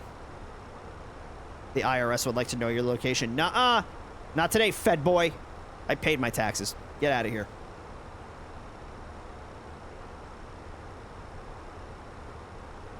All you're gonna find when you come here is some crazy old guy in a shed with no pants on behind a 43-inch field gun. That's all you're gonna find. There ain't no tax revenue here. 2020 was why I bought my whole... Yeah, that 2020 was the... Like, I started with the X-52, and then once I started... Like, when I started using the fly-by-wire a lot, that's when I bought the Airbus pack from Thrustmaster. Used that, even with the 737, I was using it. And then when I was, I forget when, but I bought the Honeycomb Bravo, and then at Flight Sim Expo when I went in Houston, Thrustmaster was having a sale, so I bought the Boeing yoke, so I used that. But I've been thinking about, because that Boeing yoke, it's, the dead zones on it are kind of weird, like it's really starting to kind of act up. So I'm thinking about getting I'm thinking either a Honeycomb Alpha, or I don't know if I want to spend that kind of money, or if I just want to get like something a little bit cheaper. But I'm not even really worried about it.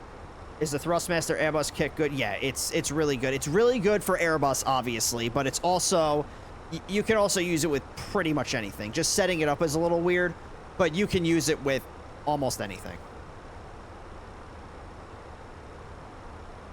But if you know, if you're just getting into it as a hobby, you don't want to spend a whole lot of money, I would recommend getting like the X56. The X56 will be good for most of what you need.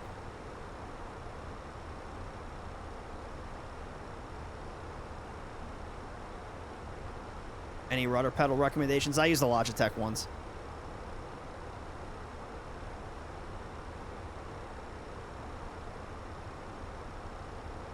All right, so top of descent is coming up, and once we get to our top of descent, we'll brief the approach that we're going to fly.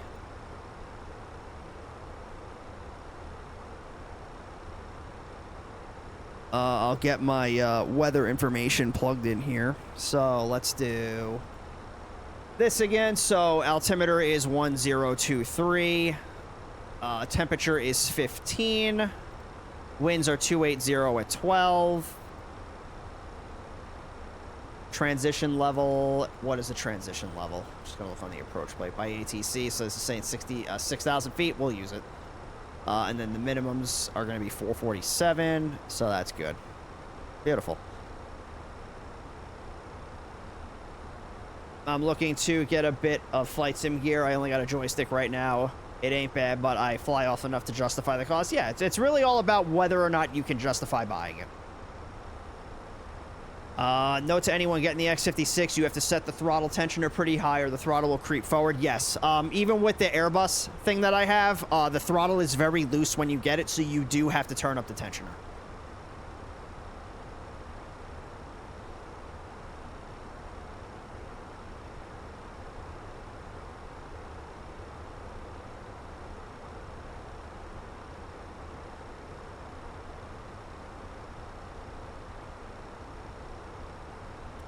Whoops. Alright, so 20 miles from our top of descent. Ross, are you saying you're crazy and live in a shed with a gun? No.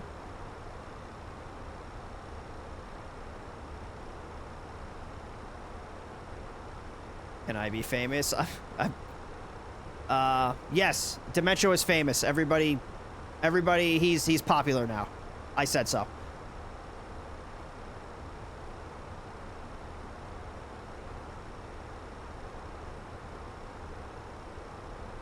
He is now famous.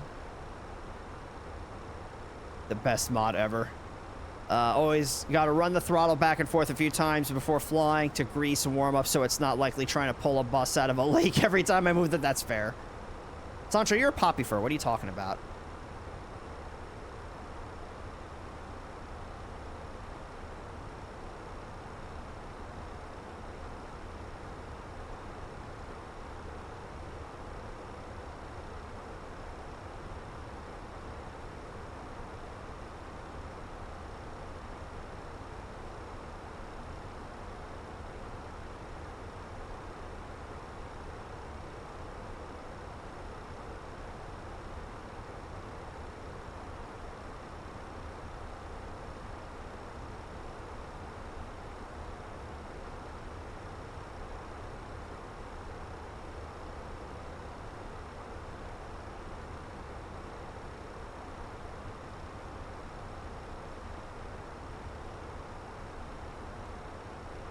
Alright, so we'll start our descent now. Let's bring this down to... We'll just do 3,000 feet for right now.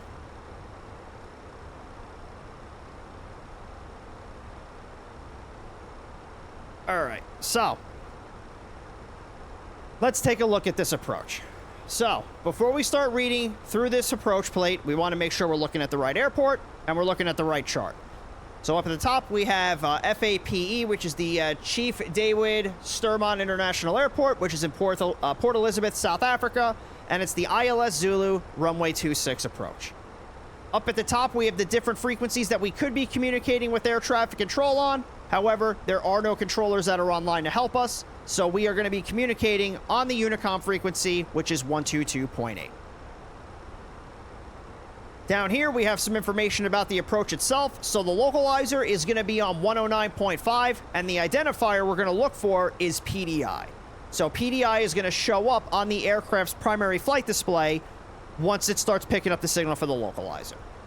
Inbound course is going to be 266 degrees, so on top of making sure that the localizer frequency is set properly, we're going to make sure that the inbound course is also set correctly so it tracks the localizer. Our final approach fix is 4 miles from the localizer, so D 4.0 means distance 4.0 or DME 4.0, so it's going to be 4 nautical miles from the localizer, and our crossing altitude is 1,450 feet. So that is a mandatory crossing restriction. When we are 4 miles from the localizer, we need to be at 1,450 feet. The altitude in parentheses is going to be our height over the ground. The ILS decision altitude is going to be listed below. Airport elevation is 229 feet. Runway elevation is 189 feet. So a little bit of elevation variance. Nothing too crazy. That's pretty normal. This ring right here is the minimum sector altitude around the Port Elizabeth VOR, and this is a 25 nautical mile ring. So basically, if we're to the south of the VOR, minimum sector altitude is 2,600 feet. If we're to the west, it's 5,500 feet, and then basically to the north and kind of to the east is 4,800 feet. So if we are going to be below these altitudes in these given sectors, we just need to make sure that we're cognizant of any terrain or obstacles that could be around us. In the event we have to go missed, our missed approach path is a climb on runway track to 2,000 feet, then a climbing turn left and return to the VOR at 3,000 feet or as directed. So, pretty easy missed approach. If we go missed, it's a climb on runway track to 2,000 feet, then we make a U-turn, fly back to the VOR, climb to 3,000 feet, and then shoot the approach again. So this is a top-down view of what the approach looks like. So we are going to be flying to the Port Elizabeth VOR, then we're going to track outbound, and then have to turn back around, and then fly inbound towards the runway. So what we're going to do is what is known as a procedure turn. So how we're going to fly the procedure turn is we're going to fly over the Port Elizabeth VOR, and then we're going to fly outbound on a course of 86 degrees, or the 86-degree radial coming off the Port Elizabeth VOR. And I know that because our outbound course in this holding pattern is 86 degrees. So we're going to fly outbound until we get 8 miles from the localizer, and then we are going to start a turn back around to come in and land on the runway. So it's the way this is kind of weird. So we're basically going to fly outbound to the 8... Oh, okay, hang on, never mind. So we're going to fly outbound until we're 8 miles from the localizer. Then we're going to make a... I'm just going to do like a 45-degree turn. I'm going to fly outbound for 60 seconds, and then I'm going to turn back around and then fly inbound to the localizer. So that, like I said, this is such a weird way to put this. But basically, fly outbound till we get to 8 miles. Then I'm going to make a 45-degree right-hand turn, fly outbound for 60 seconds, and then turn back around, intercept the localizer, and then come back in to the runway. That is how most procedure turns are flown. So this little triangular cone-looking thing is just a visual representation of the localizer, and then these are the different fixes that we're going to cross to get to the runway. So this looks like it's going to be 8 miles from the localizer, going to show up in our MICDU as CI26Z, and then we're going to fly to DME 4.0, which is going to show up as FI26Z, and then finally 1 mile from the VOR, and then we're going to land on the runway. This right here is a side profile view of what the approach looks like. So we're going to descend down to 3,000 feet to cross the Port Elizabeth VOR. Then when we're flying outbound to execute that procedure turn, we're going to start our descent down to 1,500 feet. And when we turn back inbound to intercept the localizer, we are going to need to be at 1,500 feet. From there, we continue flying inbound towards the runway. We'll eventually catch the glide slope, and then we'll ride that down all the way to our decision altitude. This right here is the vertical descent rate that you will need based on what your approach speed is.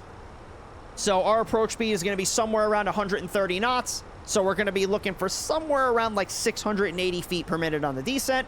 But of course, with the glide slope, we're going to have that precise vertical guidance to get us down. We're going to be looking for a high-intensity approach lighting system with PAPEs on both sides of the runway. The PAPEs are going to be a series of red and white lights that are going to tell us whether we are too high or too low. And then right down here are the minimums for the approach. So first we have the decision altitudes, which is the minimum altitude we can descend to before we have to decide whether or not we are going to go missed.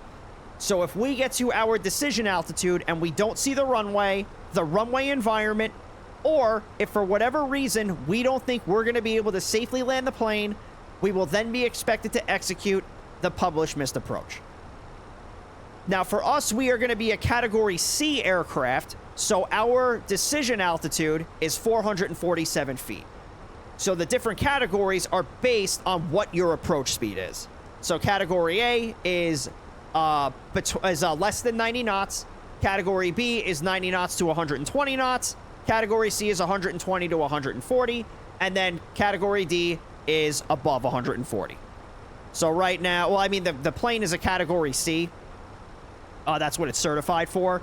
And just looking at my MICDO right here, our approach speed is going to be 140 knots. But that is definitely going to come down as we start getting closer and we burn off more fuel.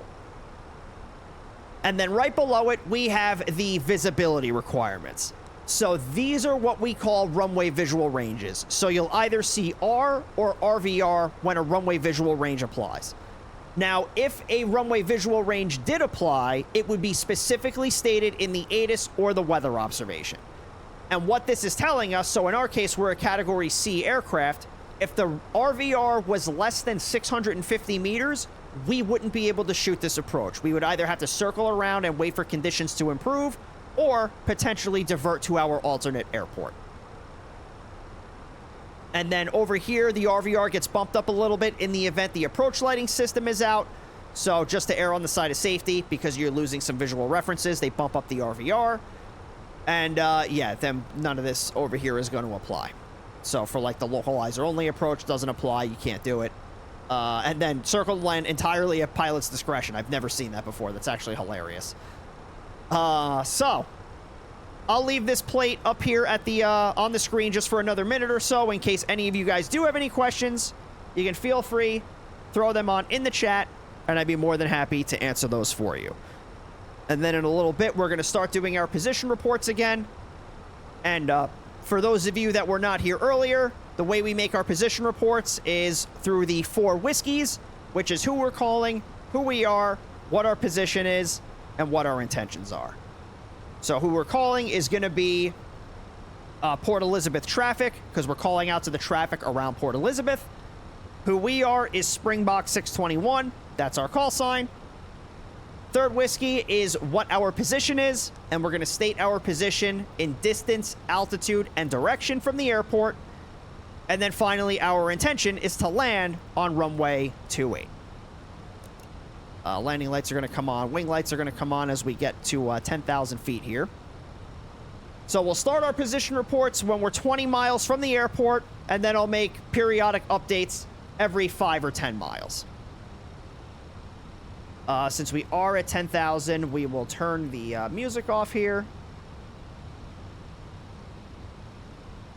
You found an A380. Yeah, I saw that, but what do you got? Let's see. Saw you posted. Oh my god.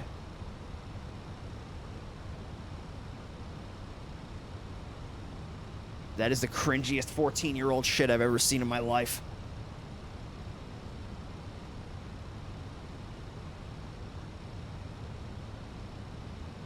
That's the plane that you create in your media arts class in junior high because you want to be edgy.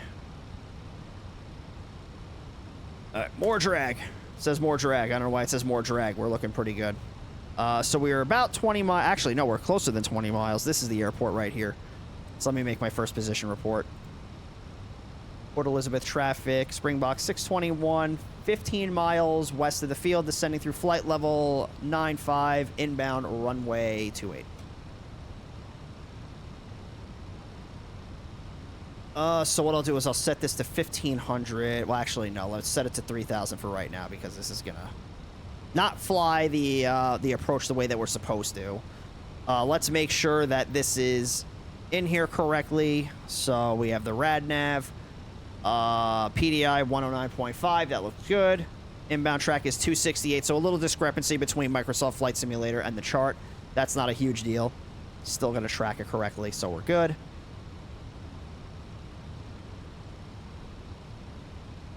I am going to just go into open descent mode.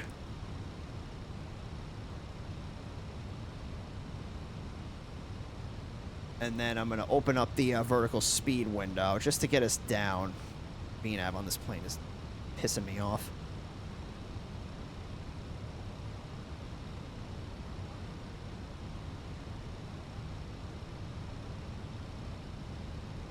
Now, is this getting us down any faster? Let's see what our... Yeah. Nope. Nope, it's not. So we'll go 2,000 feet a minute, and we'll pull the speed brake. So you still got about 10 minutes on the landing rate prediction, so get your predictions in. Port Elizabeth traffic, Springbok 621, 5 miles west of the field, descending through flight level 70. We'll be overflying the field from west to east, and we'll be landing runway 28.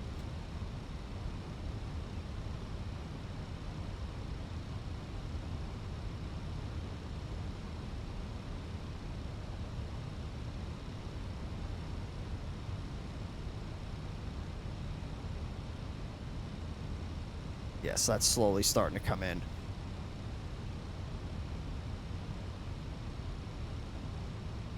So what I'll do is I'll set the landing bugs here so I can get the DME. So we have PDI, so we're tracking the correct localizer. Let's get this set here. So the altimeter setting was 1023.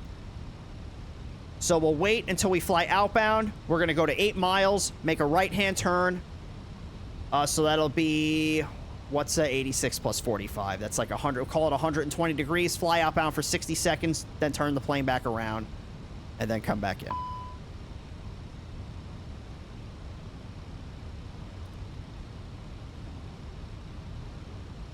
So what I'm going to do is I'm going to open up the heading window here. We're going to fly 86 degrees. We're going to wait till we get 10 miles away.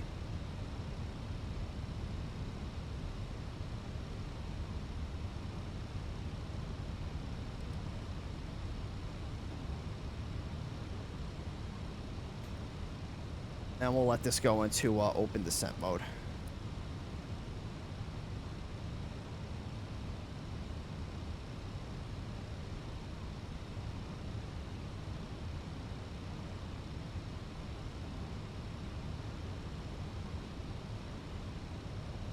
Oh, hello. What the hell happened to the VNAV?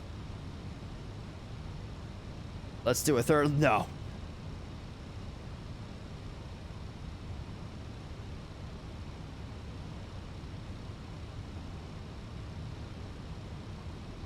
Automod hates it. Yeah, it thought third leg, I guess, was a little nefarious.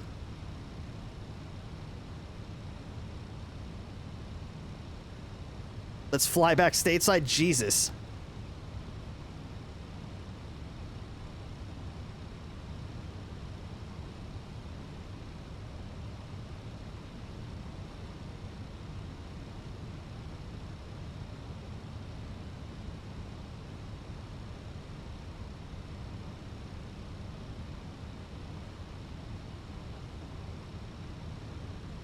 Yeah, so we're a little high, but it's fine. So we can actually come down to 1,500 feet now.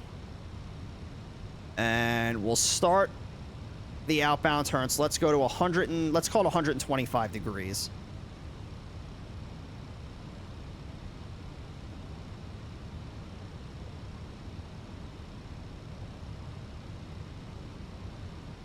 Port Elizabeth traffic, Springbok 621, 8 miles east of the field, beginning our inbound turn for runway 28. All right, so we'll go out for 60 seconds.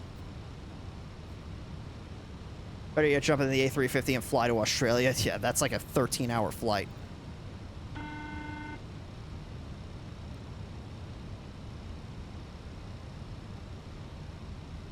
Thank you.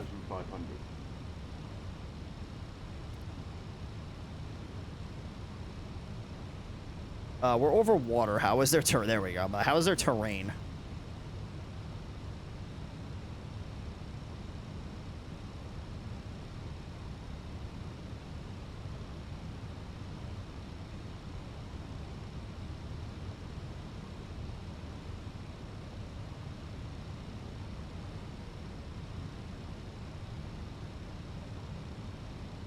right, we'll start turning inbound.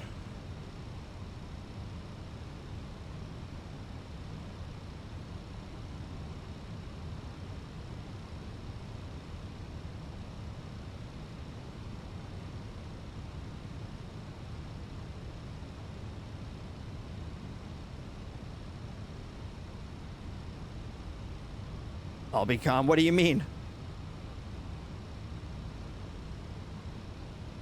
Only 12 hours? Oh, only 12 hours. All right, let's get the speed brakes set. I didn't do my, shit. I didn't do my landing performance here.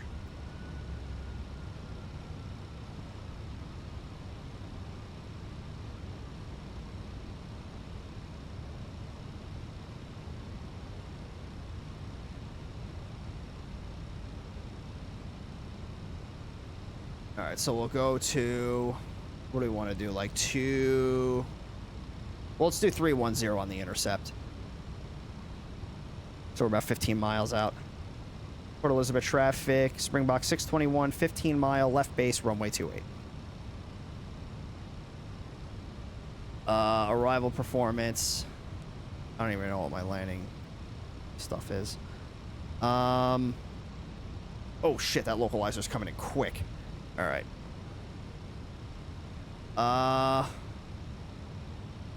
140. Yeah, it's gonna be too heavy. Yeah, we're gonna land kind of heavy, I guess. What's our max land? It's like 142. Yeah. So we'll just go low. Actually, no. It's gonna have to be medium. It's the 7,000 foot long or 6,500 feet. So yeah, let's go medium. Cool. Yeah. Port Elizabeth traffic, Springbok 621, 13 mile final, runway 28.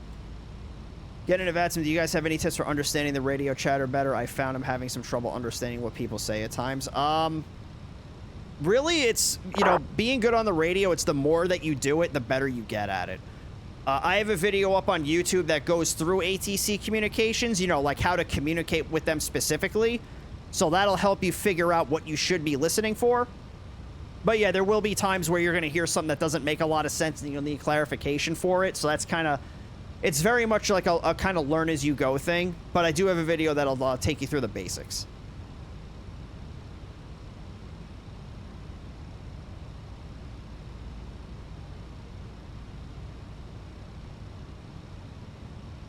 Yeah, I did kind of like a spaghetti turn onto this localizer.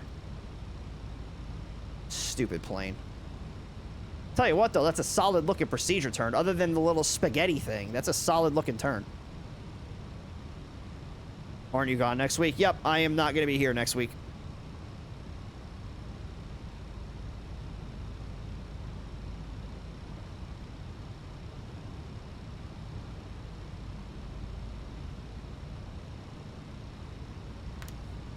Someone's talking too fast for you to understand, you can always ask them to slow. Yeah, exactly. So if like a controller says something to you and you have no idea what they just said, you can say, hey, like if somebody said something to me right now, it's like really fast, I'd be like, you know, approach control, you know, let's say like Port Elizabeth approach, Springbok 621, can you repeat? Or I'd be like, hey, can you say that again a little bit slower? I couldn't hear you. So that happens, especially when you're flying to New York. South Africa control online. Fascinating. Yeah, we had a... Oh, wait a minute. A center controller's on. Alright, well... I'm just gonna keep doing my thing. I didn't even realize he was on. Oh, he's only been on for a couple of minutes, that's why. It's fine.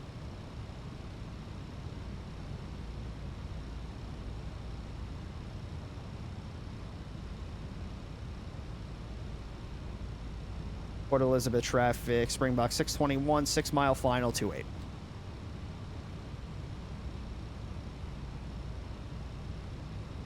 Alright, we'll go flaps 2. And gear down. And glide slope is alive. So we'll put the approach mode on.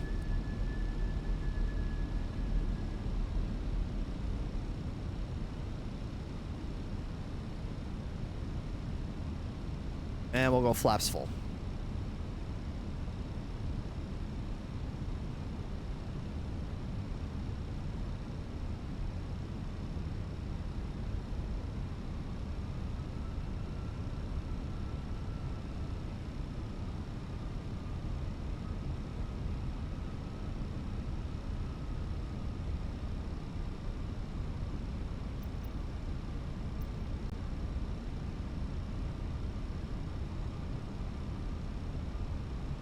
Better let them know you didn't understand and get clarification than do what you think they told you and mess things up for everyone. Yep. That is true. Always better to ask for clarification than to get something wrong. All right. Autopilot off. 1,000. And we are configured. Port Elizabeth traffic, Springbok 621 short final 28.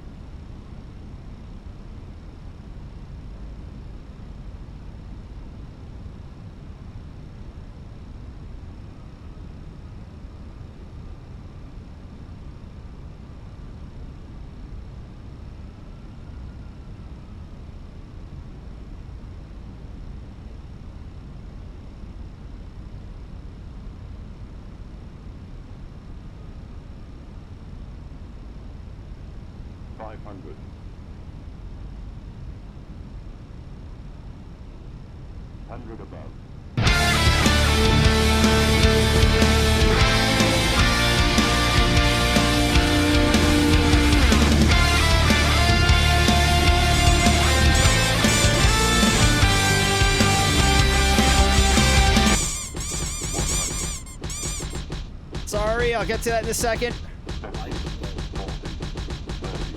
Oh, crap. Ooh, that brother's floating in the air. How could his hands do this? Oh, someone get him out the air. Oh, turn the friggin' plane. There we go. Oh, the speed brake just turned off. I'm just gonna stop on the brakes here. Oh my god, I gotta fix this goddamn profile. Jesus Christ. The center controller just contacted me. So he wants me to contact him.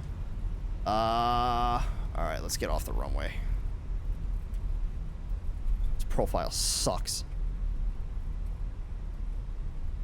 That was a lot that just happened. Slant coming in with the raid. How many was that? It's a raid of 11. Hello, everybody. Sorry for having the audacity to land while you guys were raiding. We just landed here in Port Elizabeth in South Africa. Let me give this controller a call here before he yells at me. So he wants... Oh, taxi to gate once ready. All right. So he doesn't want me to contact him. So just a PM. All right, cool. So we'll just continue down here. How'd you enjoy the FNO, Slant?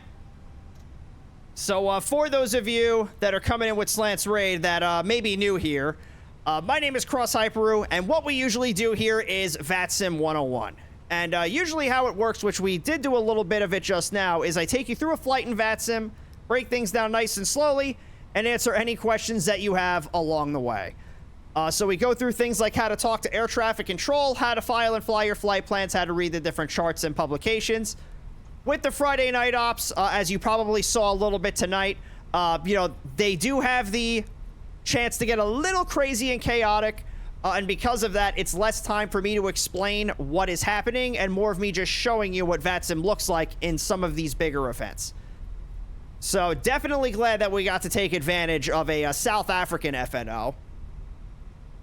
Because I do like flying in other countries when I get the chance. So we do a lot of our flying in like the United States, Canada, and Mexico. So anytime we have the opportunity to fly abroad, we definitely jump on it. Raid alert just happened as I was on finally. So I was like, oh my god. Good times. Didn't feel so out of place as I did last time in Brazil. But I think it was because the traffic levels were way less crazy tonight. Yeah, it was not as chaotic as FNOs usually get. But it was still a lot of fun. Hi, Cello, how are you? We're not doing a third leg, Aleskis. Stop lying to people. We're not doing a third leg.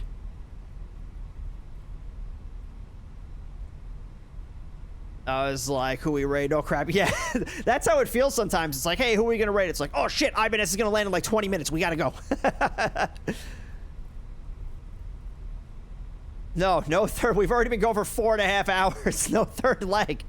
No third leg.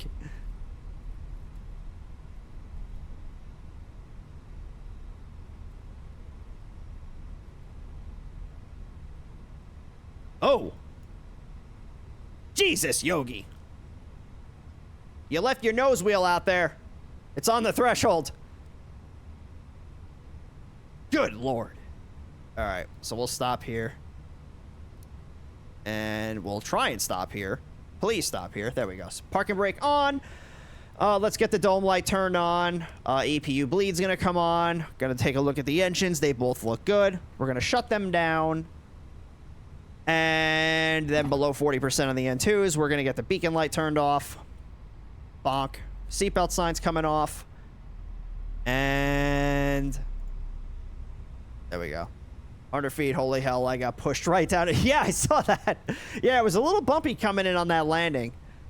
So let's get some of this stuff turned off here. That flight director off. No, I want that off.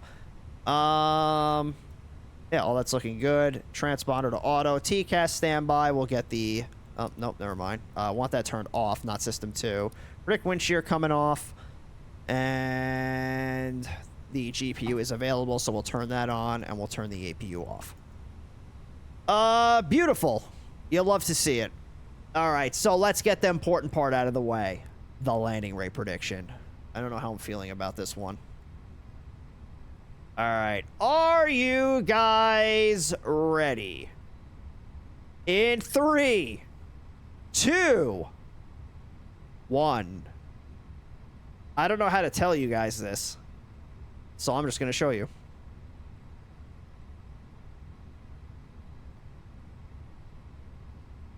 Sometimes I know what I'm doing.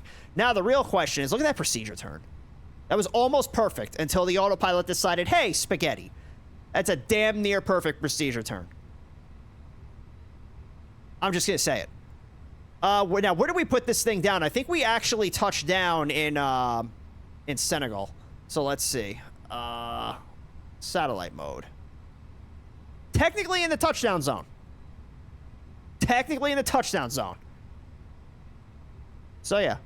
Take my dubs where I can get them. All right, so let's get this answered. So that's going to be less than 100 feet per minute, and nobody got it. That's okay. You shouldn't be betting on less than 100 because I'm never that good, like, except for this one time. All right, so that is where we are going to end things for this evening. So I will definitely call that another successful Friday night. Let me disconnect from the network here real quick. So yeah, that was cool. We started a little bit earlier than normal, and we still ended up getting 2 flights in tonight. So I'm definitely very happy with the result of this evening's festivities. So, like I had mentioned before, for those of you that are new here, what we do is VATSIM 101. And how it works is I take you through a flight in VATSIM, break things down nice and slowly, and answer any questions that you got along the way. So tonight, being the Friday night op, it's a little more chaotic than what we usually do with VATSIM 101. Very, very much so fast-paced. Because of that, it's less time for me to explain things as they're happening, and more of me just showing you what VATSIM looks like in some of these bigger events. So unfortunately, we will not be streaming next week, so this will be the last stream until I think we're back on July 2nd. What is that? Tuesday. Yeah, it's July 2nd. I will be away next week because I am going to Flight Sim Expo. So for those of you that I'm going to see there, I can't wait to meet you. I am going to be bringing the partial fursuit with me, so you'll get to see me with my big old ears. So it's going to be a lot of fun. I just got the pause a couple of days ago. So for those of you that I'm going to see there, you're going to get to see me in my fluffiness. When do I get in? I will be up in the area on Thursday, but I will officially be getting to the hotel on Friday. So I have family that lives not too far from Providence. They live about 30 minutes away, so I'll be there the night before, and then I'll drive to Providence on sometime Friday. So yeah, that's the plan. So yeah, you wish you could go? Yeah, one of these days maybe. So yeah, it's going to be a lot of fun. So for those of you that I'm going to see there next week, can't wait to meet you. It's going to be a lot of fun. Bring your own tennis balls. So let's see what we got here. What I will do is I will drop the Discord and the socials link in the chat for you guys. So our Discord is 18+, so just keep in mind, if you do want to join the Discord, you will need to be 18+. And the socials link is where you can find me on some other platforms like YouTube and TikTok, where I do have some VATSIM 101 style content for you to take advantage of. And I do have more videos that are planned. I'm actually working on one right now that's going to go through, you know, airports, how they're laid out and how to navigate around them. So, you know, that one, I don't know when that's going to be up. I'm going to work on it a little bit more this weekend, and I'm going to try and work on it when I'm up, you know, in New York right before the Flight Sim Expo. But it may have to wait until I get back. IRL stream. If I can get like a decent signal on my phone, maybe I'll give it a shot. But I don't know. Because I have AT&T, and AT&T up in New York at least isn't very good. I don't know how it is in Providence, but yeah, if I can do it, I'll give it a shot. But I don't know if it's gonna be possible. So let's see who we're gonna go raid now. And before I let you guys go, I do want to thank you for coming out tonight and, you know, hanging out for as long as you have. Those of you that are coming in with the couple of raids that we got this evening. It's very good to see you. Hopefully we get to see you on some streams in the future, you know, once we get back in the beginning of July. So who do we want to raid? Do it on TikTok. Ooh, there's an idea. TikTok stream? So we have... Who's on our list? We have Arch. We have... MOSFET, we have Charlie Foxtrot, Ropenza. We just raided Ropenza the other day. We have Mustafa, we have Stu, we have Cume, we have Whiskey, we have the Bean Down Under. I'm thinking... We haven't said hi to Moose in a while. You guys want to go say hi to Moose? Let's see what he's doing. He is... Oh, it looks like he might actually be wrapping up. All right. What's Cume doing? Cume's probably going to be logging off pretty soon, too. So he's doing what? Spirit of the North? Yeah, you know what? Let's pull the trigger. Let's go say hi to Cume. So we'll get the raid set up on our very good friend Cume Fox. So he is not a flight sim creator, but he is an entertaining creator nonetheless. So he is playing a game called Spirit of the North. I've actually never heard of this game before. Looks like fun. It looks like a fun game. It's not like my type of game, but it does look interesting and it does look entertaining. So yeah, we'll go see what he's doing with that.